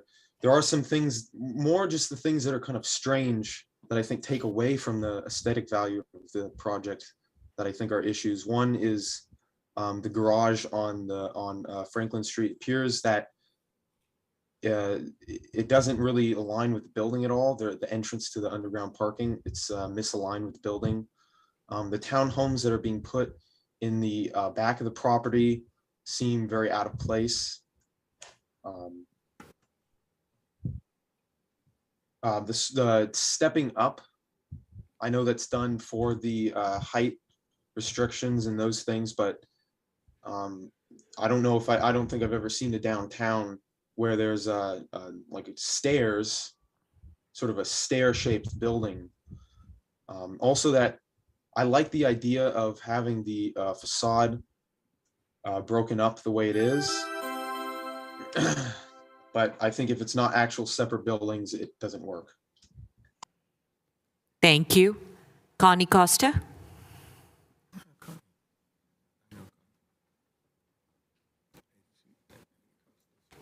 Hi, how are you? Good, thank you. Okay. You have to unmute. I know, I'm trying to. You are unmuted. Please continue. Okay, thank you. I'm thinking that if Randy Lamb had built the Sanjeev building, that it gave, Sanjeev building gave everybody downtown a black eye. And if Randy Lamb had built it, it would have been a big, beautiful building. And my name is Connie Costa. I live 3 houses away on Monroe Street from downtown. And I absolutely 100% love this project. It will become a welcome entrance to our downtown. However, I think, like reclaiming our downtown, that approval should come after the EIR precise plan and form-based code are approved. This should happen sometime in August or September. The planning commissioners will have all 3 for an up or down vote. The downtown task force voted unanimously to not allow any development begin until the precise plan and the form-based code are approved. Mary, myself, and all of the Reclaiming Our Downtown partners are adamant on that wait. Thank you. Thank you. Christian Brown? Good, bad, indifferent? Good evening, honorable commissioners. My name is Kristen Brown, and I'm the Vice President of Government Relations to the Silicon Valley Leadership Group, or SVLG, a business association that represents hundreds of Silicon Valley's most respected employers in issues, programs, and campaigns that affect the economic quality of life in Silicon Valley. Matters of housing affordability and equity are of critical concern to the well-being of Bay Area communities and to the continued economic growth of the Bay Area and California as a whole. On behalf of the Silicon Valley Leadership Group, we express our enthusiastic support for the 950 Monroe Street development proposal. The creation of 54 condominium residential units and townhomes, including 15% affordable units on site, will greatly benefit the city and the region. The Bay Area's housing crisis is well documented. California's stagnating production rates are responsible in no small part for how housing costs have skyrocketed in the Bay over the last decade. But the solutions are clear. We need to produce more housing at all affordability levels and especially near transit and at infill sites. The proposal here accomplishes just this, offering Santa Clara the chance to add over 50 LEED certified housing units in a mixed-use walkable community without displacing any current residents. Our region continues to desperately need housing at various income levels. The leadership group is committed to increasing the housing supply in the Bay Area, and we strongly support the proposed development before you. We appreciate the opportunity to comment on this matter, and we thank you for your consideration. Thank you. Noreen Carlson. Please wait for your clocks to start, otherwise you'll hear a thank you. Noreen, please begin. Thank you. Good evening, everyone. Thank you for your hard work and being here so late tonight. I'll be very quick. This project is, we worked with a lot. I live on Madison Street. I was the Old Quad president, and I've worked with different developers, Prometheus down the street, before that with Irvine. And we did work with the Monroe Nightmare. And we compromised and worked with the developers to try to find some happy medium. This hasn't happened on this project. I think Mr. Lamb probably is a great developer. However, the height of this is, it's not New York City. And I just feel like it's setting a precedent. There's laws and rules that are in place to protect our historic community. This is a historic community. It's not just any downtown. We have these beautiful old homes and neighborhoods that we want to preserve. And this building doesn't work as it stands right now. I'm praying and hoping they'll make some compromises, but I ask you, please do not support this. Protect our historic neighborhood, protect our PD. I mean, the 32 dwelling units instead of 70 dwelling units per acre or whatever. I'm learning all this stuff, so you know I'm not as smooth as you guys. Anyways, I just ask you to please do not approve this as it is today. Thank you so much. Thank you. Bahis Katwan. Yes, hi, good evening to everyone. Appreciate you guys listening. Everyone that's opposed to this project really has to wake up and realize, look what other cities are doing, whether it's Mountain View, Palo Alto, Redwood City. Also, look at Sunnyvale. Look what the downtown means, bringing people to downtown. It doesn't mean staying the same you did, 62 years ago. You gotta, when I bring in my kids when I come and visit my kids at Santa Clara, if I'm going downtown and walking downtown, you want to see people, you want to see life. There's nothing there that offers that. Having this building being there will add so much life to what's going on downtown. I think it's an absolute blessing to be able to have someone as the developer that is doing it right now. And actually, we'd like to see it being built, and I'm all for it. Thank you very much. Thank you. Thank you. Nori. I think I called Noreen. Yeah. Oh. Bahis, if you could, thank you. Mike?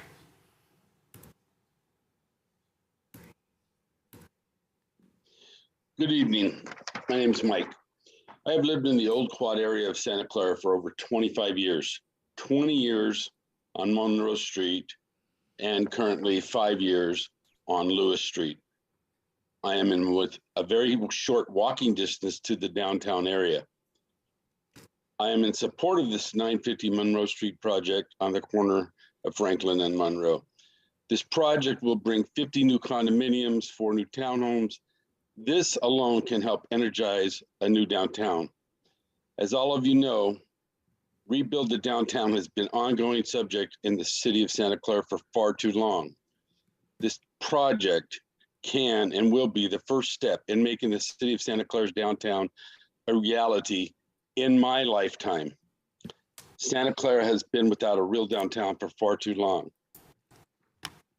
A few of the benefits this project offers to make a re-image downtown, or this is the style and future of housing across all of American cities, not just big cities, all American cities. It's an efficient use of land. The design is environmentally sustainable. It's in alignment with the city's housing element goals. It's ideal for us senior citizens that want to live our golden years out in a walkable downtown area. In closing, I urge you all on the Planning Commission to support this project in this downtown area. I can't state enough. This will be the cornerstone, the kicking off stone, where we don't keep kicking the can down the road. We actually make some progress, and this would be outstanding first step to getting our downtown off the ground and quit. Thank you for your time. Thank you. Last but not least, I'm assuming, Bev Romek. Hello, thank you for hearing our input. Mr. Mayor called it a tooth knocked out appearance, and I say it looks like this project looks like bars for a cell phone coverage ad. And buildings never look as good built as they do on the drawing, and this one does not even look good in the drawing, in my opinion. The massive massing is far too big for our downtown.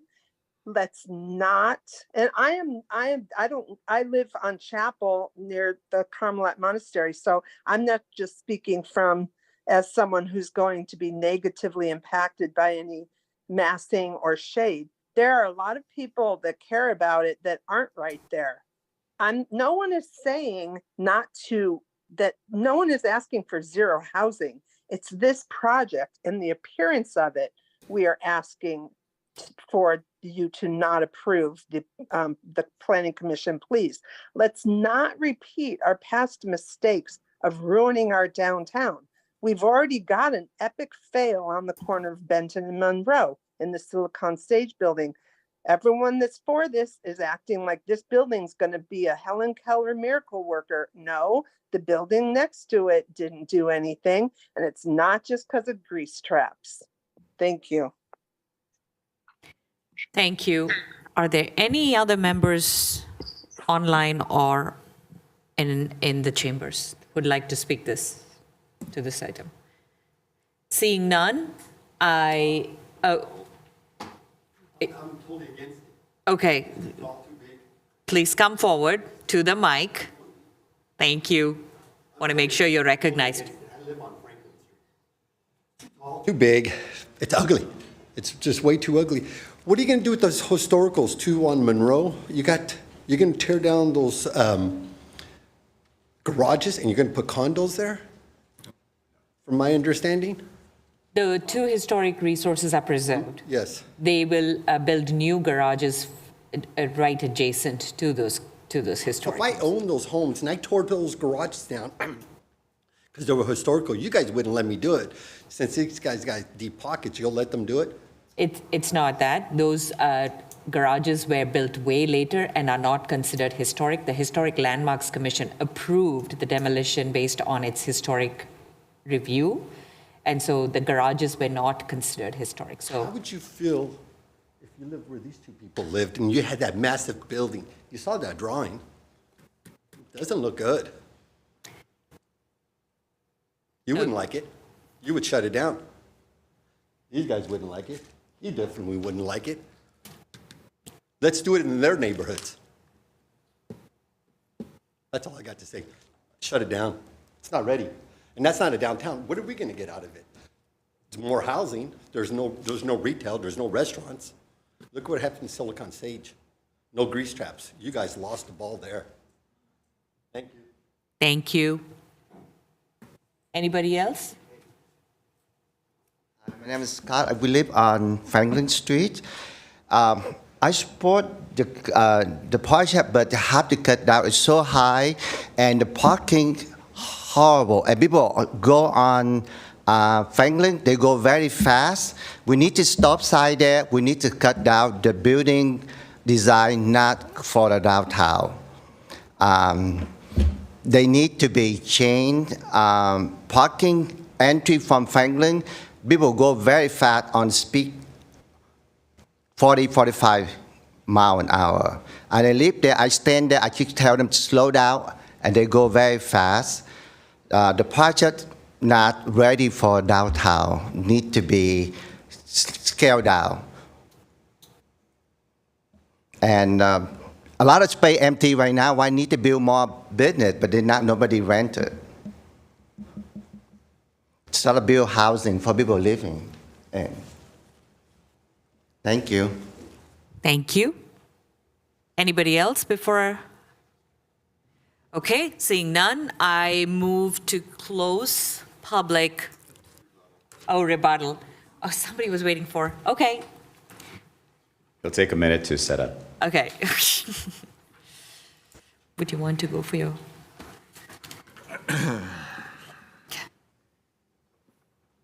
Thank you all very much tonight for all of your patience and the time you're spending on this. This is, as Ray DeGama said, the critical piece in history. Did you need? No.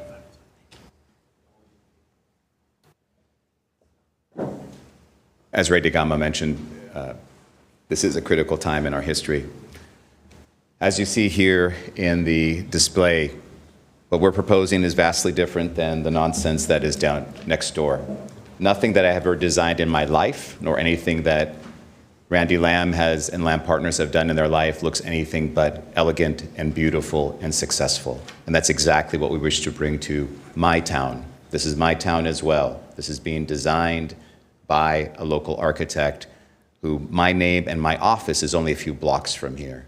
And where I've invested most everything that I own and possess is in the city of Santa Clara. That's what I love and believe. And for the last 27 years, I have worked with the local mayors to see that someday we can resurrect the downtown. Obviously, Ray takes the cake at 60 years, waiting the longest. But I do believe wholeheartedly that we need a downtown with density. Our density matches exactly what the precise plan calls for. The building height matches exactly at 72 feet what the precise plan calls for. We are at 6 stories instead of 5, but still within that same height. We have given setbacks to this project that are unprecedented in the city of Santa Clara. 73 feet for the 3- and 4-story buildings. Next door, the building that they're saying was designed in community. What you get when you design a building by neighborhood consensus is exactly next door. We need to listen to the neighborhood process, which we have done. We have listened to Joya right next door and saying, look, I would really like if that 1-story building would stay there. And I went back to Randy and he said, absolutely, let's do it. But let's make sure we can have the density so the project is feasible. When we looked at the 3-story townhomes behind us, we said, you know what? If I lived directly behind that place, I would rather see a 2-story building exactly in the same proportions as a single-family home, 25 feet tall, nothing more. As far as the fire department comments, we worked very carefully with the fire department and absolutely is fully accessible to fire equipment, meets the full standards of the fire department. No special concessions are being given to this project in any regard from fire access or safety whatsoever, because there are special processes that you have to apply for if you're providing for what are called alternate means and methods in architecture. None are applied for on this project. It complies fully with fire accessibility, including on the townhomes specifically. Overall, on the project, yes, it's 6 stories. People will need to get over that fact if we're ever to have a downtown. That must be understood, because to have a precise plan that is of no value that people can't actually build, that are not economically feasible, will be just like the last 10 years where we had 4-story buildings allowed, and who has built? One who built the cheapest possible form of architecture known to mankind, that the building is literally falling apart. That's not what I want in Santa Clara. I want high quality, and to achieve that, we have to have the higher density. And I do believe that this project does respond to those needs. Again, to quote Ray, the status quo can't be sustained. We need to move forward with a beautiful plan, and to quote the author of the Downtown Precise Plan, a plan for downtown will remain just that, just a plan, unless individual property owners decide to develop and there is an understanding of development realities, and the market is an important part, the market values are an important part of creating a plan that will be actually built and realized. And he set forth those parameters here. The densities have to be between 60 and 70 dwelling units to the acre. The heights have to be between 5 and 7 stories. It's all laid out in the precise plan. What the Downtown Task Force has done is departed from that. They actually failed to address the actual principles that are in the precise plan by its author. But you, as a deciding body, have the courage, the knowledge, and the wherewithal to approve a project that actually complies in full spirit and intent of what the precise plan is asking for. But to those people who say we should wait, I would say, can you guarantee me that the El Camino plan will be approved? Because people waited about 5 years for that. That never happened. Can people guarantee that the downtown precise plan will actually be approved? No one here in this room can actually make that guarantee. That's why the GP is before you, just like the GP and the GP amendment and the PD that was earlier tonight. You approved. We're asking for the same treatment. Just as you approved them, we're asking you to approve desperately needed housing. Otherwise, the state of California will indeed take over all these processes if we can't go through with a proper project that meets the spirit and intent of the law. Thank you so much. Thank you. Commissioner Wang?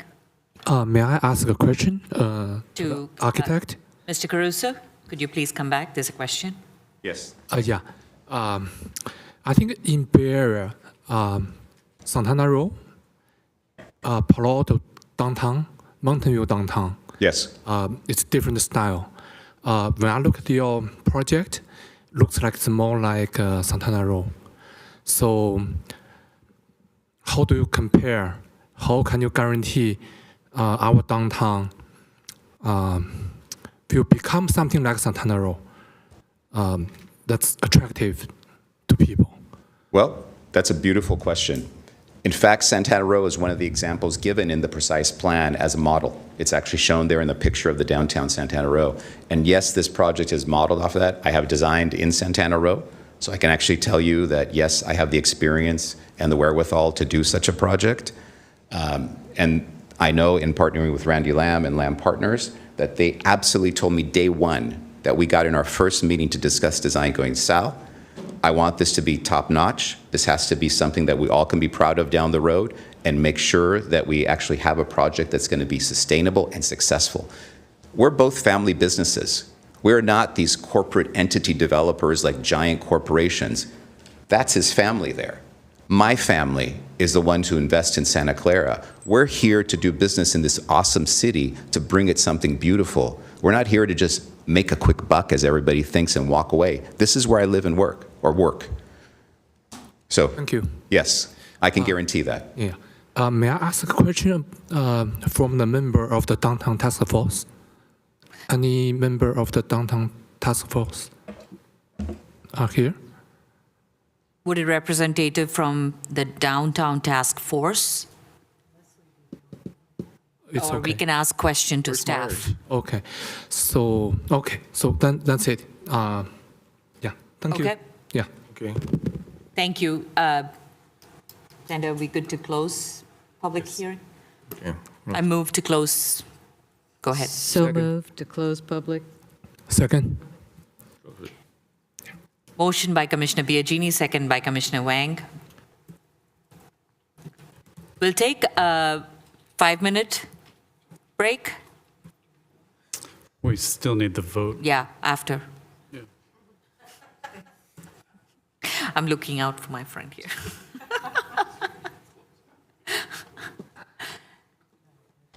Please go ahead and cast your votes.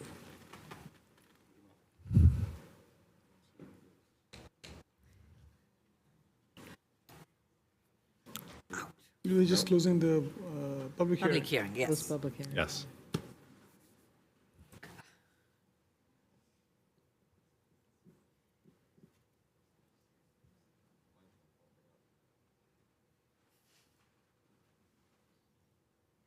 Commissioner Busa, do you just want to say what your vote is? Yes. Thank you.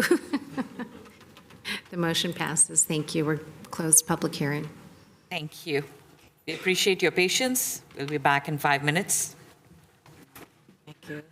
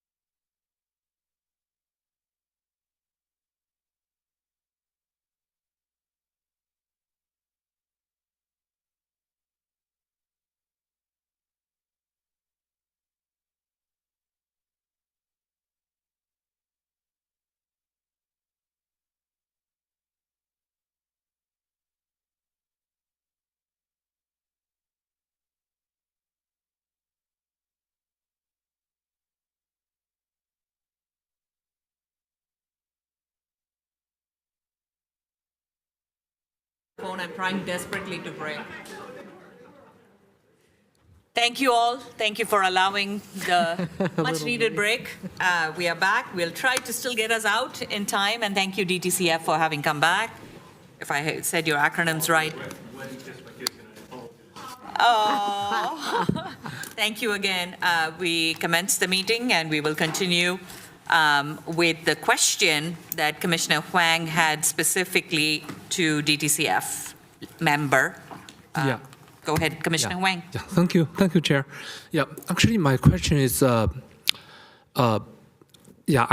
mentioned in Bay Area, Santana Row, Palo Alto, Mountain View, right? The hot spots, different style. Santana Row, 6 maybe story, but the Mountain View, Palo Alto maybe 2-story, right? So for our Santa Clara downtown, what's your vision? Maybe 6-story like Santana Row or something like Palo Alto? What's your opinion?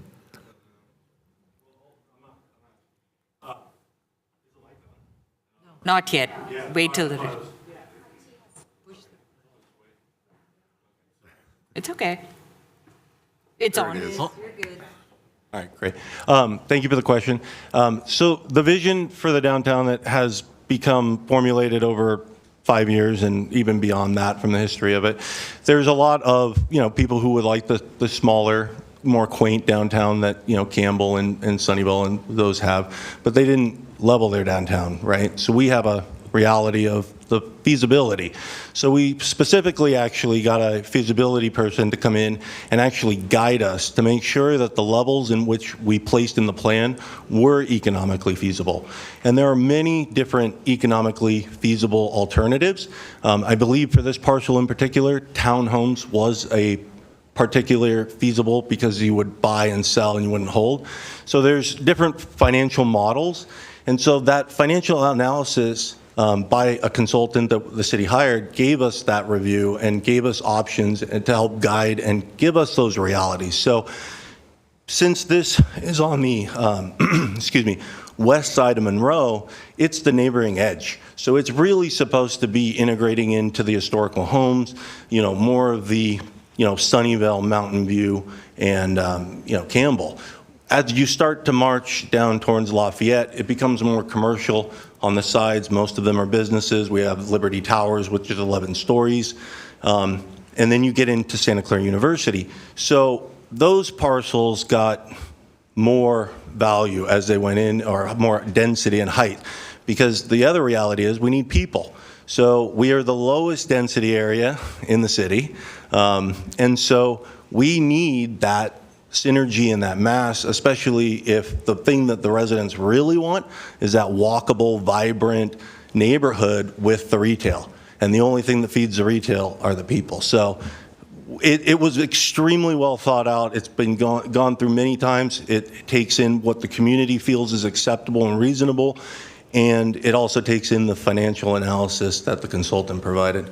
Yeah, so actually, I have the same feeling. Probably Santana Row model probably meet our requirement, Santa Clara. When I look at the project, just my personal feeling is, I think it's good. But as you mentioned, since it's adjacent to the historical house, right? But I think the design, they consider that. That's why when they close to the historical house, it's probably 3-story, then 4-story. So I personally, I think it's a good transition. Just as you mentioned, maybe you go the other side, maybe it's more density. So yeah, just my personal opinion. But to be honest, when I heard all 9 people of your task force signed letter against it, to be honest, I was surprised. That's why I try to understand it more. Yeah. It's hard, and the reason I was vague in my statement earlier is it's hard to sit here and make decisions at a venue like this There's so many things. I'm actually a construction manager for large commercial projects. And so the complexities and the constraints, as you start to do one thing, it trickles down and it hits other things, and sometimes that effect you don't want to do. And so unfortunately, without having more community engagement and actually being, willing to come to the task force and work with us as we develop the plan and, shape their vision with, the community's vision, they unfortunately did, they came to 2 meetings and decided not to continue to participate. And it ended up, we split ways and we're in two different directions. So, I do want to remind Commissioner Huang, we have closed public comment unless you'd like to open it back. Okay. So you're welcome to have your opinion, but I want to make sure it doesn't become a dialogue at this point. Thank you. Thank you. Yeah, one more question for the architect. So what's your opinion? I mean, I heard something about the style. Yeah. Do you want to just open public hearing? No. I just want to make sure Yes. you guys are cool with this. I'm going to look to attorney here. I'm afraid we've already crossed the line. You're going to have to give the applicant a chance to rebut what you After just again. heard. Do you have a So- question specifically for me? So wait, let's go through protocol. If we entertain this, we would also have to have the applicant then provide the rebuttal. No, you've already crossed the line. The applicant will have an opportunity to rebut. So you can either formally open the public hearing now and take more testimony, or you can simply give the applicant the rebuttal and cut it off now. Yeah. It's your choice. Yeah, for me, just a very simple question. Since I try to understand the architect, between those two architects, We do have to open public hearing again. Need a motion, though. Yes, we do. We do. Yes. Have to do it, no. If we are engaging back with public, protocol-wise, we'll just follow for the need. If you would like, we reopen public comment. I'm going to make an exception to what I would normally do and move to reopen public debate. I hope this is just going to be a couple of folks. Yes, thank you. Okay, second. So we can just do it by acclamation. Without objection, the motion carries.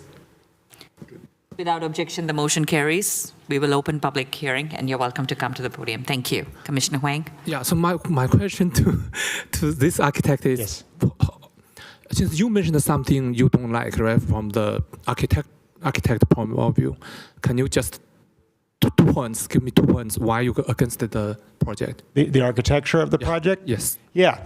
So in terms of the styles, okay, there's 2 things, okay? The Art Deco building on the corner, all right?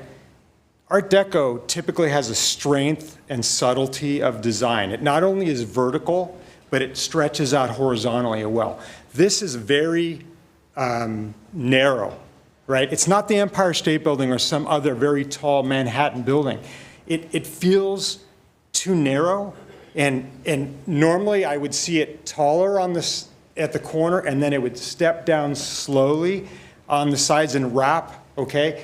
Then what you do is you infill the extra stuff and push it back and do black or whatever. I mean, there's many creative ways to make it work, okay? The balconies are a problem because they weaken the horizontal element of Deco was done. It was sort of solid but elegant in its way, okay? The second thing is architecturally, you have, as an architect, I oftentimes say, okay, are the 2 houses a liability or do I embrace them? I'm going to embrace them. And what I'm going to do is, what was the old downtown? A couple stories maybe? I would carry 2-story storefront. It's just the facade, the base of the facade. And there's elements in the precise plan of the Downtown Task Force, which I'm on, that talk about the base of the facade. It's a strong element. You can do 2 stories across, half the block, more, that relate to those houses. Then what's above it can step back and still be black. I mean, I just went to Latvia. They did a lot of that, and in the back, the addition, or New York City. 2-story brick building, they added on, they did black above in a modern way. It was super cool. It related to the other buildings to the side. So there's creative ways to do architecture. And I think they need to just keep working on it a little bit. You know, in terms of the height, look, I want to address Santana Row. We are not wanting to be Santana Row. Santana Row is caricature architecture, Disneyland architecture. It's not authentic. It doesn't have a soul. Okay? Okay, thank you. Hopefully I answered your Thank question. you. Yeah, Can I make may a I comment? ask- No, I guess everybody's going on and on. Hold on. If it's directly related to a member of the public that you'd like to address, or, Mr. Myers. okay. Okay. Apparently, we have two separate views here. Yep. You and you. Caruso and Myers. You're not going to get an agreement on your idea of architecture is one thing. His idea is another thing. Now, the thing is, what's going to work and what's going to be good for the city. That's the whole thing. Out of the members here, I think it's Nancy and me that actually probably were, when we were kids, went to downtown and saw downtown. Yep. We were waiting for the downtown. So I don't think anybody else here besides Mr. Gama was part of of that. So I know when I ran for office in 2002, I wanted the downtown. That We all was do. one of my pet peeve. We all do. Yeah, we all did. I don't know whatever you guys thought, but anyway. People, when you had it in Lexington, your idea that you had there at the library, Yep. a lot of people were looking at it. I went to see it. A lot of people were going, this is not what we want. You're not going to get anybody to agree with you. One of the things in the downtown, you're going to just have to have entertainment and restaurants. All of the business, retail is not going to be there. The reason that downtown originally went down because they built Valley Fair. Sure, I and get it. everybody went to Valley Fair. So the businesses started going down and they It's want to changing. revamp the whole thing. So let's get a project here. I wish it was 5 stories instead of 6. I would just be going, yeah, let's throw out the rockets. But guess what? I don't know. What's going to probably end up happening is the government will come in and says, hey, you got to build this. It might, but I don't know a single. I would like to stop this. Thank you very much. It's not a debate. Please. All I want to say is you asked the difference, right? Can I address that and the No, opinion? Thank you. I'm sorry. This That's is not a fine. debate, and thank you, Commissioner Boozer. This is not a personal opinion. I do appreciate both, and I think we understood the intent. We have time to respect, and we do have protocols to respect. I appreciate your patience with us. So I will make the motion to close public comment again. You get a rebut. A rebut. It's okay. You're welcome. You're just starting out as chair, so. I have one more year to try if I can. You're doing a great job.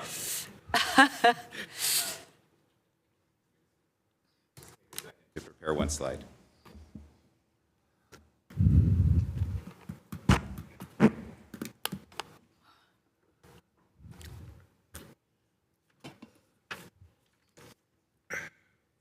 Just a moment till I get to the slide, and then we'll be all set.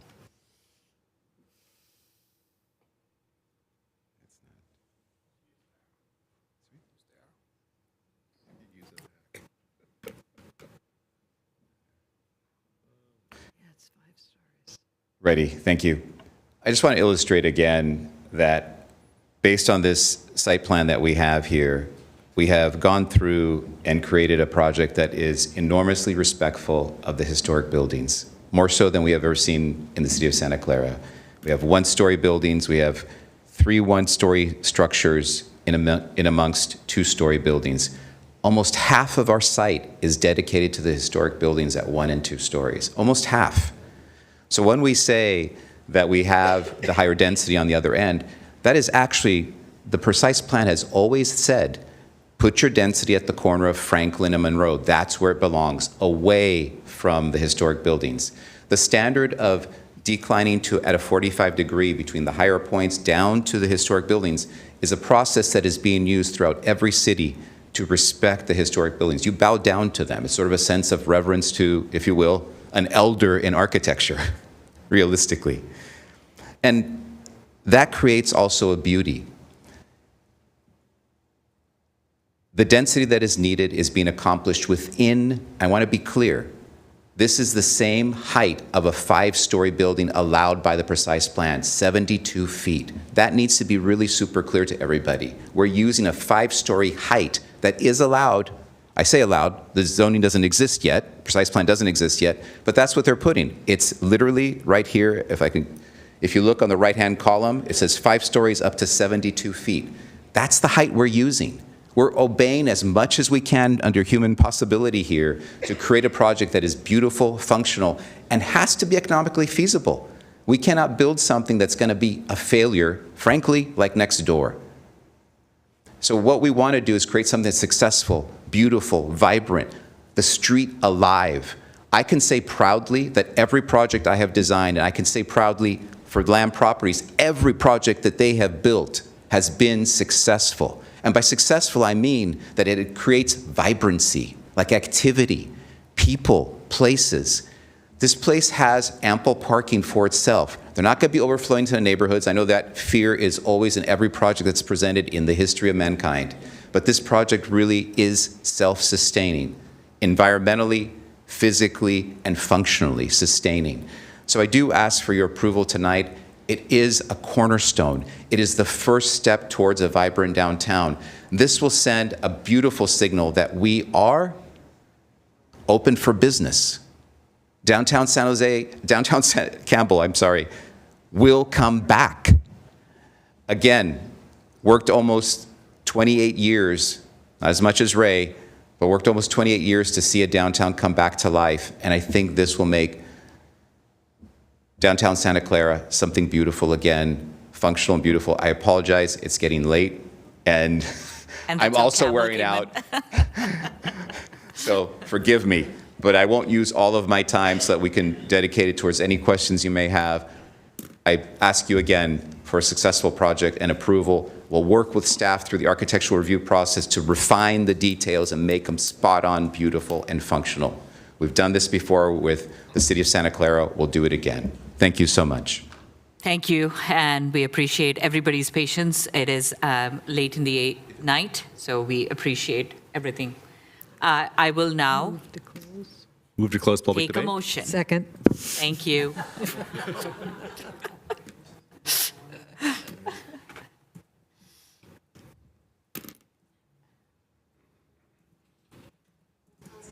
Yes. Yes. Motion was by Biagini and seconded by, I made the motion, she seconded. I'm sorry, Crutchlow, motion, and Biagini second. Close enough. For once, I was quick. Sorry. No, it's not right. Let's I just was. vote, and I will, Priya made it. Okay, that's fine with me. Is that all right? Don't worry about it. Let's For go. now, yes. Please. I think we're all tired. I want to get to the fun part of the night. So we're waiting for just a few votes here. Nancy and Mario? Yes. Yes, thank you. Okay, very good. We have closed public hearing. Thank you. Thank you. And now we will actually deliberate, and I appreciate the commissioner's interest and patience. I will recognize Commissioner Huang. Oh, thank you, Chair. So I support the project, but as you mentioned, I think you can work with the city staff, maybe fine-tune the design. Thank you. Anybody who would like to comment? Commissioner Crutchlow? So in looking at this, what I see is, number one, Santana Row is a master plan, I believe by Federal Realty, if I'm correct. And bottom line, that's how they got everything the same. You had one company, it was private, they did their thing. Downtown, when we're talking about different plans and stuff like that, of who's going to do what and when, we're talking about one area, one building that you're proposing. So in my mind, to look at that, I have to look at how is it going to affect everything else? Well, I don't know how it's going to affect everything else yet. I have to look at it for what it is based on its merits. Now, one of the comments I will make is I worked over on Matilda near Evelyn in Sunnyvale, and I'm from the East Coast, so I know what it is like to walk down in Manhattan and see those skyscrapers. But when I was in Sunnyvale and I would go to Phil's Coffee because that was a great coffee place, I walked 4 blocks, whatever, and it felt narrow and not inviting. So I can't say that that's going to happen here because I don't know what the other buildings are going to be. So I'm not even going to think about considering it, but at some point later on, as we come up to making that plan with the rest of it, then we consider it. I do appreciate very much the fact that you went ahead and looked at what the neighbors behind are going to see, and the fact that you try to make the privacy a priority. I think that was a very good thing to do. Because we build this doesn't necessarily mean that we're going to have a lot of business come there. There's business that are already on Homestead. It has to do with the business itself. We're going to try and put something out there that we're going to promote, that we hope will do that, but that's outside of our purview, right? Do we want to wait for this other master plan, like was already stated? That could go on for a long time. I understand that. And I hope other people will be more, educate me more in, whether that area makes any sense at all. That being said, I think those are the consideration has to be on the building by itself, how it is, and in terms of rebuilding, downtown again, you really have to look at it absent of the fact that we know what the rest of it's going to look like at this time. And do we want to do that at this time? And that's just my comments on it at the point. So, Madam Chair. Thank you. Commissioner Bhatnagar? Yeah, thank you, Chair. So maybe I have a question for staff. I went through the paperwork, but I didn't see maybe I missed it. I didn't see a shadow plan or shadowing setup as to how the sun will affect the townhomes or maybe the houses behind, things like that. Do you have one or something that we can see? I believe I saw it there, yeah. Yeah, it's there. I forget where it is in the package, but the applicant can, do you have the shadow study? 'Cause You may, if you want to bring it up on your system, absolutely. Can we share this again? So I can share this again.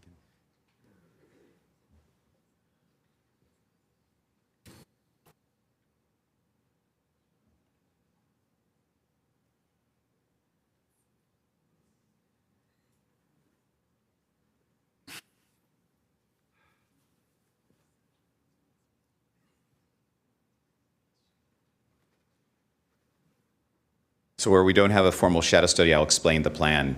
In the area on Monroe, this edge of Monroe that you see here, where I'm flashing the hand, sun rises on this side of the project, and the reason that we don't have an impact on the single-family homes back in here is because we have created these massive setbacks of 73 feet from the taller buildings. So basically, sun rises here, and the sun rotates on the back side of the building, not on the tall side of the property, and it moved.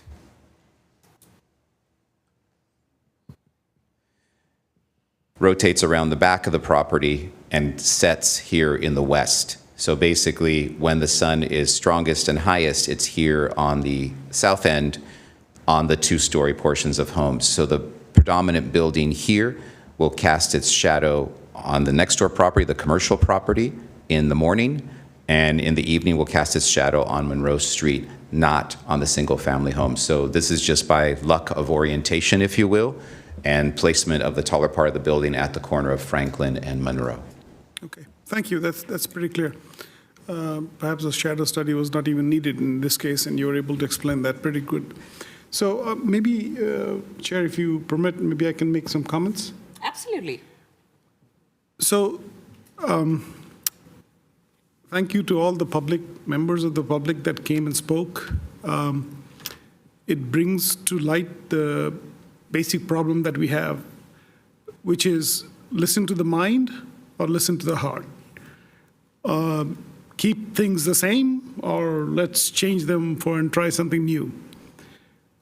And these questions are very hard to decide because the human mind is not very good at handling too many variables all at the same time. And you've already spoken about all the variables that impact this project.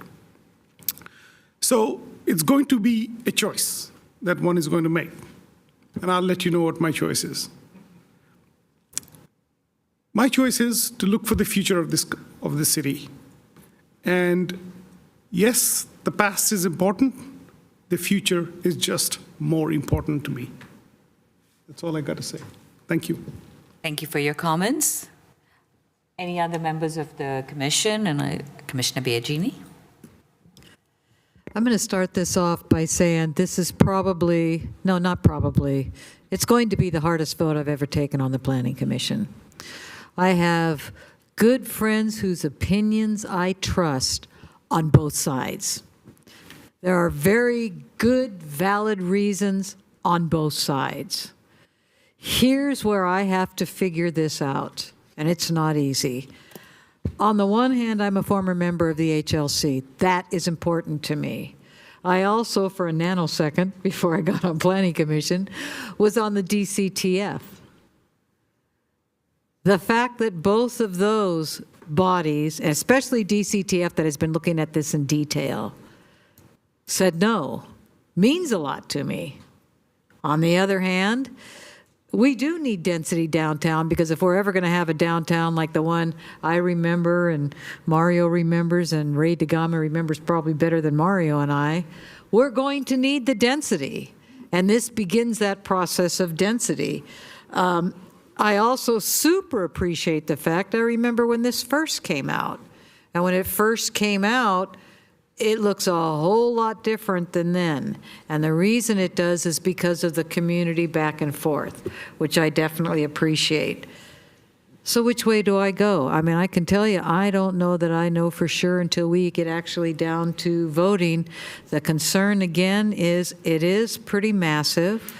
I'm very concerned about the fact that we're taking a vote on this, and thank you, Commissioner Bhatnagar. I think you said it in such a great way, the heart and the mind, that we can't have that precise plan first. So, Xander,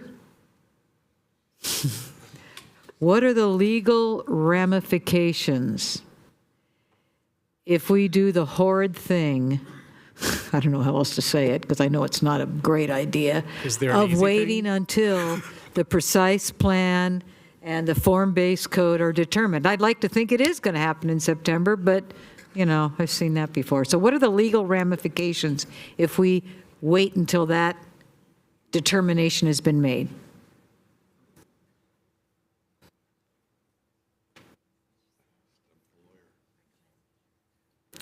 That is within your purview. In other words, if you said no, because the precise plan and form-based code weren't there anymore, is there a legal can we do that? Is there an illegality to it? Is there a legal ramification? Could we do a continuance? This is most definitely a discretionary decision on your part. So The State Streamlining Act kick in? no. Because? Permit Streamlining Act does not apply because this is a legislative act where you're making a general plan amendment, a rezoning. PSA does not apply in this context. And the PD also, based on an application? That is correct. The Permit Streamlining Act does not apply to this application. It applies to a variety of quasi-judicial acts, but not where the city has to consent to the rezoning. There's no such thing as an automatic rezoning or an automatic general plan amendment is what you're thinking of, I think, under the Permit Streamlining Act. So immediate consequence to the city if you recommend denial and the council agrees with you? None. Now, the applicant may attempt some other way of getting this project through one of the new legislative acts. I haven't even considered that in this context. But there's no short-term implication other than I'm sure the applicant will have some significant holding costs and maybe we'll have to walk away. I don't know. It's not that doesn't make it any easier. Let me ask a different question. I don't know that there's an answer to it.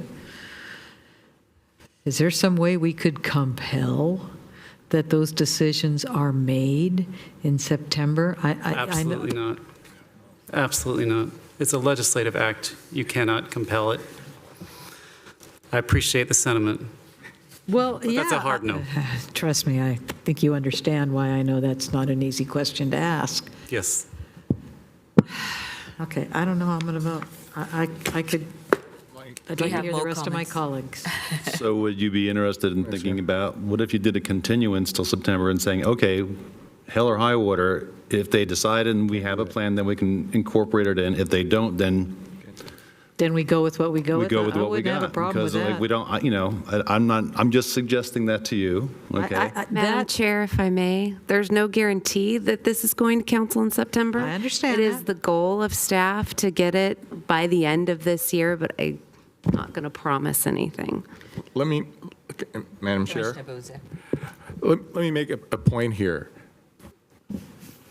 Downtown Task Force, it's now, you want it done by September. Now they're looking to move City Hall to downtown to make things work. That's not, that's a chance in hell that that will happen, excuse me. But otherwise, it's going to be delaying this whole project meanwhile, because they won't make a decision on what are we going to be doing. And this is where I see things going on and on and on, like many, many, many years.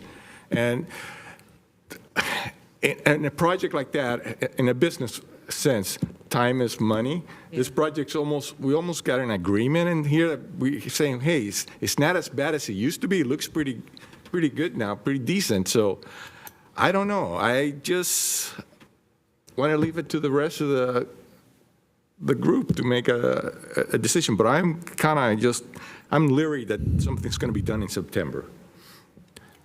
Thank you, Commissioner Huang. Yeah, just very quick comments. China grows so fast. We are so slow. So, as Mr. Boza mentioned, time is money, and we need to move fast. Thank you. Commissioner Salem.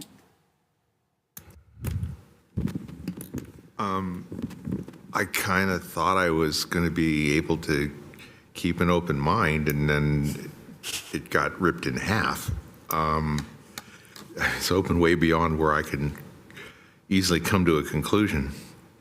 I like the idea of growth in the downtown. I don't like 6 stories. 6 stories is too much. It's huge. It's overwhelming. But this plan is, it's not horrible. Okay, at least you can say it's not horrible, which is not a great, I'm sorry, it's not a great compliment to say something isn't horrible, but it's definitely not great. So I still have absolutely no idea how I'm leaning. We're all going to gamble I know, here. it's 11:23 and I don't know. So that's where I'm at, I'm sorry. Thank you. And I'm going to go with my color commentary. And I, like everybody here, and probably whoever has heard this project before, I can understand HLC's deliberation. I'm also torn. Both sides have absolutely valid, credible comments. We have approached the option to see if this should be continued uncertain, denied come back. But I did go to the actual downtown precise plan, and I'm looking at the images, and I'm looking at the intent behind what they have at least professed. And even from the members here, we've seen both members who have been with the downtown committee as well as people who have been outside. So these are my criteria to actually review this project.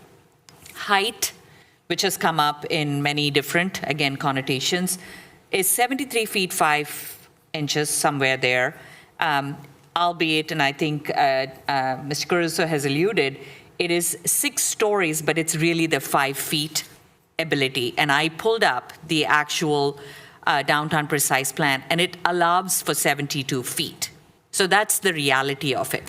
In this particular, which is called Block B, it is 5 stories, in fact, and can go to 6 stories, which is 85 feet. So I might be reading this, but I'm looking at figure 5.4, page 99. So that was one. So 73 feet, 5 inches. Maybe we can make it a condition to shave off a foot. I don't know. Somehow make it that it, at least from a perception of 72 feet, whether it's 5 or stories, is just then in the layering of the building. Parking, it has a good parking count. It far exceeds the minimum requirements, at least from the prior project. I do appreciate the automation, which is a new innovation for this project. I am for density because density and neighborhood revival are almost they're related. You bring people in. I mean, it's always a chicken and egg story after that as well.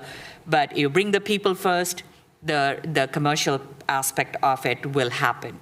Historic preservation, I think that the applicant has done due diligence in trying to preserve the historic integrity. And I will put a condition on actually the construction impact. But that aside, I think the goal to preserve historic preservation has remained. I am disappointed in the retail component of it. I don't think it fully envisioned the retail aspiration of the downtown to draw more people. 3,900 square feet sounds like barely a restaurant and a half.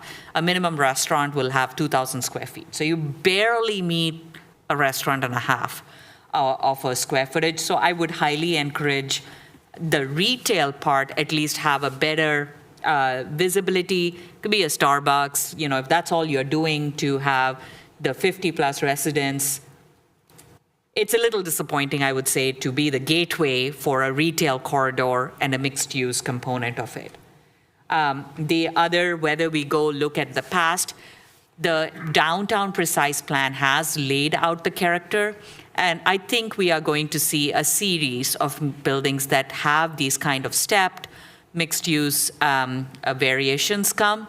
And like we've also brought to our attention, if most of the land is really city-owned, nothing is happening for a while. So it kind of puts like this damper with the dream in front of us, but nothing really happening there. So those are my color commentary as to what will drive my decision. Again, I have not made the decision like everybody else. But with that, there are questions. Commissioner Biagini. Sander? Regardless of yay or nay on the ultimate vote, I do want, should this pass, to include the language, you know what I'm thinking. I can tell from the smile on your face. Encourage developers and contractors to evaluate that line again. I would want to include that, and I can read it all off to you, but I don't know where to include it on this one. And I almost want to make it a separate motion because I want that to be in there should this pass. I don't know which way I'm going to vote yet, but I want it in there if it does pass. I know that's crazy, huh? I certainly understand what you're referring to. You're referring to the labor language that you Yes. included for the prior project, and I have the language that you recommended for that one. Yes. So coincidentally, we have a rezoning resolution here that for which it would be very appropriate to insert such language as paragraph 5 when you get to the rezoning. There's 3 resolutions in there. I so- know, but the third one is the rezone to plan development, and that's probably the most appropriate place to put such language. Wait, are you looking at the recommendations? Yes. I'm looking at, there's 1, 2, 3, 4 recommendations. Separately, I'm looking at resolutions, and I'm trying to figure out where do the resolutions fit into the recommendations? Resolution is the first one. Adopt a resolution to recommend. And and the rezoning. We forgot the words resolution for recommendations 2 and 4. What a bummer. Yes, you did, because there were 3 resolutions, and I'm reading the first one as one of the Well, resolutions. the resolutions are attached. It's implicit. So all 4 of these recommendations are to adopt resolutions to do these things. we will do it as motion 5. I think we're going to do motion 5. Add to the appropriate resolution the following language. Does that work for you? No, you'll have to be more specific, but I want you to put it in the rezone resolution, so you can be that In the specific. rezoning resolution, which is not currently encapsulated in the staff recommendations. But it's number 3. It is number 3, okay. Where does it Yes, say? I'm going to ask that whether you vote yes or no, that your recommendations are to adopt resolutions to do all of those things. Well, except if you're voting no, we don't actually have the resos. We'll get to Then that. How would 3 read? Recommend the city council, Okay. sorry, adopt a resolution to recommend the city council approve a rezone from, it's like 27 lines. Do you want me to read the rest? We got it. But it would okay. start off with adopt a At 11:30, we resolution. got it. The sentence, it would start off with adopt a resolution 2, fill in the Correct, rest. correct. Thank you. We're on the same Comma, page. My language. Correct. Okay, got it. With the addition of a new paragraph 5 to read as follows. I got Yada, you. yada, yada. That's like at least 3 or 4 minutes from now. That's resolution number 3. Only 1 or 2, but okay. Madam Chair, Okay. real quick, Commissioner. just one final little comment.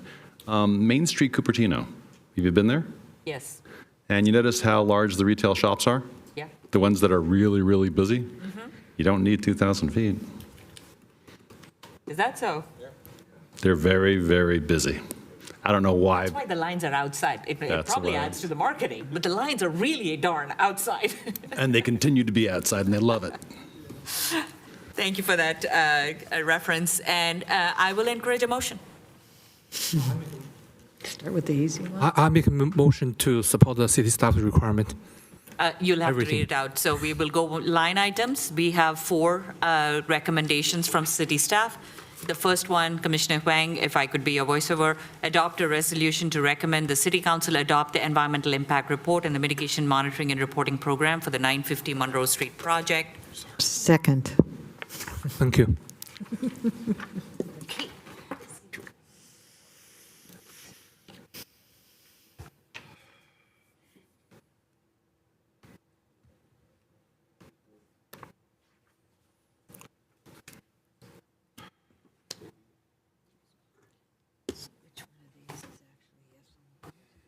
On the conditions. I think so. Because it didn't say conditions. I'm going to add.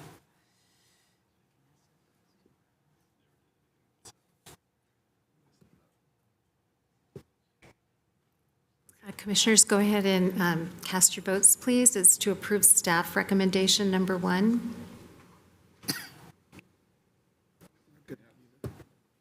We're waiting.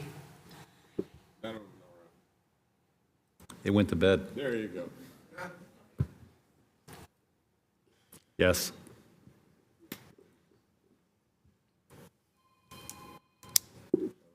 Thank you. The motion passes. I will entertain the motion for second recommendation by staff. Yeah, I make a motion. I have a question. Yes, go ahead, Commissioner Biagini, before we make the motion. I'm not even sure which one of these recommendations indicates a yes for the project or a no for the project. Recommendations 1 through 4 are recommendations for yes. Recommendations 5 through 7 are recommendations for no. Huh? What? Is any one individual a yes or no on the project?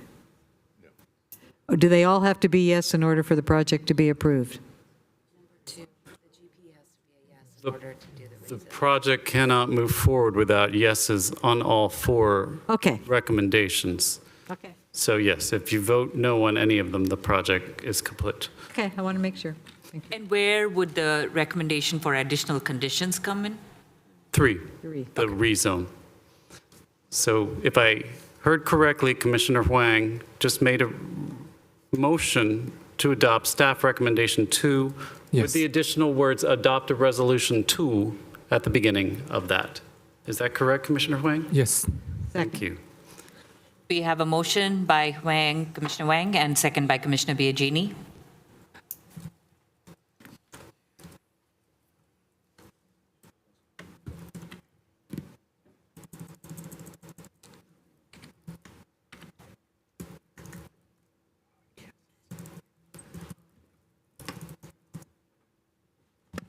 Go ahead and cast your votes, please. Yes. Thank you. The motion passes. We have now the adopt the resolution to recommend the City Council approve a rezone from General Office, Historic Combining District and Community Commercial to Planned Development to allow a 6-story mixed-use development with 50 units, 4 townhomes, 3 single-family residents with on-site parking and amenities, landscaping, and off-site improvements with added standards for the 2 HIR properties with provisions of the HT zoning district that would be applicable to both HRI properties. So moved. And And to add number 5, with the language, encourage developers and contractors to evaluate hiring local labor, hiring from or contributing to apprenticeship programs, increasing resources for labor compliance, and providing living wages. So moved. And to add the condition to include construction mitigation measures in conjunction with technical preservation briefs from the National Park Service adjoining to a historic resource as an added condition. So moved. Second. I'm sorry, I didn't get that condition. Could you state it one more time? It's the construction preservation or mitigation in accordance with the technical preservation briefs for construction adjacent to a historic resource. I think it's technical preservation 13 or 14. I could be wrong, so I'm not going to quote it. But it has additional protection measures for the historic resource. I think people in the historic preservation will know what I'm speaking about. If I can pull it up if you want the actual verbiage. Do you want me to? Yeah, I'm sorry to keep you here later, but I'm just not familiar with this, and I'm concerned about the wording. Okay. You will have to bear with me because it's one of the gazillion I opened here. I'm trying to pay attention. Technical preservation. Do we have the correct language now? Well, while you're pulling that up, Commissioner Biagini, I think you quoted the sort of first version of your labor paragraph and not the one we actually ended up with for that other project. The language we used for that other project was, the city encourages the owner and any contractors or subcontractors on the project to evaluate hiring local labor, hiring from or contributing to the apprenticeship programs, increasing resources for labor compliance, and providing living wages throughout the development of this project. Is it your intention to use that identical language? Because that was what we sort As of... long as it doesn't leave out somebody. Like, for example, you're not using the word developer in there. Well, yeah, and that's because this is for the rezone ordinance, and Lamb Partners LLC is defined as owner in this resolution. So Owner we're having it slash- apply to the owner, Lamb Partners, and any contractors or subcontractors who work on this project. I think that's a sufficient universe. If that's okay with you?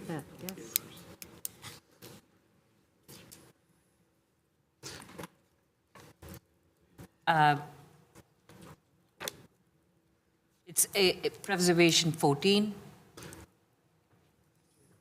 to, looking for the actual verbiage here. Preservation brief 14. Technical preservation 14. Okay. Yes, she's got it on her screen.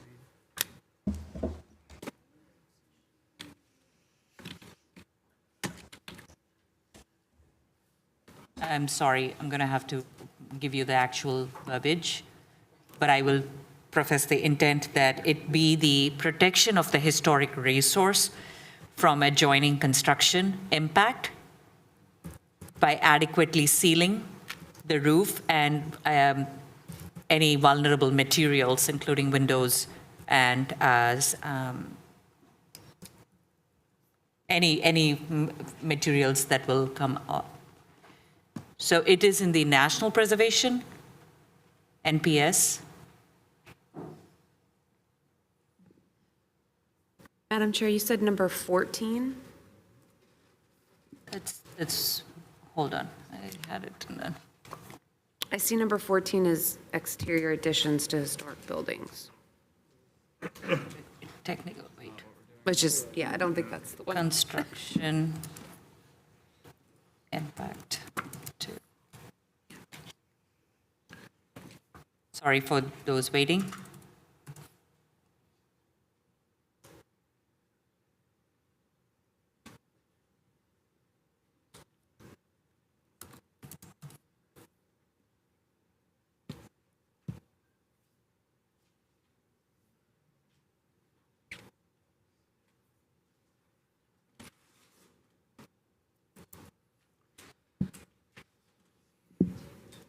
I apologize again.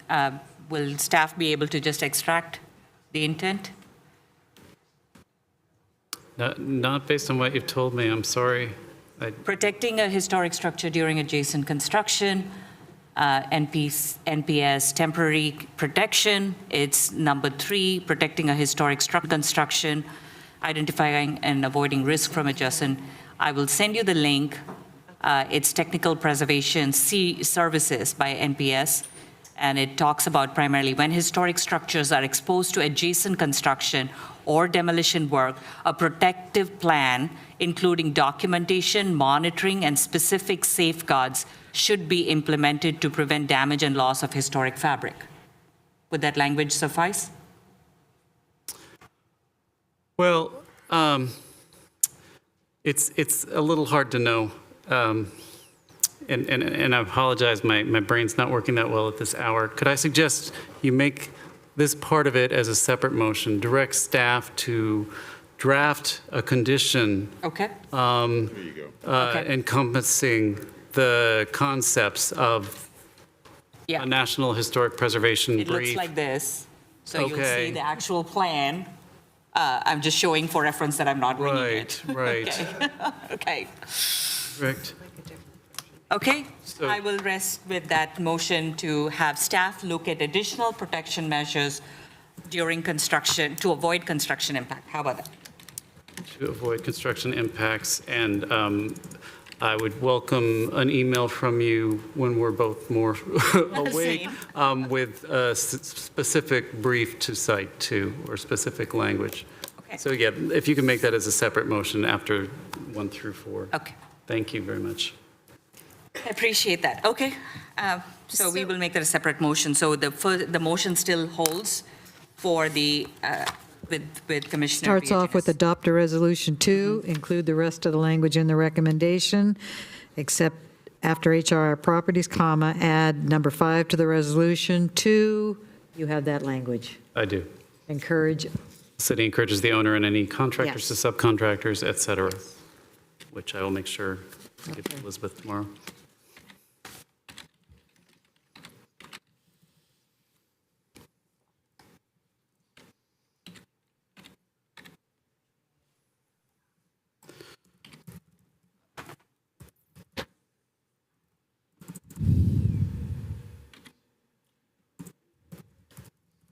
So this is to approve staff recommendation 3 with all the additional language, which Yes. we will, yeah, okay.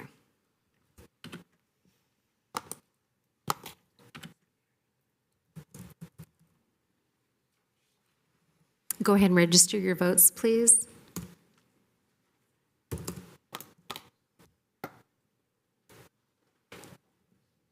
Yes.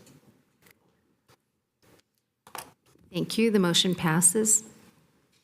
So Xander, I just want to make sure it's not illegally allowed to use the term yada yada. If we want to. At 11:43, we'll make an exception.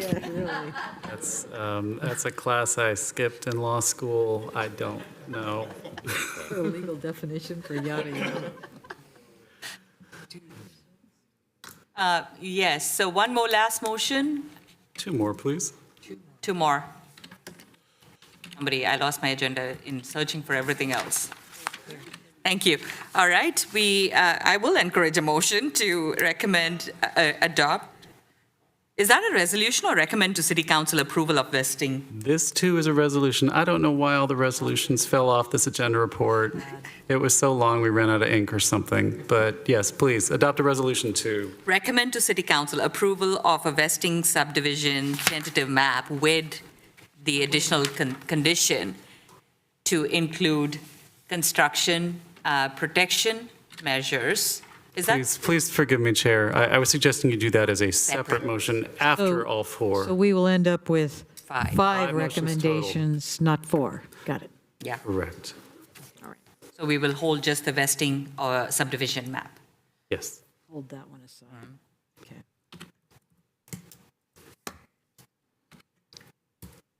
So are we on yours? Adopt a resolution 2 add. Please go ahead and register your vote. Why is there no seconder required?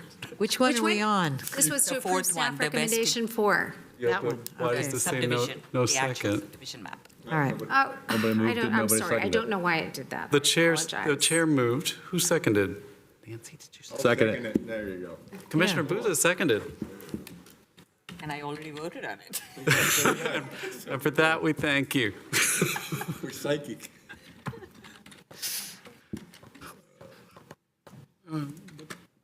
No seconder required? Yes. Oh, yeah, she hasn't put it there. We already did that. She hasn't put it in. Commissioner Bhatnagar? We're voting verbally now? No, I don't have your vote here. We're voting through the iPad. Yes, thank you. Okay, thank you. And the motion passes. And now I move that we add an additional condition that where the historic structure is exposed to adjacent construction or demolition work, a protective plan, including documentation, monitoring, and specific safeguards, be implemented to prevent damage and loss of historic fabric. And I'll send the language if staff wants it later. And for clarification, so you're going to direct staff to draft a condition encapsulating that to propose If to that city word just council? works. Whatever I just said works, perfect. That was great language, but I'm too tired to understand it. And so I I'm will just send hoping it to for a you. little discretion to modify it as necessary. Yes, understood, thank you. And yes, staff has discretionary ability to modify the condition to meet the interest of what I just said. Thank you. I will play back the tape tomorrow. And Yeah. So Chair, you made the motion. Who seconded it? Thank you.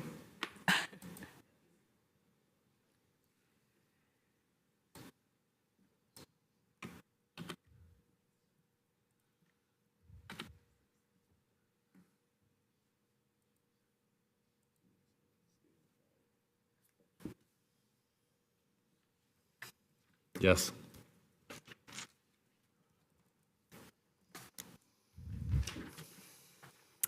Thank you. The motion passes.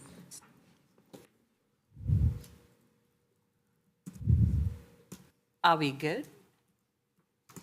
we're good. Okay. All right, that was unprecedented. I will just say thank you for everybody who showed up here.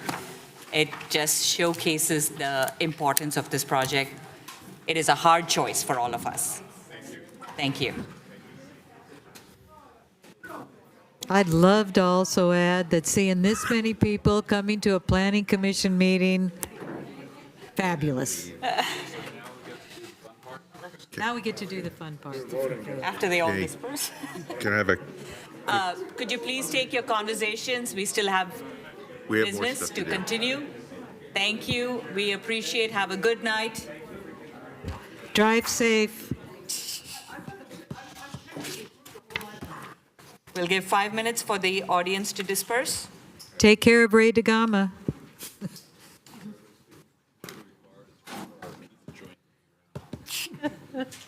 And All Madam, right, moving now to the next order of business. Madam Chair, you are not allowed to take any action without first a motion to continue the meeting past 11. You're not allowed to take up any items after 11 p.m. unless you have a motion to Wait. continue. So we just need a simple procedural motion. Okay, Motion to, Quick Take- motion to approve to continue meeting past 11. So moved. Second. Yes. Oh, thank you. by acclamation, Acclamation. By acclamation. without objection, the motion carries. Please remind me who seconded the motion. We'll need this I for did. the record. Thank you. In my training, you didn't train me for Got this it. one. Didn't expect that to stay up so late. Everybody left her for the important part. 2 projects. Who's scheduling these agendas? No. Never again. Only one. Be a lot of All right, moving on.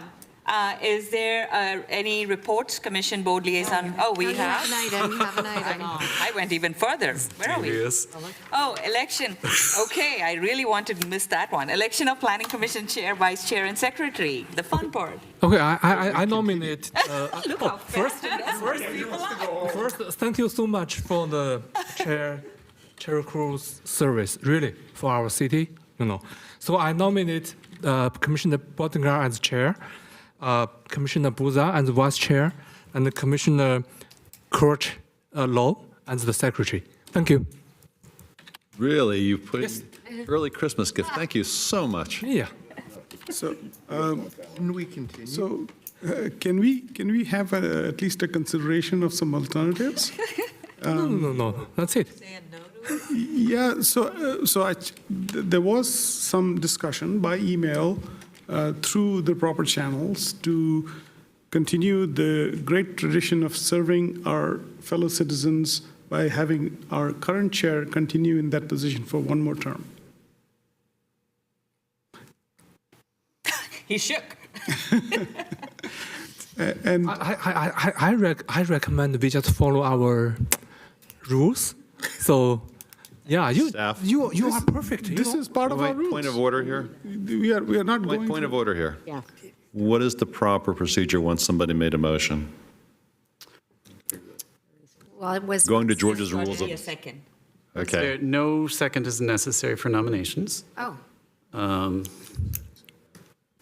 The way we have typically done it is there hasn't ever been any dissension, so I'm trying to remember what we do.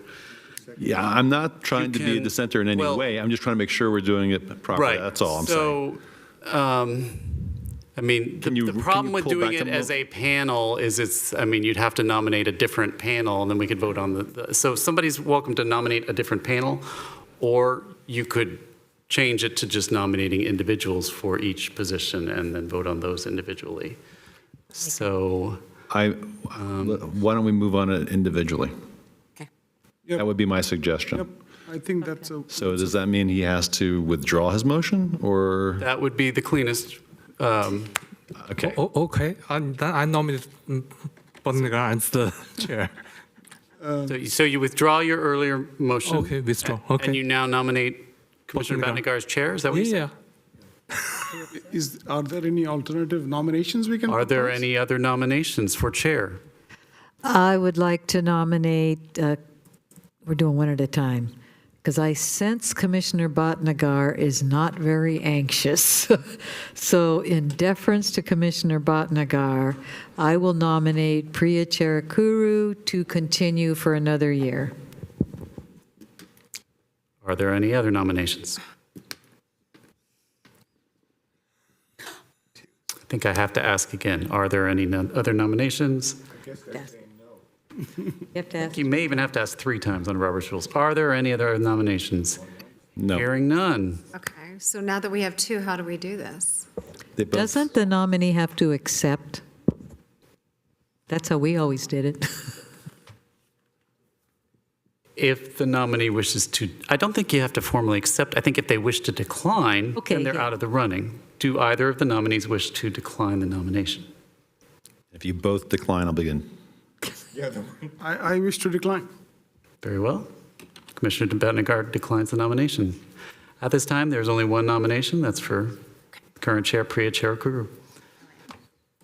Now it would be appropriate to take a vote. Not sure why I'm suddenly chairing. Your procedural knowledge exceeds. All in favor of electing Chair Priya Cherakuru for an additional 1-year term, please vote. That stipulation, like Nancy says all the time. Could we add a... Go ahead Are you a member of a union? Can we add a labor clause? Could she All right, encourage... let's get going. I feel like this is a, Please go a ahead prison and sentence register here for your you for a vote year. on your iPad, please. We can move on. Thank Yeah, you. let's please move on. We're getting a little punchy. Yes. There we go. So you can vote. Oh, wait, I don't have anything here. that's not the right motion. It is. It says nominate Priya as chair.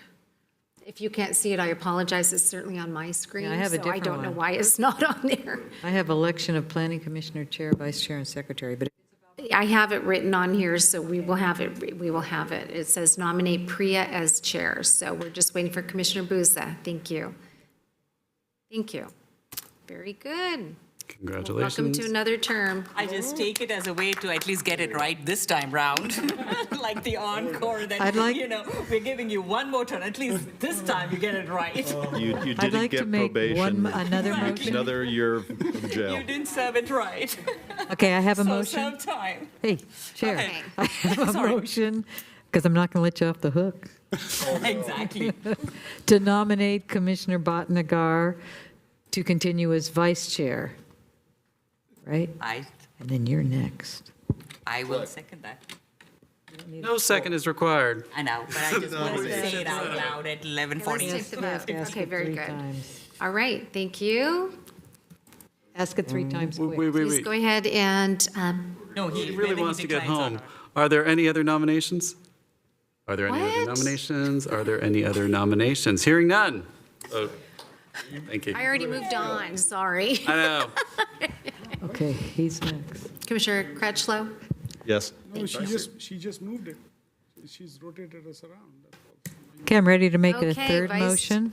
Vice Chair Bhatnagar, there you go. Congratulations. Motion to nominate Commissioner Buza. Motion, not a motion. Well, not a motion to nominate Commissioner, I'm sorry, it's almost midnight. Commissioner Buza as secretary. Are there any other nominations? Are there any other nominations? Are there any other nominations? For God's sake, vote. Okay, yeah, please. Go ahead and place your vote, please. Yes. Get me out of the hot seat. That was a narrow escape, yeah. I will make you practice. Commissioner Although in Buza, is that really how you corporations, want to I vote like on being the that? secretary because you do have some real interesting power. Yep. Everybody go home now happy? Thank you. Are we, we totally finished?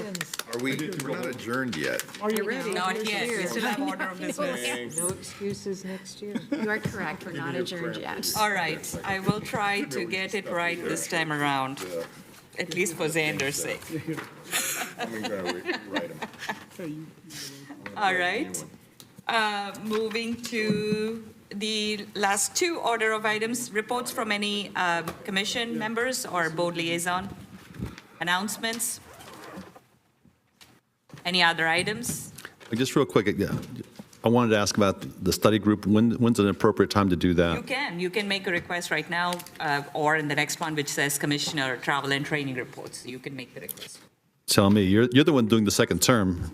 Which one would you like?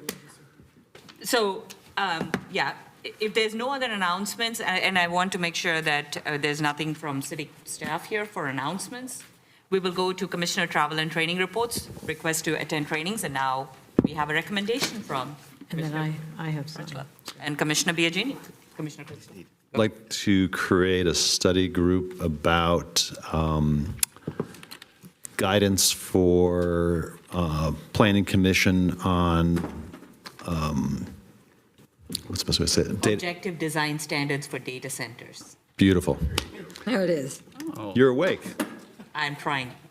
Yep. Oh, Oh, what a great idea. yay. Data centers have, I've been working a lot with data centers and setting up, and bottom line, there's a lot of efficiencies that can be had that I don't know if they're there or not, but I would also want to make sure that in doing so, I guess you have 3 members of the Planning Commission join? Is that how the study group works? You have to have 3, or does it matter? It just is a study session, and it'll be a regular scheduled A meeting. study session, I heard study group. I thought you were setting up. Session. Okay, a study session. Okay. Right.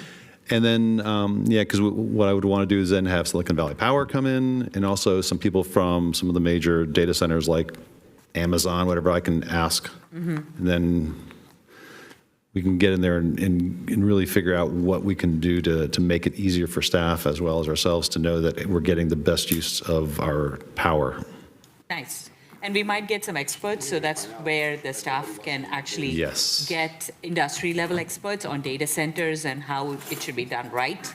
Correct, and I'll be happy to work with staff because I have the connections out there, and of course, whatever connections you have, please, I think it would be wonderful to be able to do some of these things and reduce the wonderful heat and power usage so I can actually run my hair dryer. Okay. So understood and noted. Thank you. Okay. Any other training requests? And I want to make sure we have, I think, the CEQA training, which I did sign up. Thank you for my virtual attendance. That's not CEQA, that's I'm the sorry, California APA conference. Cal APA on September 16th. Are there any other members? In the interest of time, I will get into a little more detail about the session that I attended because it's getting a little late. And thank you, Elizabeth, for sending to all of my colleagues the links to the stuff I learned from the ILG online training. Yep. Thank you. So question to staff, Elizabeth, has there been any decision regarding? No, I don't have that for you yet, but I would garner a guess that it will be approved. But right now, the city does state that any travel outside of the county has to be officially be approved by the city manager. So. Actually, I have a question for Elizabeth through the chair. You're welcome. Have we figured out how we're going to use the Zoom accounts without having the? Well, no, and that's what I need a few of you to do a test. I sent an email to all of you. Has anyone used the account? Because from what I'm understanding is when you use the account, you're going to get a code back in order to use it. And that doesn't work very well because you'd have to notify staff ahead of time. We'd have to check it. And what brought this about is I saw that the Zoom account had been used, late one evening and a code was generated. So I'm not positive, but I think you have an option. I can check it out with Zoom and see if that is actually the only way it can work. If it is, possibly you don't want to pay for a webinar account, you just want to use the free Zoom account. That's a 40-minute time limit. No, I understand, and that was a concern of yours. So has anyone used the account yet? I've tried twice. Yeah, and you ran into that problem? Yes. Okay, and you ran into the same problem. Okay, I can reach out to Zoom and see if there's a workaround. Yeah. I'm not aware of one. I'm assuming most people here have used Zoom, so if anyone knows something I don't know, let me know. Zoom likes the ability to make sure that every single person pays. Yeah, that's going to be a tough one. So if it is that way, it's going to mean that you're going to really have to coordinate with. You have to, because when I know what they do is they make sure they're tracking you, and bottom line, if two people Okay. try to use it at the same time, it's like, no, you can't do that. Got it. They want their $14 a month. Well, then we can certainly keep the webinar account and just be aware that you're going to have to coordinate it a little bit. What you might do is if, depending on who uses it, you may decide to have 2 or 3 accounts, and then, people have to check it out or something like that, if that makes any sense. Do we have Outlook and Teams as an option? Absolutely. So maybe Maybe an alternative. alternative would be to allow planning commissioners to avail through their email Teams. Well, doesn't Office 365 have Teams in it? Yeah, it does it automatically, I believe, so I don't know. Just try it out. I'm not a big fan of it, but let's try it out. The objective is to communicate outside of Yeah. our city or outside to third parties, like people trying to present their plans to us. It's a conversational thing, and it needs to be something that's tracked by the city because it's official communication. So Why isn't Teams or Outlook or the rest of it not tracked by them, given the fact that it is a city account? So we'll have staff explore the opportunity to use Teams in lieu of Zoom, thereby seeing if a free account will actually get us to the ability to interact with record with outside. Okay. Team Okay. spirit. Well, if they wind up saying that they don't track Outlook, not Outlook, but Office 365, I would like to have a separate discussion about it. That's a totally different issue, but not here. Okay. Director of Community Development reports, Planning Commission budget updates. Oh, as far as the budget, you have a new budget.